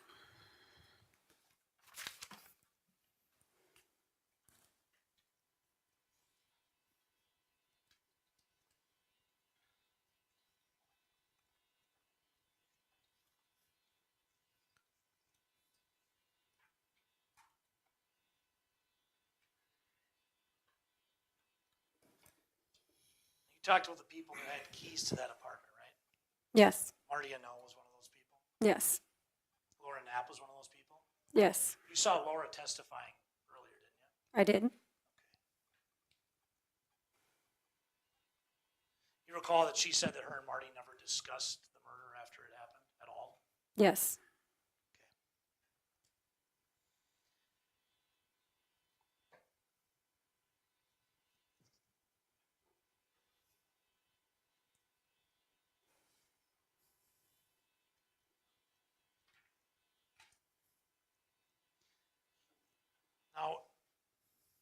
It's safe to say no police officers ever saw the location of the screen in person. They just took Marty's word for it. Is that right?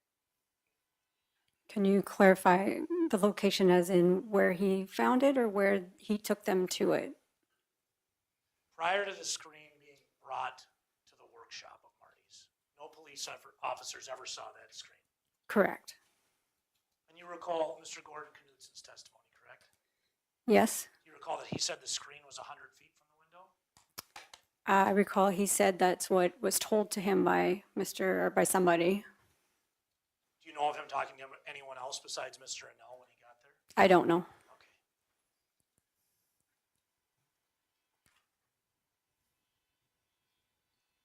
Now, we had another detective talking earlier, I think. I'm starting to lose my place here about a curtain and a curtain rod, right? Right. And those were thrown back in the window by Mr. Annell. Yes, Okay. So they came out of the window at one point. it would seem.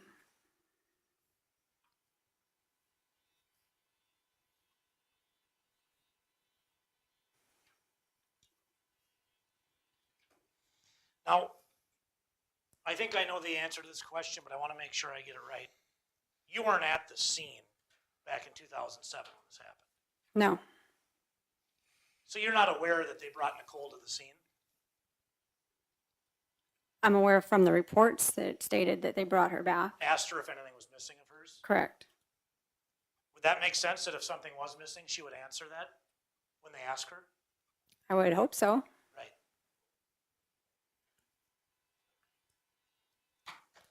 Were you there to see if they brought her through the scene? I wasn't present. How else would she know if anything was missing?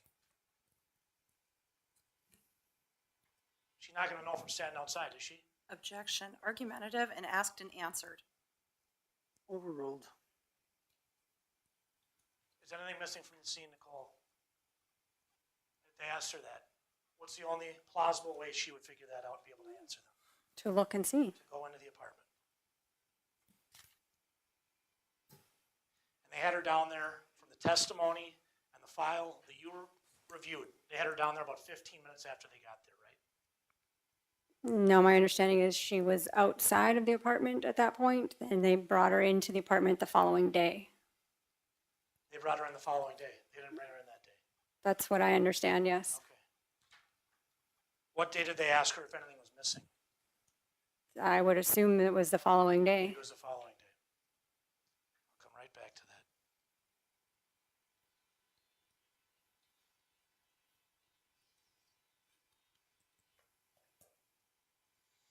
Now, you were in here when Brenda Glinz testified, correct? Correct. She testified, and tell me if I heard it wrong, but it sounded like to me she said that Nichole went down to New Mexico in July of 2007. Correct. And she knew that because her son was in that rodeo down in Farmington. Correct. And that she was so sure on that ride up that Nichole told her all these things about the case. You recall that? Yes? But in fact, Nichole wasn't in New Mexico in 2007, was she? No. When was she there? 2008. A year later. Yes.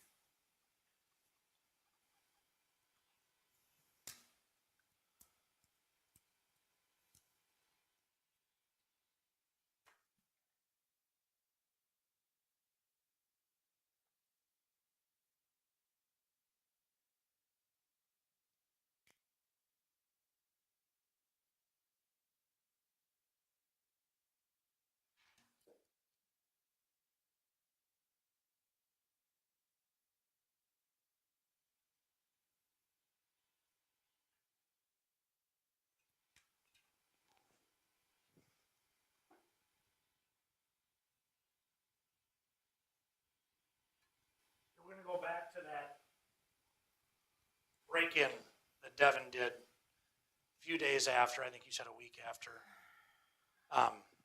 Anita's murder. I found the report. It's in the case file, Officer Kevorkian, what a name. And the other one's Officer Schoenrock. Do you recall reviewing those? Yes. Okay. Do you recall the dispatch received a call from a person named Tara Steele? I don't recall the name. Okay, and I was asking you because we're just trying to figure out if it was a man or a woman. Do you remember that? Correct, and as I recall, there were two separate, You broke into 2 apartments? yes. Okay.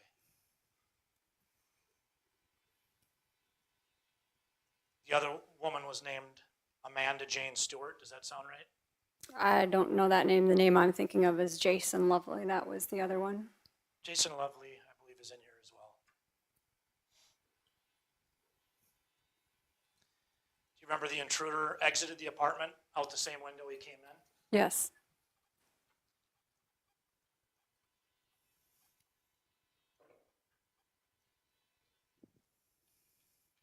And then he was brought to Ward County Detention Center, right? Correct.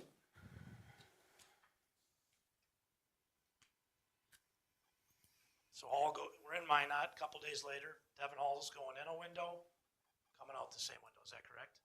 Correct. Okay. Thank you, Bill.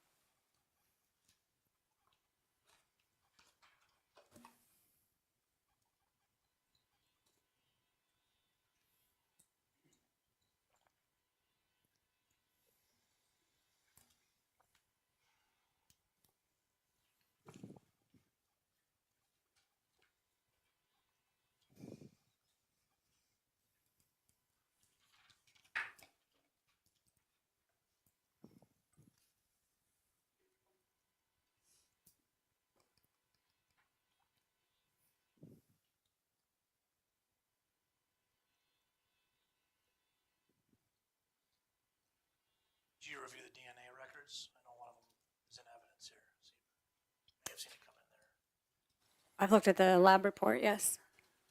Were you here for Dr. Gephardt's testimony?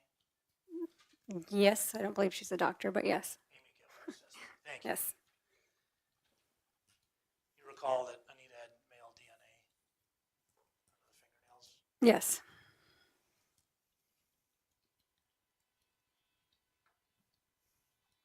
Do you recall the testimony of April Moulton when you were sitting here? Yes. Remember she had told the officers that she knew that Anita had been stabbed? I don't remember that. I can help you. Please do. You want to pull up April Moulton in case you can get it before I...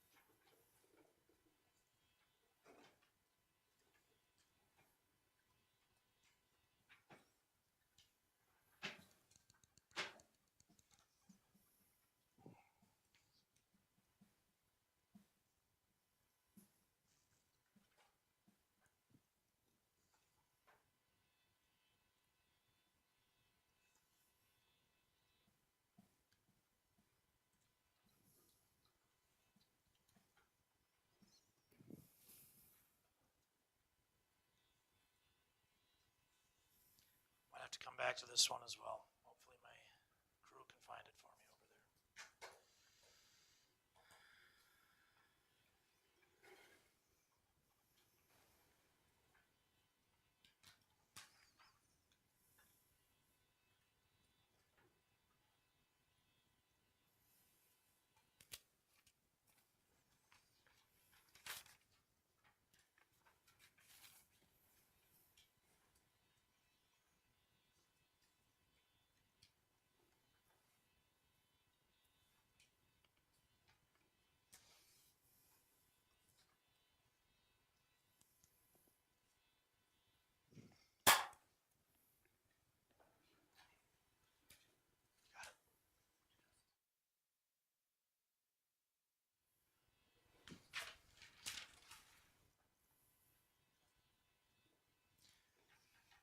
you said cold justice came in for 10 days, correct?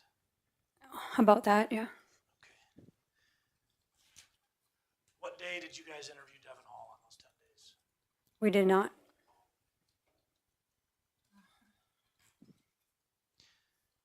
Earlier, you were testifying, you went through persons of interest. You said Marty, Nichole, Tyler Schmalz, and Michael Van, correct? Correct. You didn't say Devin Hall. I did not. You didn't talk to Vern Olson either. Detective Talbot talked to him. Okay, you did. I did not.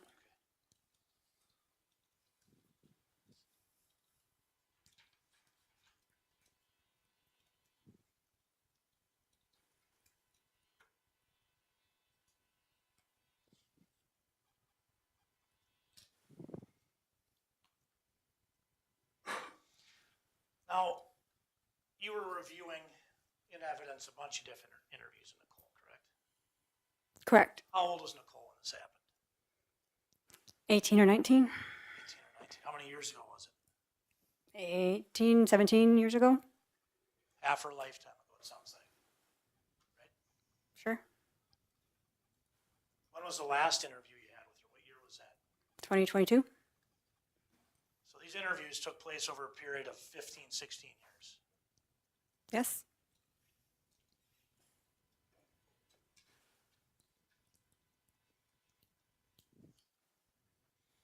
Now, there's something I learned during your testimony that I must have missed.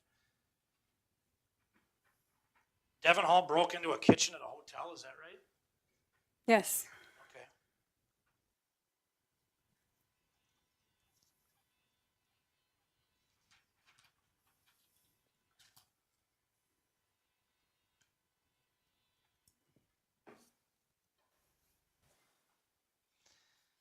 Now, you did interview Mark and Brenda Glinz. Yes.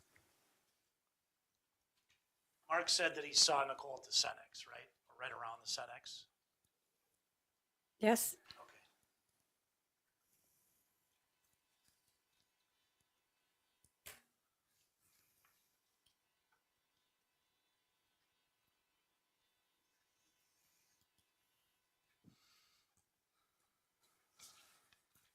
Looking through the file, did you ever find a time when Nichole didn't come in to talk to the police? No? She came in every time. Yes. Did you have a lawyer with her any of those times that you saw? Objection. What's the objection? Would be her right to have one.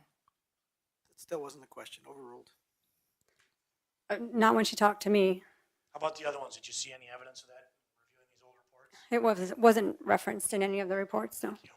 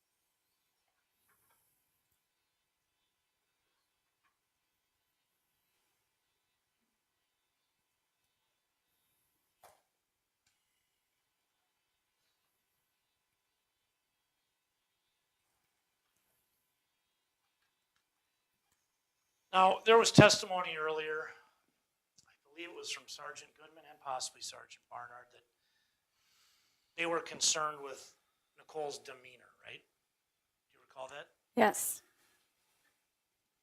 Do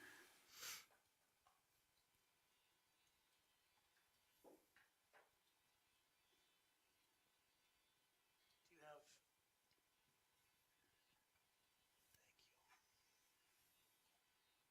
Thank you.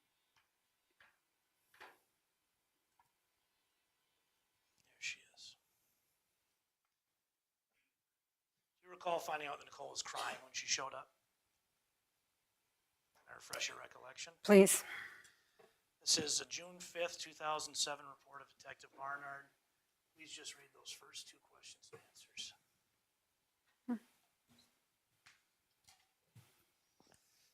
You recall that now? Yes. Do you want these back or can I put them? Unless I need them. Let me know.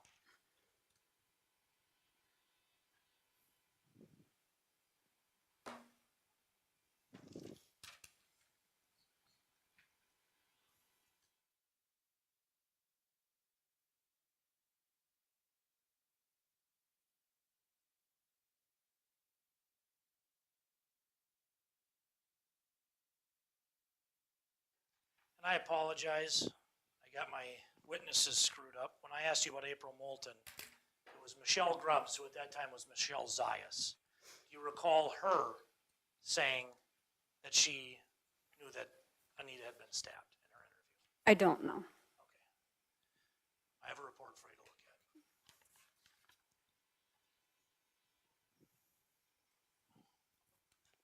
What date stamp is it?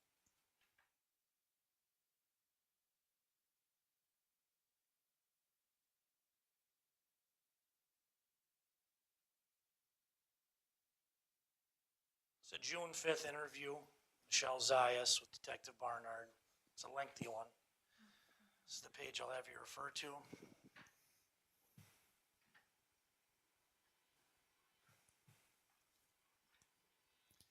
Just the top question to Michelle here from Detective Barnard. Okay. She said she was raped and stabbed to death. She did. This is June 5th. What day did the police show up there? June 4th. How did people know she was stabbed? Objection calls for speculation. I'll withdraw.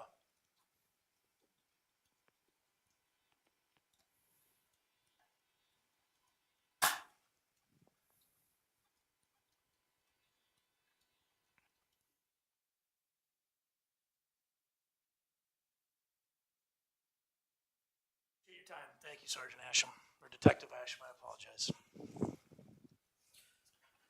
All right, Ms. Sorgan, do you have any redirect? Yes, I do, Your Honor.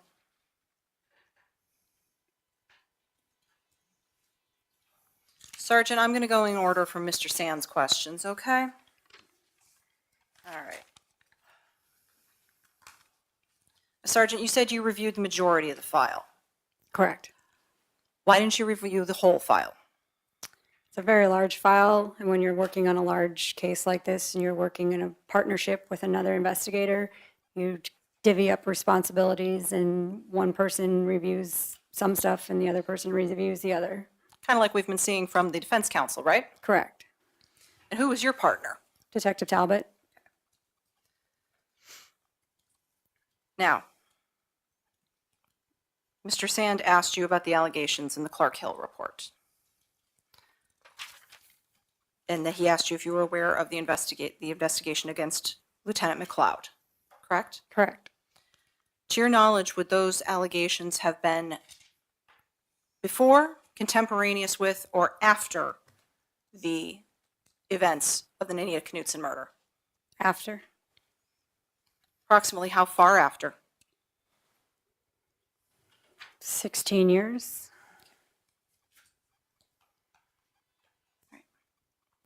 You said that Lieutenant McLeod pressured you into inappropriate activity. Correct. And that activity included what? He kissed me and he touched me. Did it have anything to do with your duties as a police officer? No. You were asked to delete one email with an attachment, correct? Yes. What was that? The attachment was a copy of a administrative internal report into then Chief Klug. Okay. And what version of that report was that? That was the unredacted version. Was that report supposed to be disseminated? No, it was not. Okay. In fact, you were asked about Ashley on AL for that as a text message, correct? Correct. What does AL mean? Administrative leave. Okay. So what happened as a consequence? Why did that come about? Because that report was violating state law by being sent out because it was the unredacted version of the report. Violated a lot of people's HIPAA rights, didn't it? Correct. And was Lieutenant McLeod the only one who ordered you to delete that? No. Who else ordered you to delete it? Lieutenant Wagner and Captain Sunbakken. Okay, so several of your commanders, correct? Correct.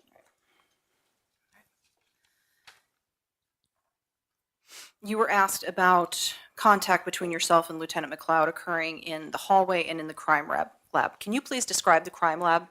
The crime lab is just a location in the police department where we store most of our crime scene supplies for collecting evidence. Okay. Is this the same crime lab that Amy Gebhardt works out of? No, it is not. Okay. Not even the same county, is it? No, it's not. And what was in the crime lab at the time that you and Lieutenant McLeod engaged in any kind of physical contact? Just equipment and supplies. Any evidence? No. Mr. Sand asked you about that you were privy to information not otherwise, that you wouldn't otherwise have access to because of Lieutenant McLeod. Do you remember that question? I do. What info was he referring to? He would just tell me about complaints on other officers that they had received. Okay. Was there some information with regards to your promotion? He also had sent me a text one point to tell me that I had received a position in investigations. Okay. Did you already know about that? I did. Okay. So this wasn't him giving you information that you didn't already have access to, was it? Correct.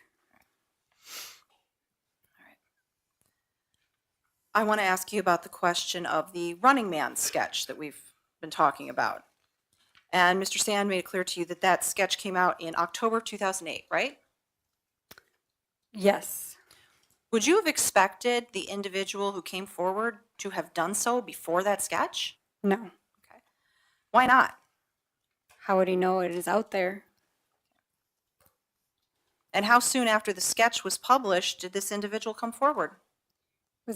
I don't know the exact time frame, but it was within the month or so. Okay.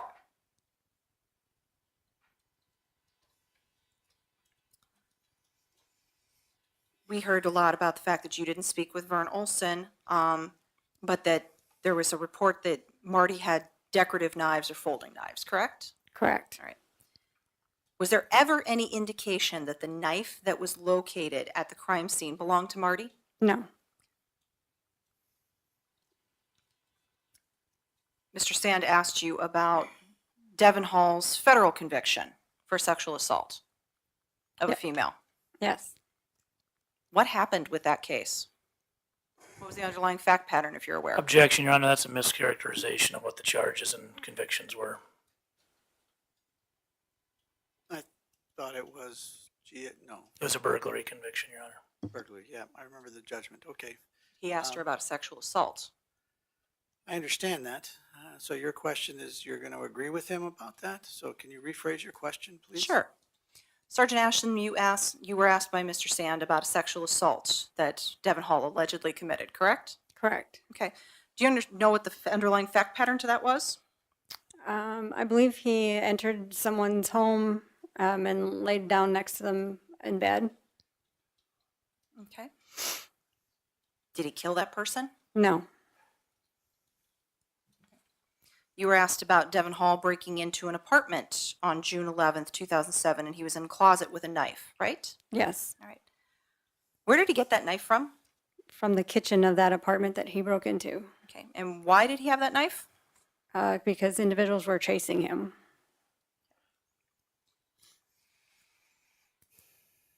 Now, you were also asked about Tyler Schmaltz Yes. and a picture that he allegedly drew.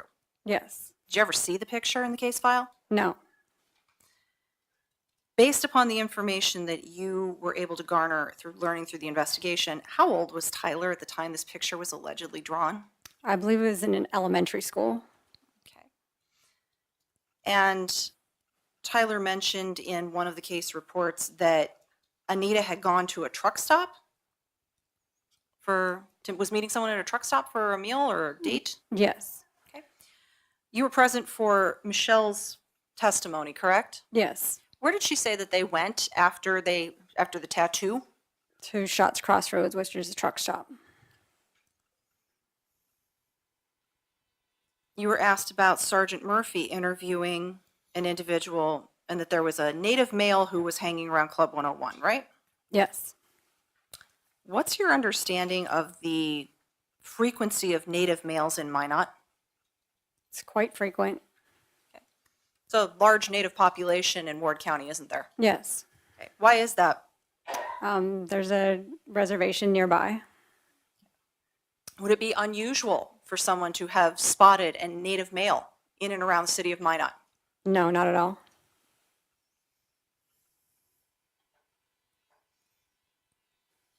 You were asked quite extensively with regards to your awareness of whether or not officers took the defendant back to the scene to determine if anything was missing, correct? Correct. What is your understanding about whether or not the scene had been processed before she was permitted back into the apartment? Based on their testimony and the reports that I reviewed, it sounded like the scene had been processed and evidence had been collected prior to her entering the apartment. Would she have had the opportunity to see the items that you identified as holdbacks?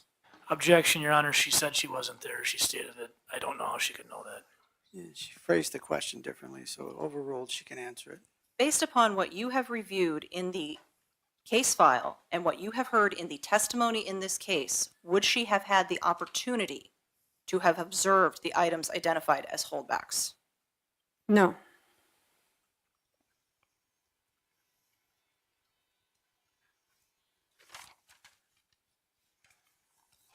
You were asked again about the break-in on June 11th from Devon Hall. Was he apprehended? Yes. Where? In the apartment? So he got caught breaking in, didn't he? Yes. Did he kill the tenants? No. Did he harm the tenants? No. You reviewed you were asked about the DNA report and that there was male DNA under Anita's fingernails, correct? Yes. Multiple fingernails or one fingernail? I don't recall. And you testified on direct examination that DNA doesn't have a timestamp, right? Right. So we don't know when that DNA got underneath her nails, right? Correct. You were asked about Michelle knowing that Anita had been stabbed on June 5th, correct? Yes. Was the stabbing a holdback? No, it was not. Michelle on June 5th had said that that Anita had been raped and stabbed, correct? Yes. Was Anita raped? No. Any indication of sexual assault? No.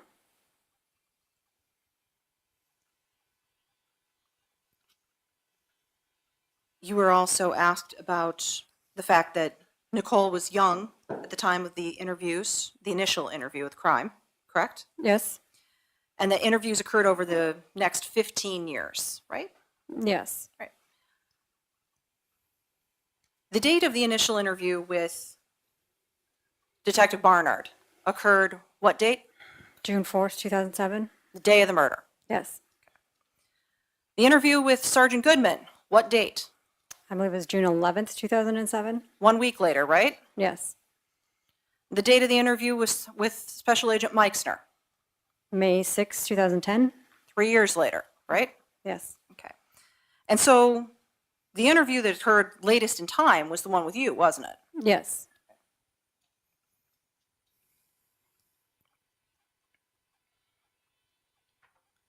You were also present with regards to the questions about Nichole's demeanor, right? Yes. And so what Sergeant Goodman and Detective Barnard felt, correct? Yes.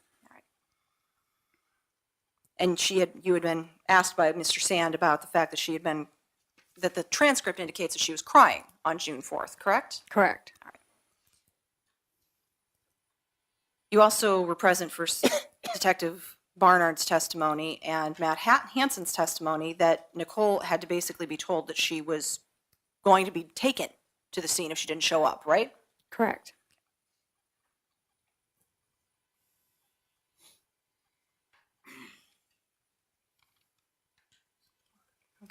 And just to clarify, Sergeant, June 4th was the date that Anita was discovered, is that right? Yes. Okay. And what is the date that all of the facts and evidence have pointed to that she was actually murdered on? June 3rd. Thank you. I have nothing further. All right, Mr. Sand, do you have any recross, sir? Very short, Your Honor. All right, thank you. Now, the state had asked you on redirect in terms of Mr. Hall's break-in on Sioux Street if he didn't harm the tenants, correct? Do you recall that? Yes. You also recall when they asked him, his response was, I don't know, I've been in a lot of houses around here. Sounds familiar. If I show you the report, Objection, this is beyond the scope. it's not beyond the scope. It's not overruled.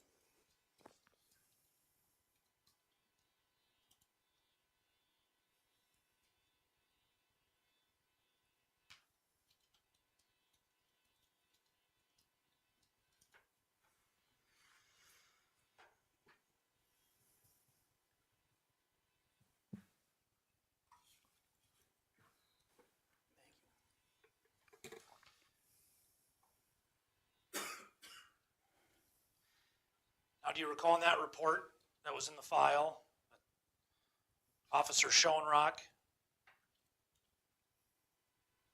said, I asked him why he was in those houses this morning. His response was, I've been in a lot of houses here. Yes. No further questions, Your Honor. Anything else, Ms. Sargent? Yes, Your Honor.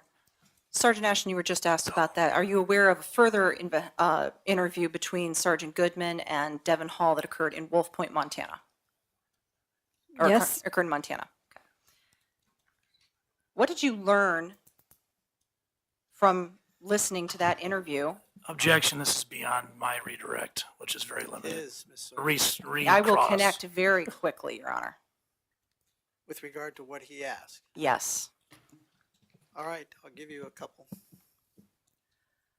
What did you learn from listening to that interview with regards to whether or not Devin Hall had been in residences on the northwest corner of the city? He had not been in that Objection, area. Your Honor, that's not what I asked about.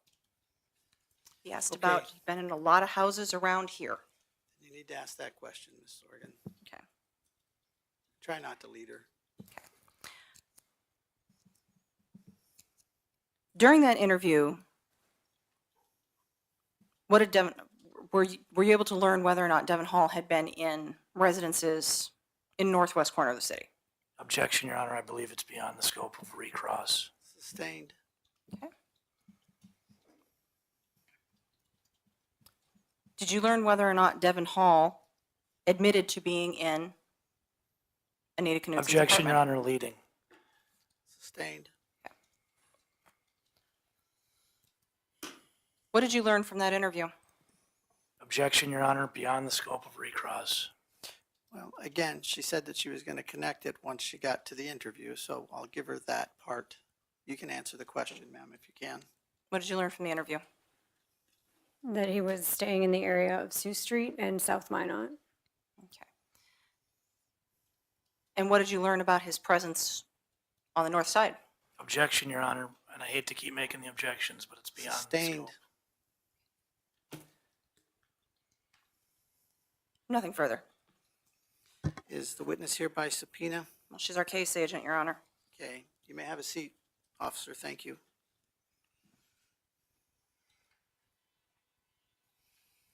Do you have any other witnesses today, Ms. Sorgan? No, Your Honor, the state rests.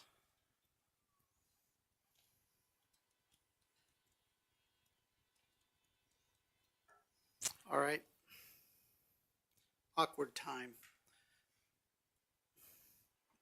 Mr. Sand, I asked if you had any witnesses available. Do you know if you do or not?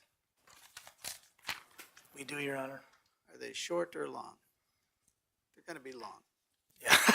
Yes, Your Honor, sorry.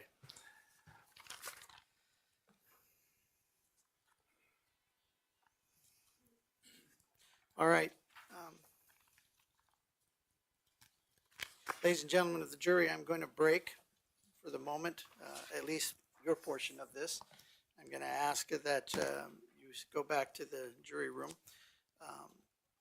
I'm hoping it will only be for a few minutes, but I can't promise that one at this time. And again, whether I bring you back today, I'm still not sure about.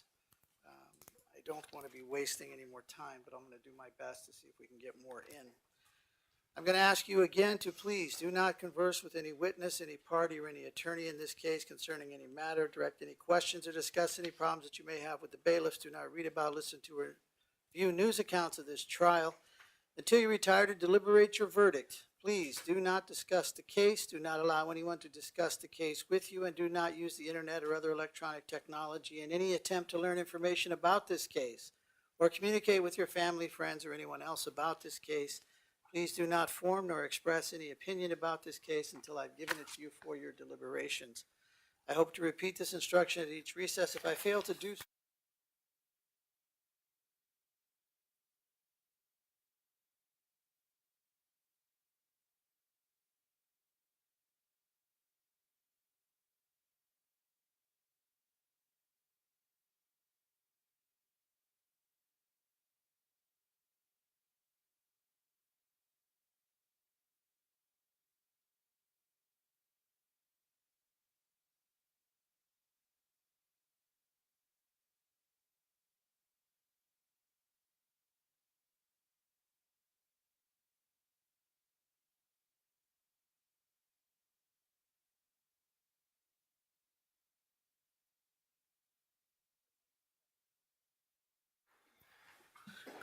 the jury is no longer present. The state has rested their case. Time is 27 minutes after 3 o'clock. Mr. Sand, does the defense wish to make any motions at this time? We do, Your Honor, and Attorney Deagle's going to be handling that for us, and I'll have you come over here, dear. Attorney Deagle, first chance. Thank you. At this time, the defense is, You want to come over here? with this microphone? Oh, Not behind the pole.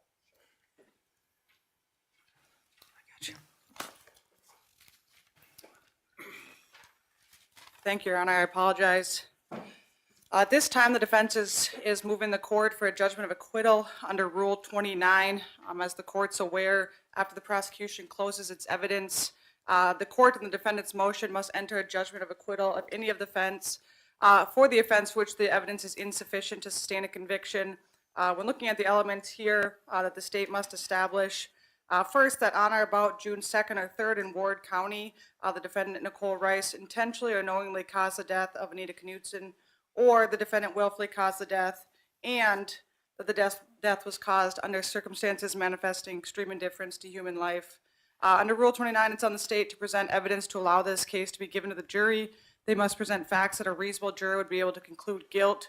We don't believe that's been established here.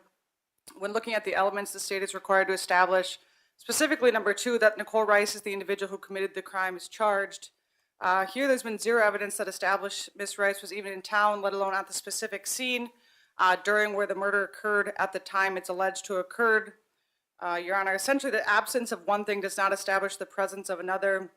Specifically, the state's evidence presented has only established that Ms. Knudsen was killed in her apartment on or about June 2nd or 3rd, and that Ms. Rice was her roommate at the time of her death. We don't have any evidence that Ms. Rice was at the shared apartment on those dates or any time that weekend. In fact, all of the testimony established was actually evidence to the contrary. There's no DNA or physical evidence that places Ms. Rice at her apartment on that weekend. No fingerprints, no eyewitnesses. There's been testimony that the cause of death was the stab wounds and the knife recovered was the murder weapon. However, there's been zero evidence, direct or circumstantial, that Ms. Rice ever possessed that knife. In fact, all of the testimony and evidence that we've heard this far indicates a different individual possessed that knife. Furthermore, under the jury instructions, intentionally means if when they engage in conduct, it's their purpose to do so, or knowingly, if when they engage in conduct, they have a firm belief that they are doing so.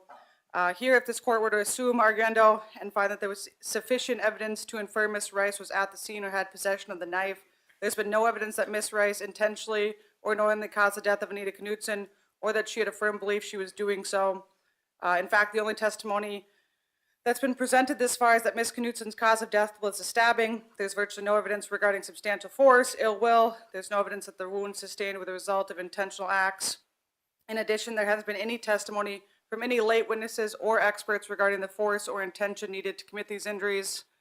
When examining the language of caused the death of another human being, Dr. Sens provided testimony that the 2 stab wounds were the cause of death. However, that's the extent of her testimony. As this court's aware, the information language also includes the alternative language of or. The defendant willfully caused the death of Anita Knudsen, and willfully meaning intentionally, knowingly, or recklessly. Again, the state has failed to present any evidence that Ms. Rice willfully caused Anita's death. When looking at the jury instructions, willfully also includes knowingly, recklessly, and negligently. Regardless of all of that language being applicable, there's been insufficient evidence that the defendant's conduct was knowingly, the conduct was clearly or consciously unjustifiable, likely the conduct would cause the death, and, meaning in addition, under circumstances manifesting extreme indifference to the value of human life. Here, again, the state has failed to put forth any testimony from any of the witnesses regarding the circumstances of Ms. Knudsen's death was because of a manifestation of extreme indifference to the value of human life. Specifically, any manifestation or extreme indifference was attributable to Ms. Rice. Even if while reviewing the facts in a light most favorable to the state, there's been insufficient facts to give this case to the jury, and therefore we ask this court for a motion for a judgment of acquittal or a direct verdict. Thank you. Thank you very much. Ms. Sorgan, do you wish to respond? Yes, Your Honor. Your Honor, the facts have been established that show that Anita Knudsen was murdered on or about June 3rd, 2007 in her apartment in Minot, North Dakota. The cause of death being stab wounds to the chest. I'm not sure why the defense missed that portion of Dr. Sens' testimony about the fact that Dr. Sens did testify that not much force was in fact necessary.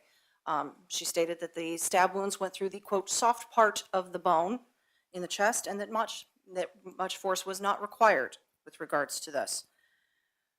We have evidence that has established that entry into that apartment was made through a key through the locked door. We have had a lot of testimony about the fact that the entry was not made through the window, based upon the recreation video, based upon the testimony of the detectives. We have heard testimony that only 4 people had keys to that apartment, one of which was the deceased, one of which was the defendant, one of whom was Laura Knapp, and one of whom was Marty Annell as the maintenance man. We heard testimony that Anita's keys were in her possession, were in her purse. They were turned back over to her father by Detective Barnard at a later date. Laura Knapp had her keys because she used them to let Gordon Knudsen into the apartment. We have heard testimony that the knife that was used to stab Anita was then used to cut the screen because Anita's blood was in the screen, was in the cuts in the screen, meaning that that was put there after she was stabbed. That invalidates any point of potential entry through that window, because that screen was still in place and on that window. That screen was cut after she was stabbed in the chest. We have heard testimony that the defendant has provided different accounts of where she was, a different timeline of where she was. We have heard that the travel from Minot to the farm where she was staying was only about 40 minutes. There is a large gap in her version of events of where she was at that night. We've been presented with an awful lot of cross-examination involving other potential persons. We have heard testimony from officers from the Minot PD as to why they ruled those individuals out, but that Ms. Rice could not be ruled out as a suspect in regards to all of this, and that she was the only person who has had means, motive, and opportunity the entire time. Everyone else has lacked that.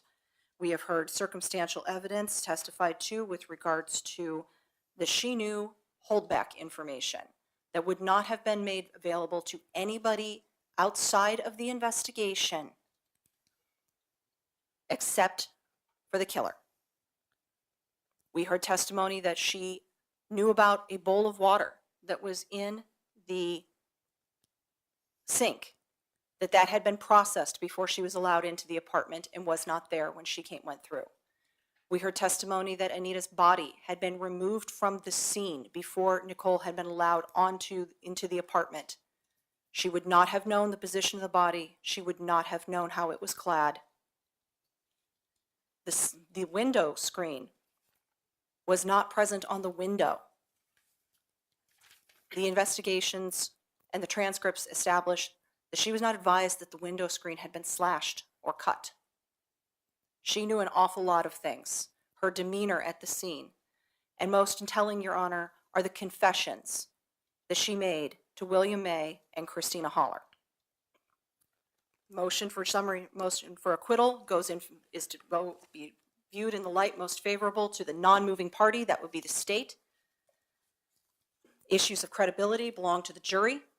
We believe that there is sufficient evidence for this case to advance forward. All right, thank you very much.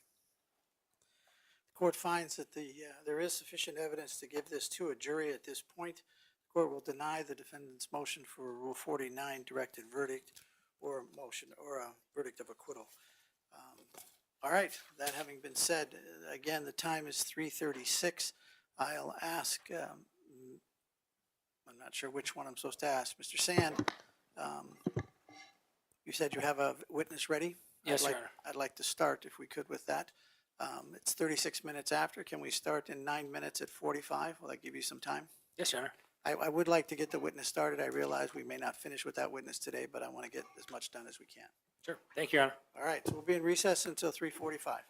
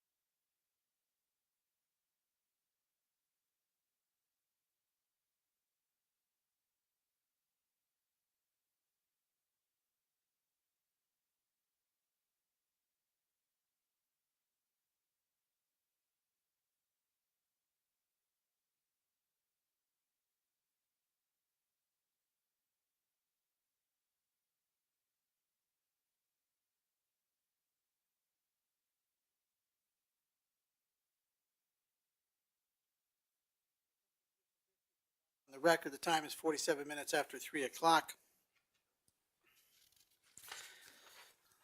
Once again, parties are present along with counsel. Mr. Sandy, prepared to call witnesses? Yes, Your Honor. All right, Ms. Sorgan, anything else before I bring in the jury? All right, please bring in the jury.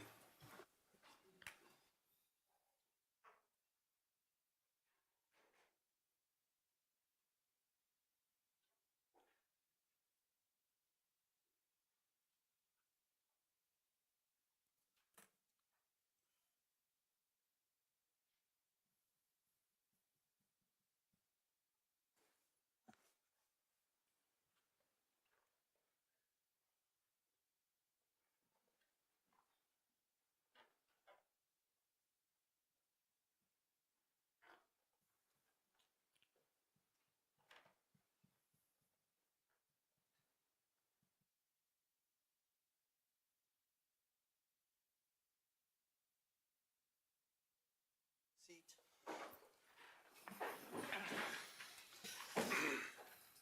Ms. Sorgan, do you waive roll call of the jury? State waives roll call, Your Honor. Mr. Sand, do you waive roll call of the jury? Yes, Your Honor. Call your first witness. Yes, Your Honor. Defendant calls James Douglas Kouns. All right. Mr. Kouns, I'll have you come up here. She'll swear you an oath. Do you solemnly swear to tell the truth, the whole truth, and nothing but the truth, so help you God? I do. Have a seat over there, sir.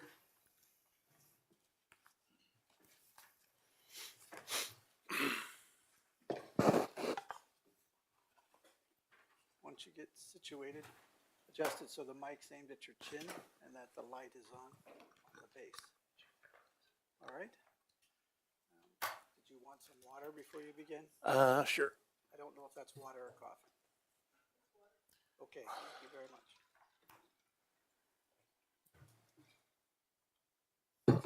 Spill's all on you. You may proceed.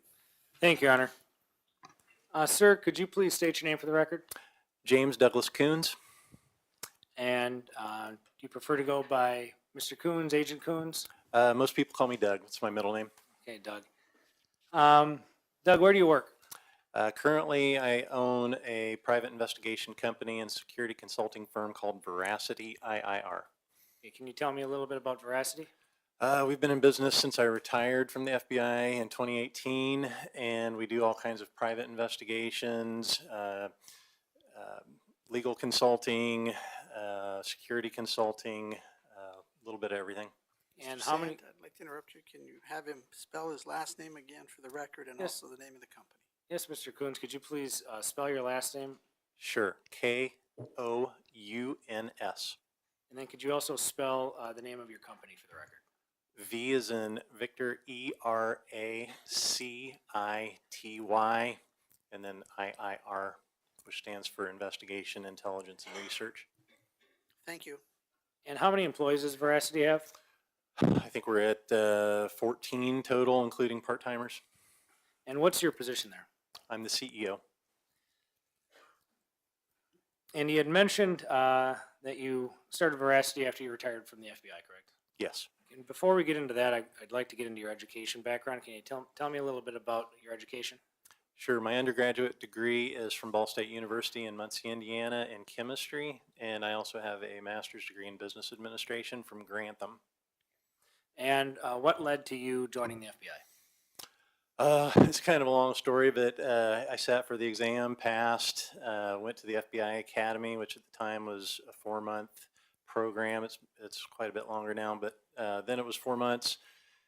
Successfully completed the academy and was given my credentials and assigned to my first field office, which was Sioux Falls, South Dakota.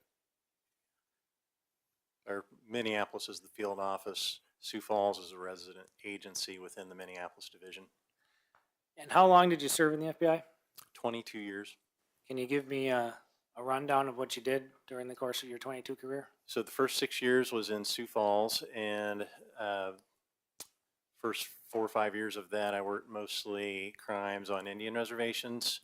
After September 11th and the Twin Towers, my focus became more on counterterrorism and counterintelligence. After my 6th year, I was transferred back home to Indiana, where I worked in the Bloomington resident agency out of the Indianapolis division for about 5 years, working mostly counterterrorism. From there, I was transferred to FBI headquarters in Washington, D.C., where I was a supervisor in the Weapons of Mass Destruction Directorate Chemical Countermeasures Unit. After that, I was returned back to Indianapolis Division, where I was a supervisor of the Field Intelligence Group. After that, I stepped down from being a supervisor and worked cases for the rest of my career. And Doug, during the course of your time as an FBI agent, about how many suspects have you interrogated? Over the 22 years as an FBI agent, I would guess around 100. Ever investigate any cases involving murder or homicide? Yes. About how many?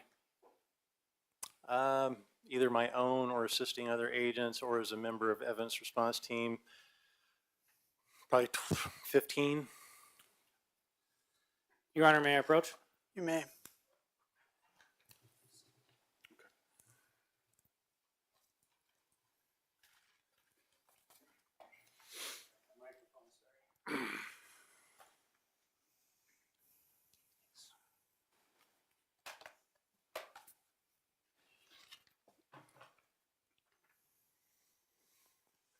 Getting picked up?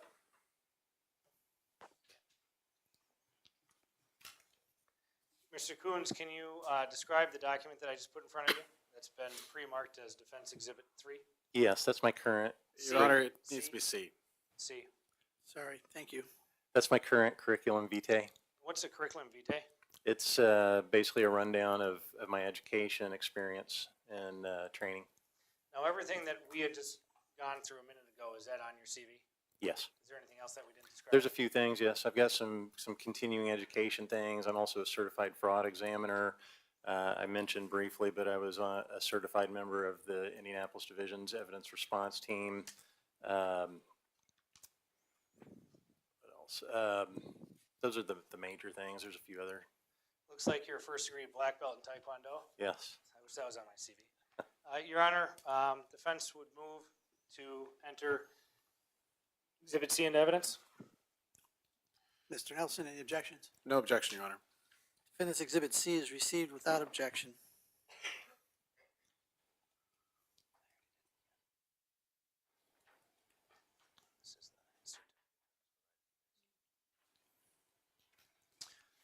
And Doug, you had stated that you had done some continuing education and had gotten some certificate credentials, correct? Yes. Okay, I'm going to put in front of you what's been marked as Defense Exhibit D. You recognize that? I do. Can you please describe to the court what that is? That's the certificate I was given in January 13th of 2005 after completing the FBI's evidence response team training. What does the evidence response team training course entail? At the time, it was a 2-week program. It was somewhere south of D.C., Dumfries, Virginia, I believe. We spent a couple of weeks learning how to properly find, collect, process, document, photograph evidence, anything to do with evidence. We learned it during those 2 weeks. And I assume you completed the course? Yes, Is that a true and accurate spelling of your name? it is. Your Honor, defendant would move to introduce Exhibit D into evidence. Mr. Nelson, any objections?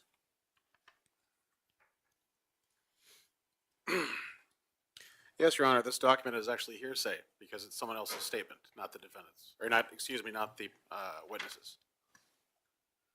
Over the objection, the court will receive Defendant's Exhibit D. Thank you, Your Honor. And we'd also request, if need be, to publish C and D. You may. Thank you.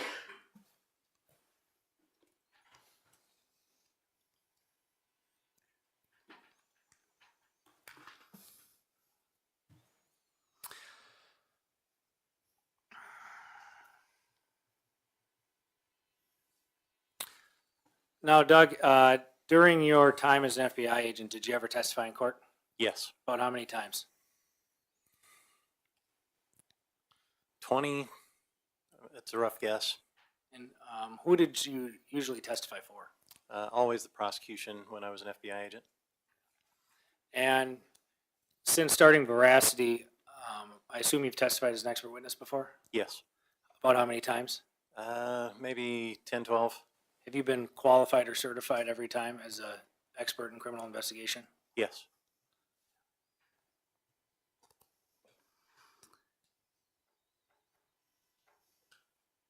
Your Honor, at this time, we would request that the court qualify and certify Mr. Kouns as an expert in the field of criminal investigation. Mr. Nelson, Your Honor, I'd like to briefly voir dire the witness on this. you may. Mr. Kouns, have you ever been certified as an expert in a North Dakota court? No. Okay. You had a 2-week training on collecting evidence. Yes. You believe that that qualifies you to be an expert? To some degree, there's also the years of experience I attained in utilizing Mr. Kouns, that was a yes or no question, and I'd like you to stick to my questions. Yes. Okay. You believe that that I 2 do. weeks makes you an expert? Yes. Okay. Have you taught courses like that before? No. So other people in the FBI didn't come to you to learn how to do those things? You weren't directed to teach other people how to do those things? No. Okay.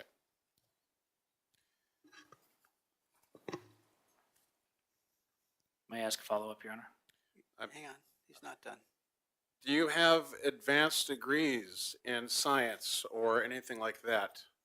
I have a bachelor's degree in chemistry. Okay. That would be a bachelor's degree. Would that be an advanced degree? What I'm asking is, do you have a master's degree or a PhD in any science? No. In fact, your MBA is in, well, you have an MBA, which is a Master's of Business Administration. Is that accurate? That's accurate. And I suppose that comes in handy as being the CEO. Does it come in handy being an expert in crime scene analysis or investigation? No. Okay.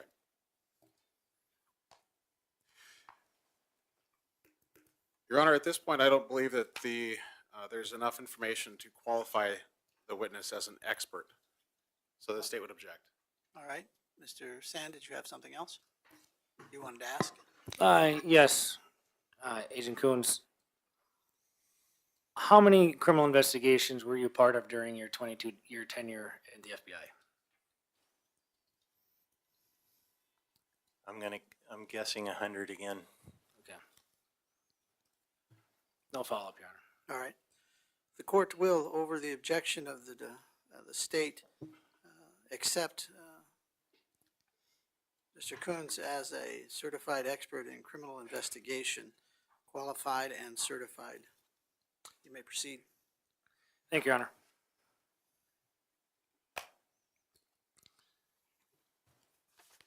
Now, Mr. Kouns, I want to go over some kind of, I guess, housekeeping questions. How did you get involved with this case? I was called by Dick Sand of your office. Okay. And how are you getting paid in this case? It was a flat rate, $10,000. And have you met with us to discuss your testimony? Yes. Does any of that have any effect on your ability to tell the truth? No. As a follow-up, does every case that you take on result in you testifying in front of a jury? It does not. Tell me about that.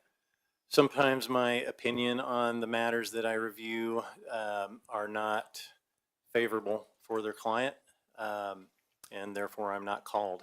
However, it is valuable information for them. They tend to look to negotiate some sort of plea bargain at that point if I think that their client is guilty of something. Now, speaking to this case, what is your process when you take on a case as an expert? It varies depending on what kind of case it is and what's given to me. In this case specifically, I was giving a very large amount of documents, videos, audio recordings, pictures. As the detective testified, it was a lot. How did you, where did you get the material? I was given access to a Dropbox file. From who? from your office, And to the best of your knowledge, where did we get it from? from the prosecution. And Sergeant Asham had testified that she did not review the entire file of you. I did. Okay. Can you tell me how voluminous the file is? I would say it's between 6,000 and 7,000 pages of documents, hundreds of hours of audio and video recordings, hundreds of pictures. Oh, let me take that back. About 100 pictures, crime scene and otherwise. Now, when I say I reviewed it, I at least looked at every document. Some of it I would deem unimportant, and it would get kind of squirreled away. I might pull it back out later if I ran into some reason to pull it back out. But there were a lot of interviews done, a lot of false leads that were tracked down that didn't go anywhere. And, I didn't spend a lot of time on that because there's so much. You had to kind of prioritize what was important. When did you begin your investigation into the file? It was June of 2023. So you've had almost 2 years here.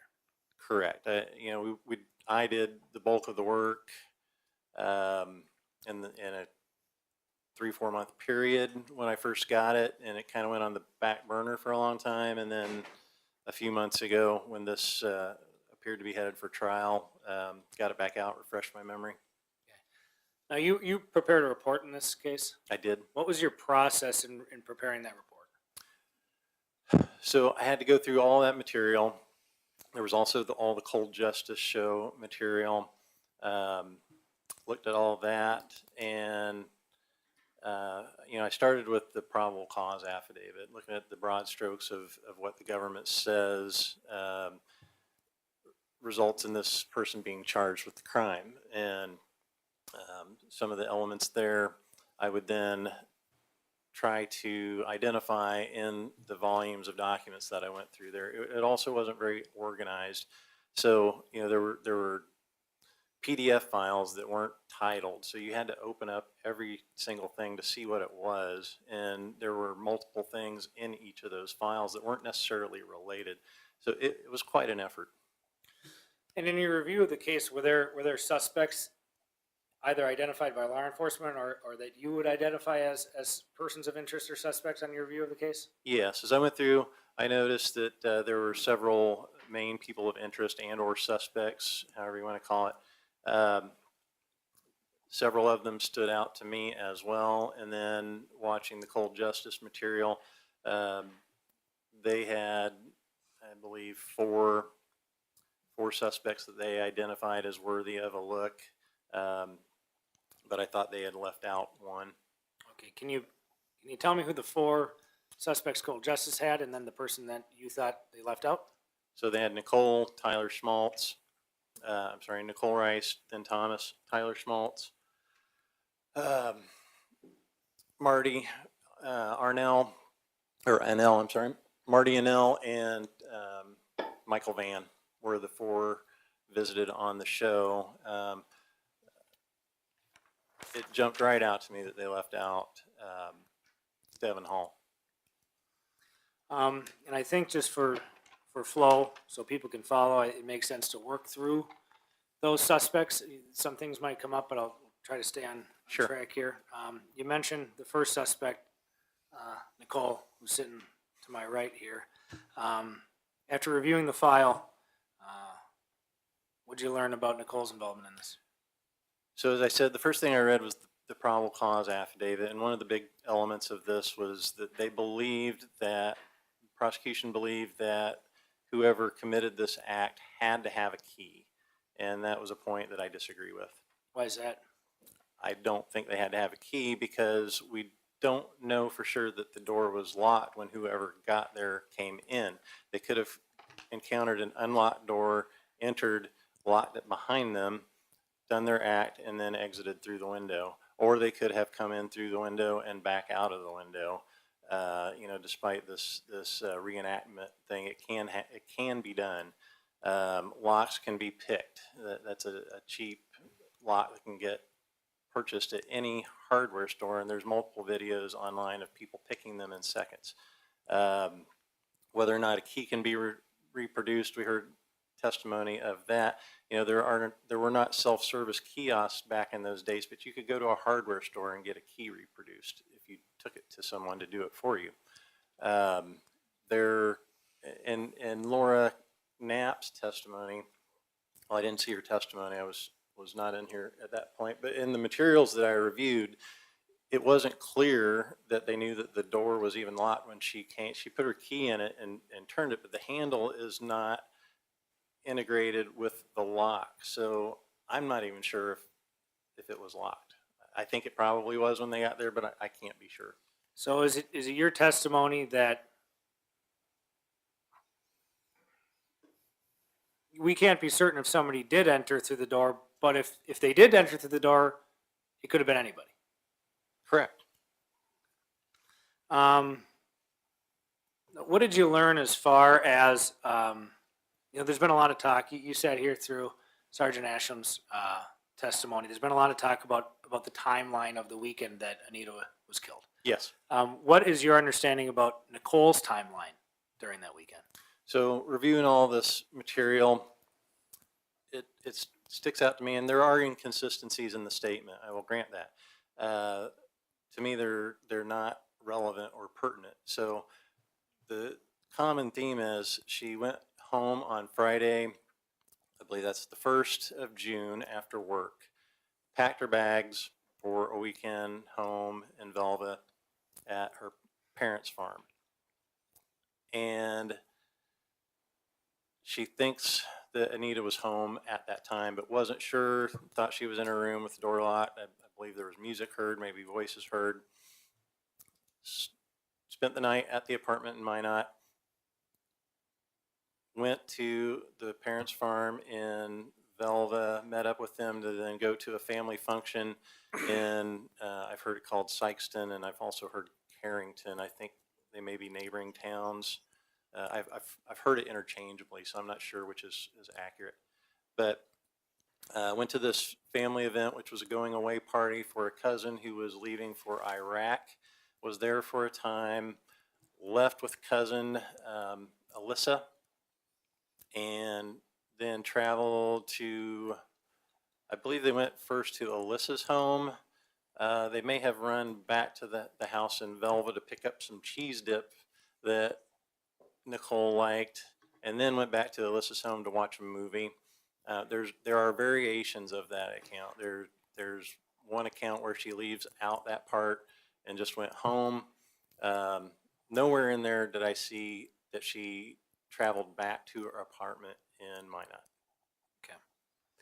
Now, there's been some testimony from Sergeant Asham about inconsistencies of in Nicole's interviews. Yes. Are you aware of that? What are your thoughts about those inconsistencies? You know, I saw them too.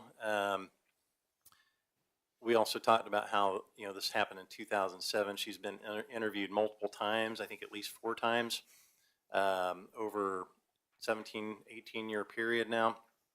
And the story has changed a little bit. Again, I don't see anything that jumps out to me as like, oh my God, we got her. It's small details. It's like, we went from the house in Velva to the family function, and then, okay, in this first version, we left out the bar. But why is that significant? She still isn't back in Minot where she would have had access to Anita. Is it fair to say that it's a common explanation of a college kid that goes home for the weekend and hangs around their hometown?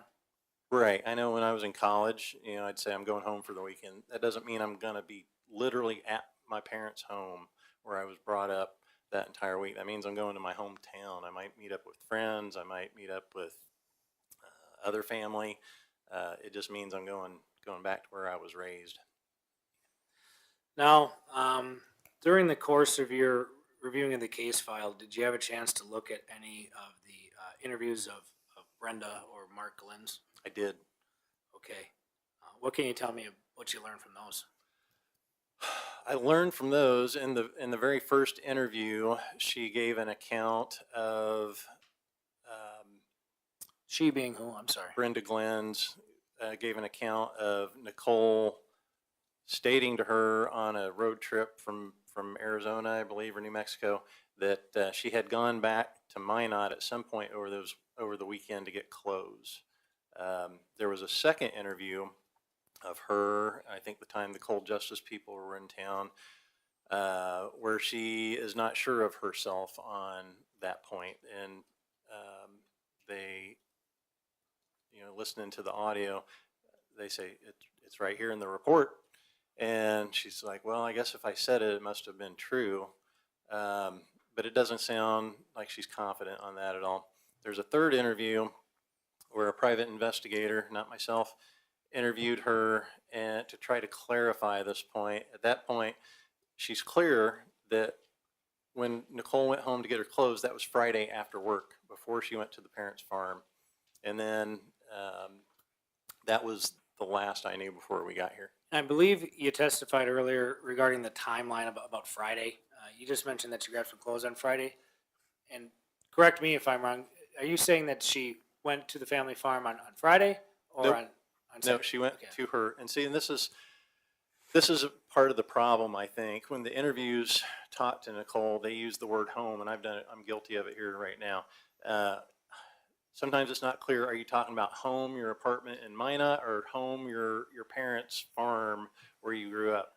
I think sometimes that makes people confused on both sides when they're talking. And so on Friday after work, she went to her apartment in Minot, got her clothes. The next morning, Saturday morning, she left, went to her parents' farm in Velva. Now, we established that you were in the courtroom during Sergeant Asham's testimony. Do you remember her talking about the alleged admissions that Nichole made to people like William May and Ms. I'm not sure what her name is now, but I do. Christine Imhoff, formerly. Right. Can you tell me a little bit about your review of the case file, review of those alleged admissions, and, as an expert witness, what you think of those? I reviewed all the same things, and I scoured and scoured looking for more to this. And what sticks out to me is there's very little context leading up to when this alleged confession was made. We know that there was this drunken party, and that Nichole has been reported as being belligerently drunk. Now, was she the only one that was that drunk? I don't know. How drunk was everybody else? How drunk were the people that allegedly heard this confession? So the story was that, and this is according to May, she was being asked about the murder and hassled about it, and at some point she just said, "I did it," and that was the end of it. And so it doesn't make sense for me. So was there no logical follow-up conversation to that? Was there, I would think you would continue to get questions about, really, why did you do it? And a lot of this. And then I also looked for, where was this ever reported to law enforcement? And I never found it anywhere in all those materials. As a 22-year FBI veteran and now an expert witness, what type of weight of credibility do you give to belligerently drunk statements? Objection, Your Honor. Your objection is? Credibility would be the province of the jury. Your Honor, he's been certified as an expert in criminal investigations. I'm sure he's dealt with intoxicated suspects before and intoxicated witnesses. He has been certified as an expert with regard to, so I will sustain the objection. I would prefer if you reworded your question more specifically. Sure. Thank you, Your Honor.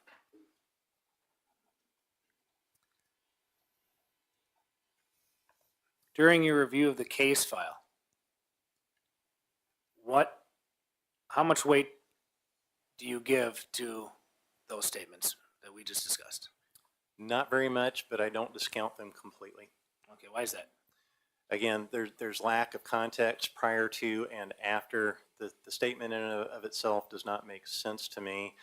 This is a person that has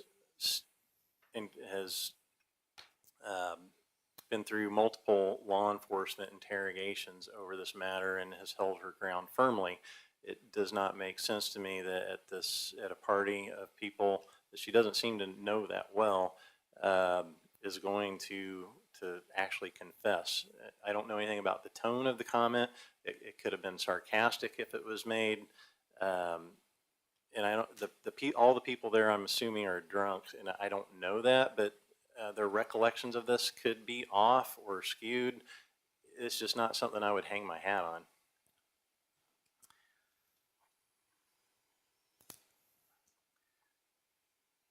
Now,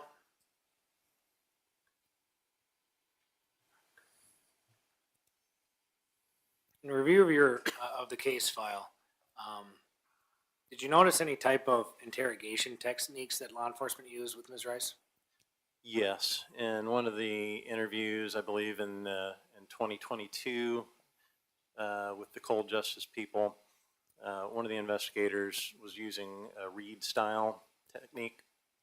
Reed is a school of thought on asking specific questions that elicit a type of response. It helps the interrogator determine if they're on the right track, if they're getting indications of deception or not. What'd you learn in this case? So, for example, in this case, I believe she was asked if she thought it could have been an accident.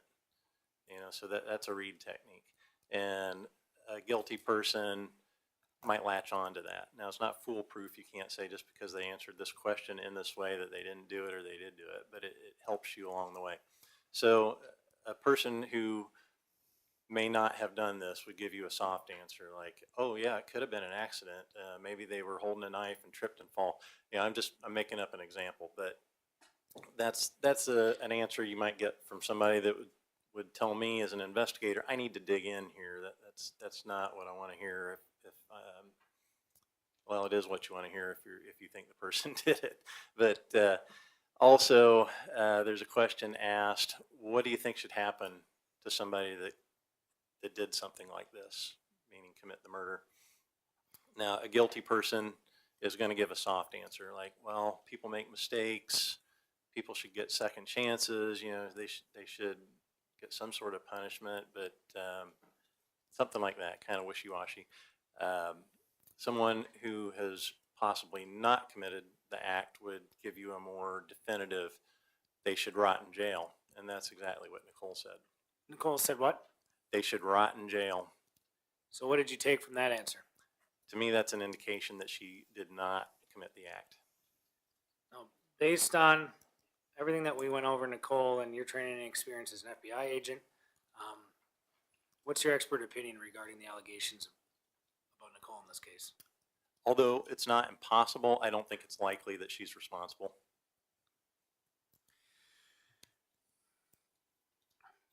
The next suspect that you had listed off was a man named Tyler Schmaltz. Yes. Do you remember saying that? Yes. Can you tell me a little bit about what you learned about Mr. Schmaltz in your investigation in this case? Similar to what the detective testified to, Tyler was a high school friend of Anita's. They went to prom together. I would add that I read that they went to prom together as friends. So he was interested in her romantically. The feelings were not mutual.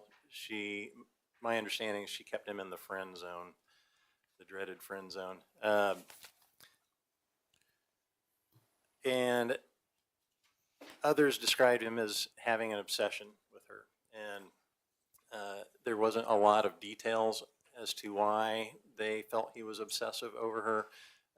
And one thing that my understanding was that he moved into that apartment complex after Nichole. So I could be wrong on that, but that was my takeaway from When you it. say after Nichole, do you mean after? Or I'm sorry, yeah, after Nichole and Anita moved into that same complex.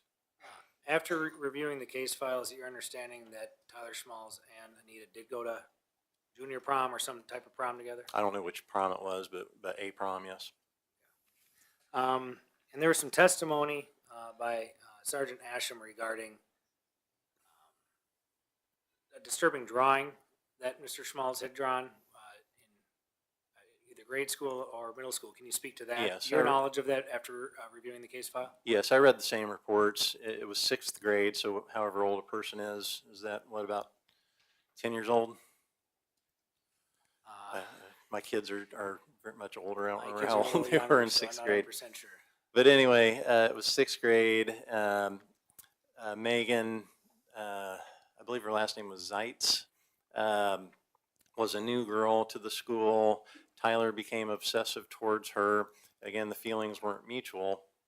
And at some point in band class, a teacher confiscated a drawing that he had made, which was a depiction of him stabbing her in the breast and vagina. What did you take from that? It's disturbing. This person could have some deep-seated issues, and it's certainly something that would have been a red flag for me if I were investigating this. During the course of your investigation of this case, is that the only type of disturbing thing that you found regarding Mr. Smalls? No. So it piqued my curiosity. So this is really the only additional research I did myself. I found him on social media, scrolled through his posts at the time, and I found some references to the Jason, the Friday the 13th movies, dancing around with a bloody knife. It's a video clip. It ends with the bloody knife stuck in the sand with the water washing up against it. There was also Christmas cookies in the shape of knives and decorated with red icing to look like bloody knives. And you said that you found this during the course of your investigation. Is it fair to say that these were posted online within the past 2 years? To the best of, I'll rephrase, Your Honor, I apologize. To the best of your knowledge, when were these posted online? After the murder. I don't remember the date. You find it odd for somebody who had been a suspect on a television show in a stabbing murder to post stuff like that on social media? Yes, I Objection, do. Your Honor. There's no foundation for any testimony regarding someone being on a TV show. Sustained. There's no connection, Mr. Sands. No, that's fine. But you had mentioned that you had seen the Cold Justice Program, correct? I have. And in the Cold Justice Program, Tyler Smalls was listed as one of their suspects, correct?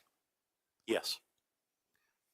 There was another oddity in that during his interview, which was Objection, Your Honor. There's no question currently before the witness.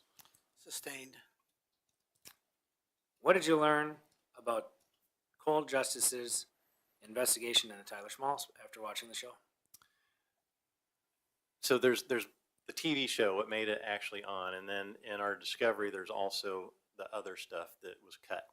So in his interview that I watched, they at the end they asked him, Tyler, would you do something like this? And he said, no, not me, not to her anyway. On the TV show, it cuts it off to the part about the not to her anyway. To me, as an investigator, that's another red flag. I'm going to follow up on that. Like, well, so what do you mean by that? Who would you do it to? It's just an odd statement to me. In your review of the case file, was there a follow-up? No. You mentioned Cold Justice. Based on your review of the case, how long did their investigation while they were physically in Minot, North Dakota last? I would say 10 days to 2 weeks. And who were the people from Cold Justice that were involved in that investigation? I'm sure there were cameramen and people like that, but the two main ones were Kelly Sigler and Steve Spingola. Can you tell me a little bit about what you learned about Kelly Siegler? I learned that on at least two occasions, she was accused of and found to have committed prosecutorial misconduct. What's prosecutorial misconduct? Objection to the as best to of your relevance, Your knowledge? Honor. She's an investigator in the case, Your Honor. She was not She's involved not an with the investigator in murders. this case, Mr. Sands. She aided Sergeant Asham. Sergeant Asham testified that Cold Justice aided her investigation. They might have aided her in the investigation, but they weren't part of this investigation, as far as I know. Your Honor, Ms. Siegler is listed in. She asks questions in interviews of suspects. with Sergeant Asham. Okay, so your position here is that you're going to the credibility of Ms. Siegler based upon her being charged with something, is that correct? Yes, Your Honor. Mr. Nelson? Your Honor, I think your objection was what? relevance. And the other issue here is that I was just reading the finding. It's a several-year-old case. State v. Hillsman, an individual not called as a witness. The trial court did not abuse its discretion by precluding defense counsel from attempting to impeach through use of extrinsic evidence credibility of an individual who is not a witness for either state or defense. So unless they're planning on calling this person as a witness, we didn't call this person as a witness. There's no basis for this, Your Honor. Again, Mr. Sand? Your Honor, I'd be happy to lay a little more foundation by refreshing the witness's recollection regarding Ms. Siegler's involvement in this case. All right, you may. Your Honor, there's been nothing showing that the witness needs their I could recollection refreshed.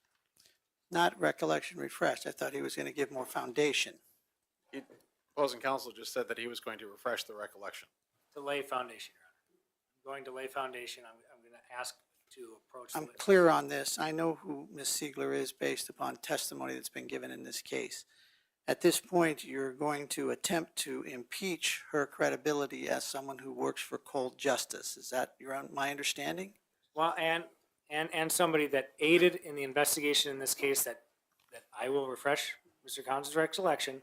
She took part in interviews of witnesses along with Sergeant Asham. She asked questions to witnesses during the investigation. She was an active investigator in this case, Your Honor. Not just a TV personality. I will overrule your objection, Mr. Nelson. He can follow up with his questions. Thank you, Your Honor. Now, Doug, you had already stated that during your case review, you had looked at the interviews of Brenda and Mark Glinz, correct? Correct. Do you have those memorized? No. If I approached you and to refresh your recollection with a copy of those, would that help? It would. Your Honor, may I approach the witness? You may. Your Honor, I have to object. There's no question that is put forward that he needs to have refreshed at this point. Mr. Once- Sand? I asked if he had memorized the entire transcript, Your Honor. And this is the transcript of whom?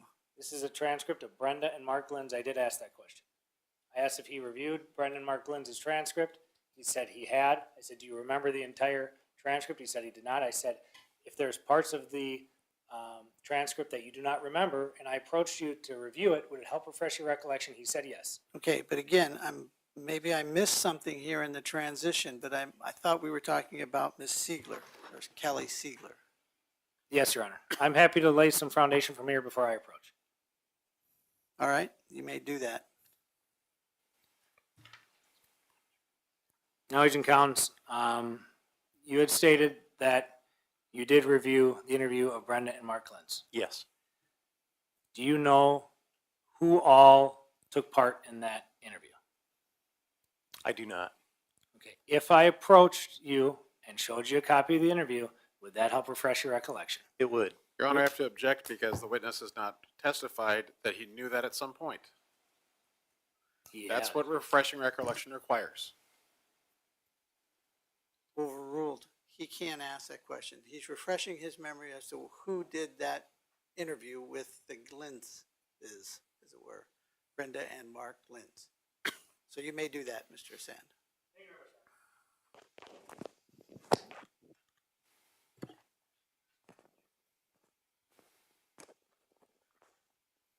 Am I getting picked up?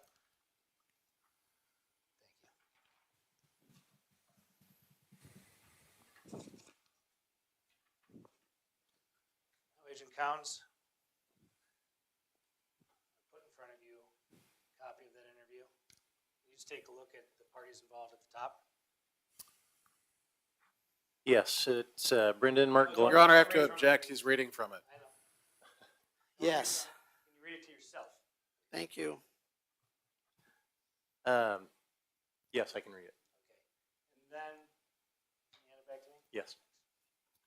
Did that refresh your recollection as to who the participants in the Brenda Glinz and Mark Glinz recorded interview were? Yes. Can you tell me who that was? Brenda and Mark Glinz, Carmen Asham, and Kelly. I don't believe it has her last name there, but Kelly Sigler from Cold Justice. And in that interview, Kelly Siegler, along with Sergeant Asham, are asking Brenda and Mark Glinz questions regarding this case, correct? They are. Would you, in your expert opinion and in your 22 years as an FBI agent, say that Ms. Siegler was actively involved in the investigation? Absolutely. And there are many other examples of her asking other people questions. Your Honor, that being stated, I would like to continue my questions regarding the background of Ms. Siegler. You may proceed. Thank you. Over the objection. I can't remember my first question, so we're going to go back. It's you had stated that Cold Justice was involved and that Kelly Siegler was one of the investigators that helped out with the Minot Police Department, correct? Correct. And what did you learn about Kelly Siegler? I learned that in the past she had been accused of and found to have conducted prosecutorial misconduct in a couple of trials when she was the prosecutor in a county in Texas. And what year did that occur? One of them was 2015, and I believe the other one was 2002. When did Ms. Siegler help out with this investigation? 2022. Anything else you learned about Ms. Siegler? She has also been sued at least 2 times for defamation, for... Your Honor, I'm going to make the same objection. This is I'll not withdraw that relevant. question, Your Honor. Thank you. We can move on. But one last question about the Glinz interview. It was Sergeant Asham and Kelly Siegler that were asking Brenda Glinz questions, correct? Correct.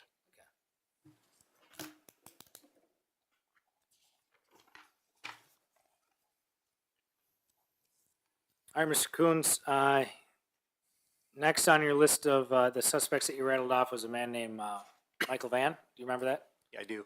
Can you tell me a little bit about what you learned about Michael Van during your review of this case? Michael Van was either seeing or wanted to be seeing Anita. They had some sort of a relationship. I'm not sure if it was very deep at the time. Okay. Did they have a texting relationship? They did. Michael Van was the last person Anita texted with, to our knowledge, before she died.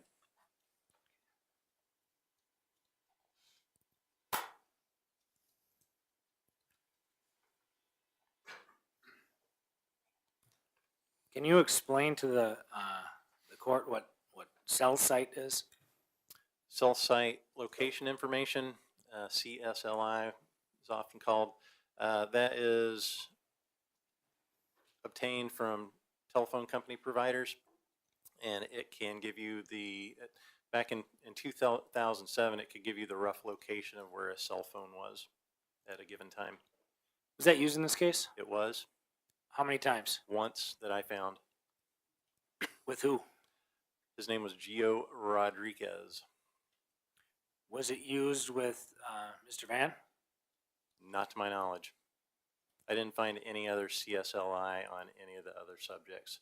So that was a big question for me, is if you could get it for Gio Rodriguez, who was only ever a minor suspect or person of interest, why wouldn't you have obtained it for all of the subjects? That would totally clear up where Miss Rice was on the time in question, if they had it. I don't want to ask the same question twice, but can you go a little more in depth as to how cell site works? Is there some form of triangulation process? Yes, and I'm not an electronics person, but I know enough about it as a user. I used it many times in my career as an FBI agent. So we've all got our cell phones with us almost constantly these days. And even if you don't, you're typically hitting off more than one cell tower. So this tower is hitting off of you from this direction. This tower is hitting on you from this direction. Now it will ultimately connect to the one that has the strongest signal to, but it will place you at that intersection. So back in the day, it'd put you, if you were looking for somebody, it'd give you maybe a city block. Nowadays, it puts you within feet. And this was used in the investigation of this Gio Rodriguez? It was. And we were talking about the text messages between Michael Van and Anita. Was it used during that? No. And there had been some testimony from Sergeant Asham regarding text messages between Anita and my client, Nicole. Yes. Was it used in that investigation? Not to my knowledge. I didn't see it. Cell site wasn't used to triangulate or to, within a city block, determine where Ms. Rice was in this case? Correct. And she was texting that weekend? Correct. Okay.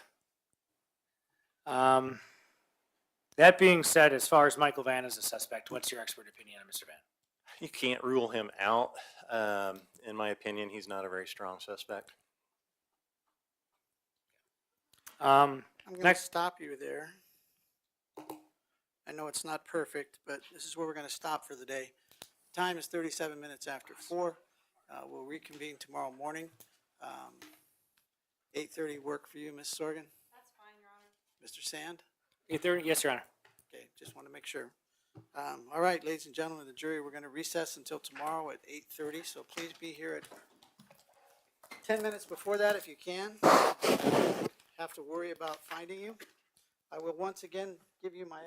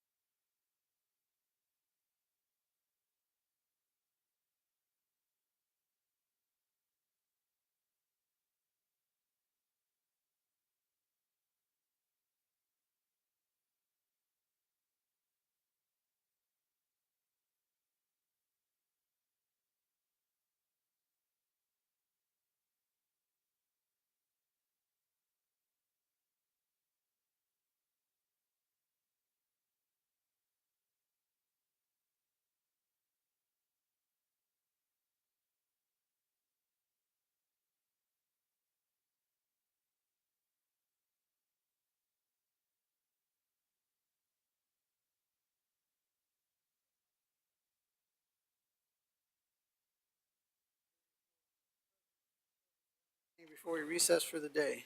Your Honor, now that Mr. Kouns has begun testifying, I expect that I can expect from the defense the basis for the testimony regarding looking at Rule 705 for the facts and data that was relied upon. Was that not part of his report? Well, Your Honor, that, as we discussed at that hearing on the 12th, I was believed, Yes. not everything was disclosed to the state. And now that the testimony has begun, it's time to hand it over. Mr. Sand, one of you? Yes, Your Honor. Kind of switching gears here. So if I can look at, I did print out the rule in anticipation of this.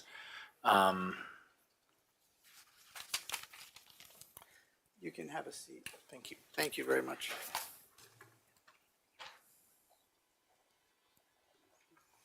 Again, it's Rule 707, Mr. 705, Your Honor. Sorry. Yeah, Your Honor, it specifically says the expert may be required to disclose those facts and data on cross-examination. We haven't begun that. Well, I'm requesting that the court require that, Your Honor. Prior to cross-examination? Yes, Your Honor. Your Honor, if we may have a moment to pull the order from the court. Sorry? We're pulling up the order from the court, Your Honor. Is that all right? Sure. Thank you.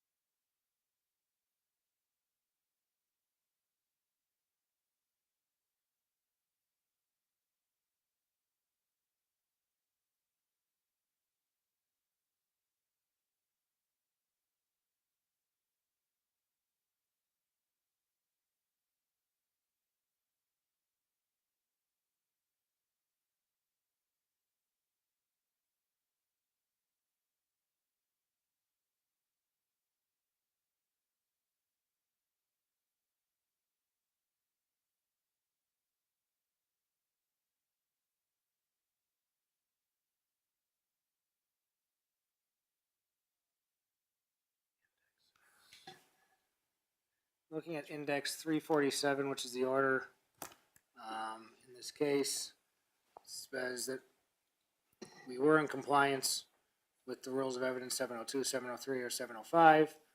So it doesn't specifically say when we need to disclose it, but we're in compliance with 705. We would request that Rule 705 is followed, which states that the expert may be required. I'm not saying that I'm going to waive any objection, but we haven't even gotten to the point where they can request it. May be required to disclose those facts or data on cross-examination.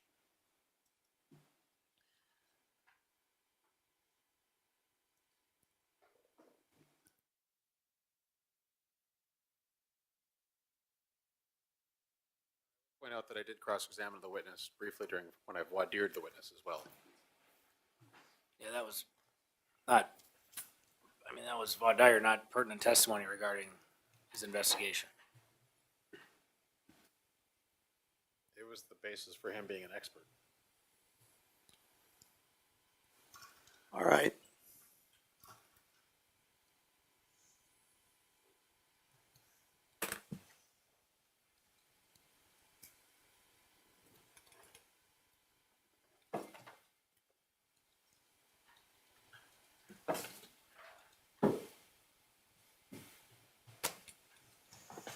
Yeah, I don't have one here.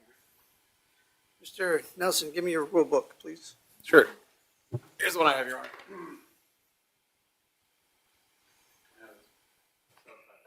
Thank you very much. Away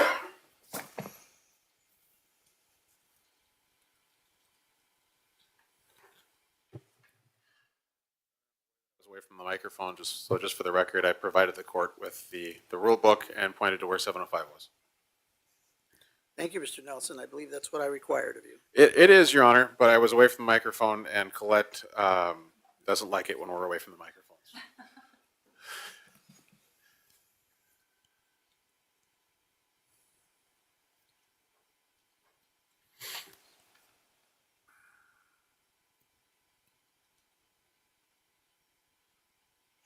Okay, once again, Mr.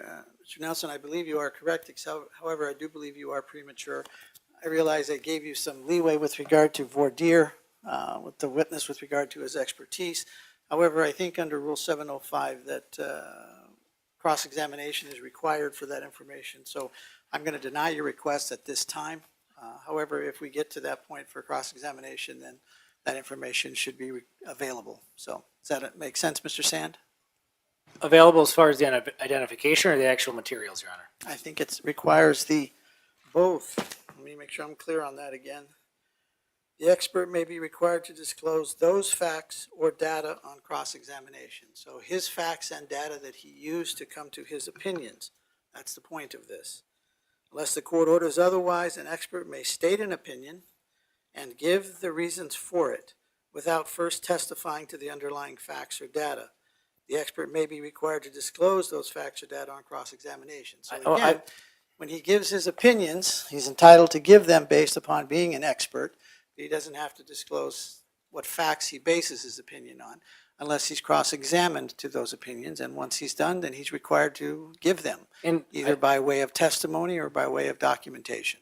Yes, Your Honor. I believe the one thing that did come up that he testified outside of everything that the state already has was he identified that there was an interview done by a private investigator of Brenda Glinz. He identified that already on the record. Correct. So I'm not sure. He's identified it. Well, again, the way it works, Mr. Sand, at least this is my understanding, being a novice in this occasion, is that when Mr. Nelson cross-examines him and he wants to go into his opinions, that at that point, when he asks him about those opinions again, he can ask him specifically the information what he used to come to his conclusions. Sure. And that has to be available. If it's already available, if it's information that he got from the state or from the documentation that he got from the state originally, that would be fine. If he got it from some other source, he will be required to disclose that. Now, that's my understanding. My question, Your Honor, and I'm not trying to hide the ball, is disclose or produce? Well, I believe it says disclose, is the way I read it. Required to disclose, this is exactly what the wording is, those facts or data on cross-examination. So he has to disclose it, where he got it, what he based it on. So that's my understanding. Thank you, Your Honor. And your expert will be prepared to do that tomorrow, I presume, To discuss what he if reviewed? he's asked those questions. Yes, Your Honor. He discussed them today. Yes, Your Honor. Mr. Nelson, is that clear? As clear as it can be, Your Honor. Thank you. All right. Thank you, Your Honor. Anything else before we break? Nothing from the state. No, sir, thank you. All right, then again, it's 4:47. We'll be in recess till tomorrow at 8:30.